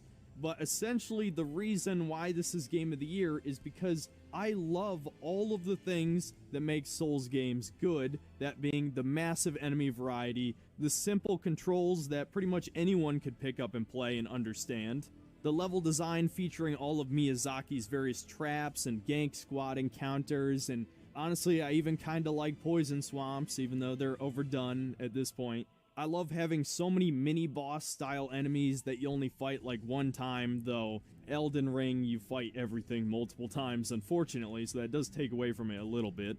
I love how complex the boss fights can be. The problem is, the reason why I don't like Elden Ring as much is because all of those things are stretched to their limit. And notice how I didn't say difficulty is one of my favorite things about the Souls games. Even though, back when I first played Dark Souls 1, back when it released over 10 years ago, I did enjoy playing a game that was actually difficult because it came out in an era where every game was brain dead easy. And even to this day, probably most AAA releases are brain dead easy if you're playing them on normal difficulty. And now most games have multiple fucking easy modes. As if easy wasn't easy enough, there's now like... Yeah, you have just the story now. No. I think most people will agree that Elden Ring is the most incomplete story out of any Souls game. Because the differences with Elden Ring versus something like Dark Souls is Dark Souls, there was a clear path of events. Like, you had a clear, like, timeline of events of what occurred, why it occurred, and who was responsible for it. In Elden Ring, no one knows what the fuck happened, when the fuck it happened, and what the motivations behind the people who caused it to happen are. This is like the most ambiguous story they've ever told, and I think Dark Souls stories are already too fucking ambiguous, personally, so... I mean, there's key fucking plot questions that no one can fucking answer. How are Marika and Radagon the same fucking person? How did they have sex with each other? Who stole the fucking Rune of Death? Like, there's just key fucking questions here. Like, how did Radagon go and fuck the Magic Queen and Marika not, like, leave the fucking tree? Like, there's just way too much shit that's not even fucking answered. And, like, what is the actual timeline of events, too? I don't know, bro. Maybe they'll add it with DLC, but I wouldn't hold my breath. Dude, there's theories that Ronnie stole the Rune of Death, that Marika herself stole the Rune of Death, that fucking... What's that bitch's name? Not Millennia. The other one. Fuck. Your Maiden, or whatever her fucking name. I can't remember. But yeah, there's a shit ton of different theories. Like, there is a million fucking theories in this game. Melina, there you go. Yeah. Fuck.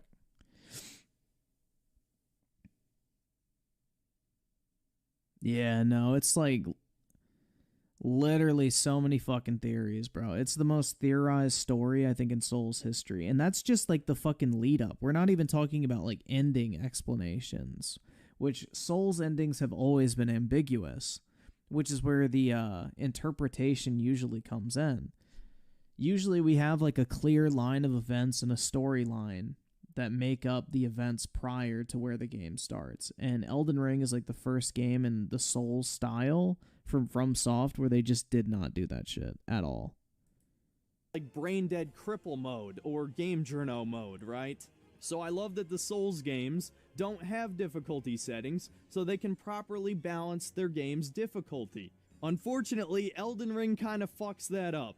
Everyone has talked about this in length, but they made this game harder than Dark Souls 3 in all of the worst ways possible. The bosses have longer and longer attack strings. You don't have any more efficient ways of dodging except jumping, which admittedly, the jump is great. That's the only new feature I actually really liked. But now that bosses get to attack like 10... Dude, fuck the Godskin duo. That fight was so gay. 10 times in a row and only have like a 2-second window for you to attack, It makes heavy weapons even shittier unless you're spamming a jumping heavy attack.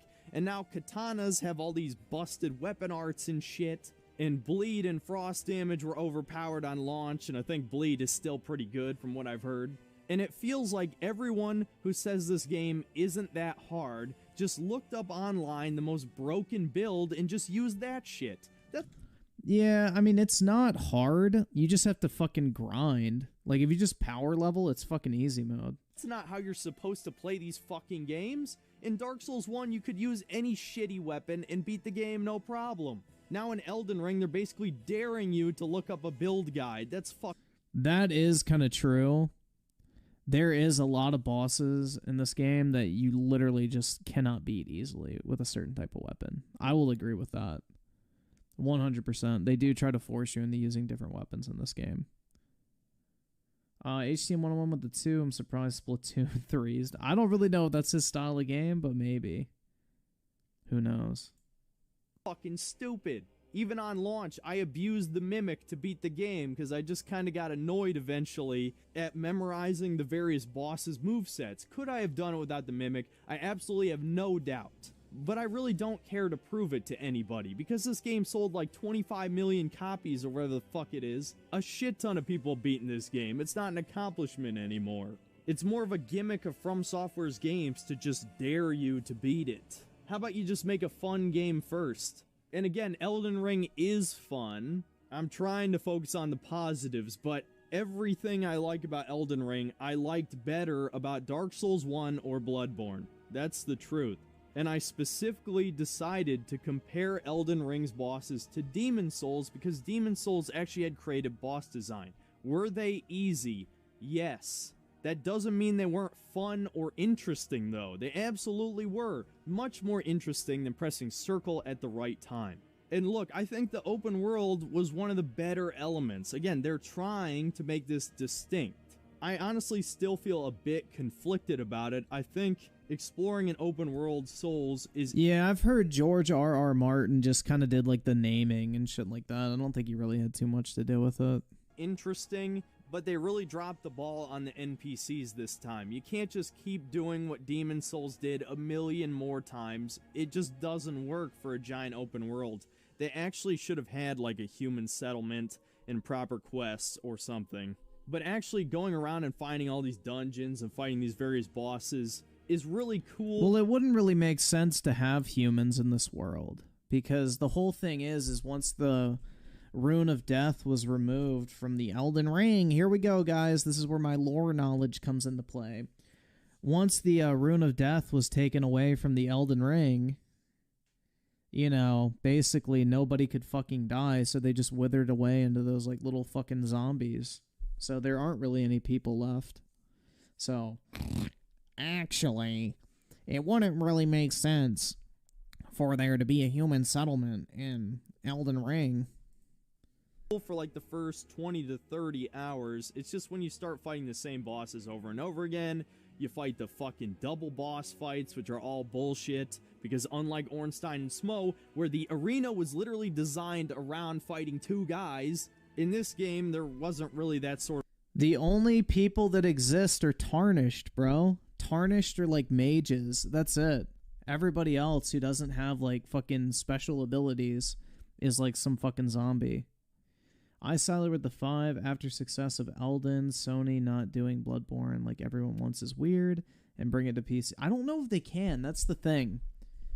Is I don't know what their deal with From Software says, like if they're allowed to go in and remaster games or not. Like it's very interesting. You'd think they fucking would because it would print money.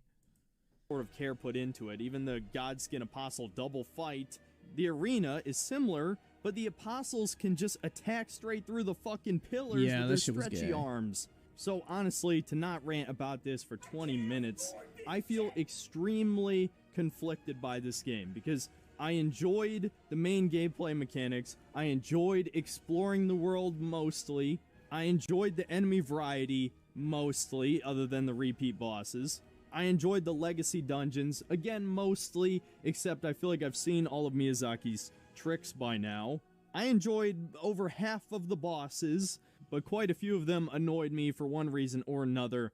At the end of the day, I absolutely had fun with it. If I had no expectations for From Software games, then I wouldn't have nearly as much to... Sekiro's not a Souls game, and yes, I agree. It's FromSoft's worst in that genre.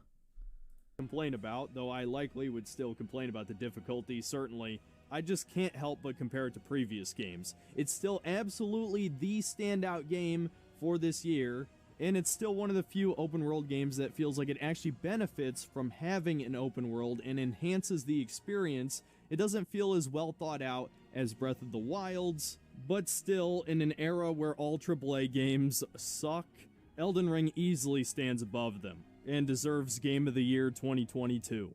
So I guess the question is now, is this the worst year in gaming history? I don't think so. I think 2020 is probably the worst, and this year is about... I agree. 2020 and 2021, I think, were probably the fucking worst we've ever seen.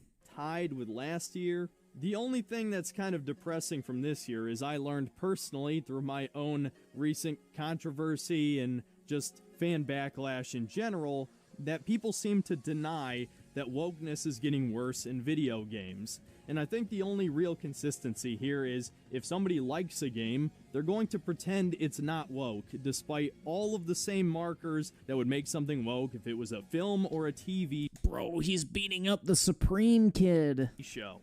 And look, I understand that humans have a hard time being objective, especially about art. I mean, most art criticism is 100% subjective, even if it's based on facts. But for some reason, it is not acceptable to criticize wokeness in video games. There's entire communities built around criticizing wokeness in comic books and movies, but none for video games. I'm one of the very few people calling this shit out. I don't know why. Maybe quartering doesn't make... out. That's because quartering stopped covering video games a while ago. It used to just be the quartering. Maybe people just gave up on video games. Maybe everyone in this community is brainwashed. I don't fucking know. But that in itself is deeply depressing to me. But I'm never going to give up on this hobby. I've always loved it. It's always been more important to me than TV or movies. And look, even I get tired about talking about politics and video games. It's just impossible to avoid at this point. Almost every game has some kind of political agenda in it. And apparently normies are too blind to see it or just play dumb trying to gaslight us. And it fucking pisses me off, dude, okay? 2022 sucked. 2023 has the potential to be a good year, but as I've told you multiple times, do not get hyped. Do not fucking pre-order. I play these shitty games, so you don't have to. See you next time, guys. I do want to grow up and be like the quartering man. How did you know? Yeah, let's see what the reaction to this video is. I'm curious.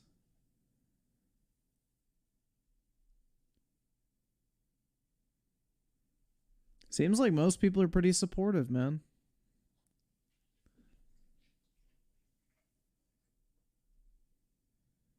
Yeah, I don't know. I thought this was a good video overall. I mean, I definitely don't have the same taste in like games as him, but I thought this was fun to watch. I enjoy Synthetic Man's content, even when I don't agree with him. I think he makes his videos pretty fucking entertaining, personally. How many views? 10,000. Well, that was 5 hours ago, and we just watched an hour-long video. 2022 is finally 12,000, so it's doing well. He's got almost 2,000 likes, so that's very good. But overall, that was a really good video, I feel like. Very good video. God of War is my game of the year easily, and I like this dude's content. Yeah, that's the thing, bro. It's like, I don't understand why people get so fucking pressed over, like, people's differing opinions on video games. Like, you know, it's really stereotypical to say, it ain't that deep, bro, but it's really not that fucking deep. Like, I just don't understand people genuinely getting pissed off over that shit. New generation with the 20 watch Penguins video on Logan. Alright, but then I gotta get off. Because it's almost 3. Penguins. I can't afford this shit. I can't do this tonight. We can do it a different night. Probably tomorrow. I'll write this down for tomorrow, man, but I can't do 30 minutes tonight. That's way too long. Because I gotta go to sleep. I gotta get up. We'll do it tomorrow. So, Penguins 0, Logan Paul 30 men.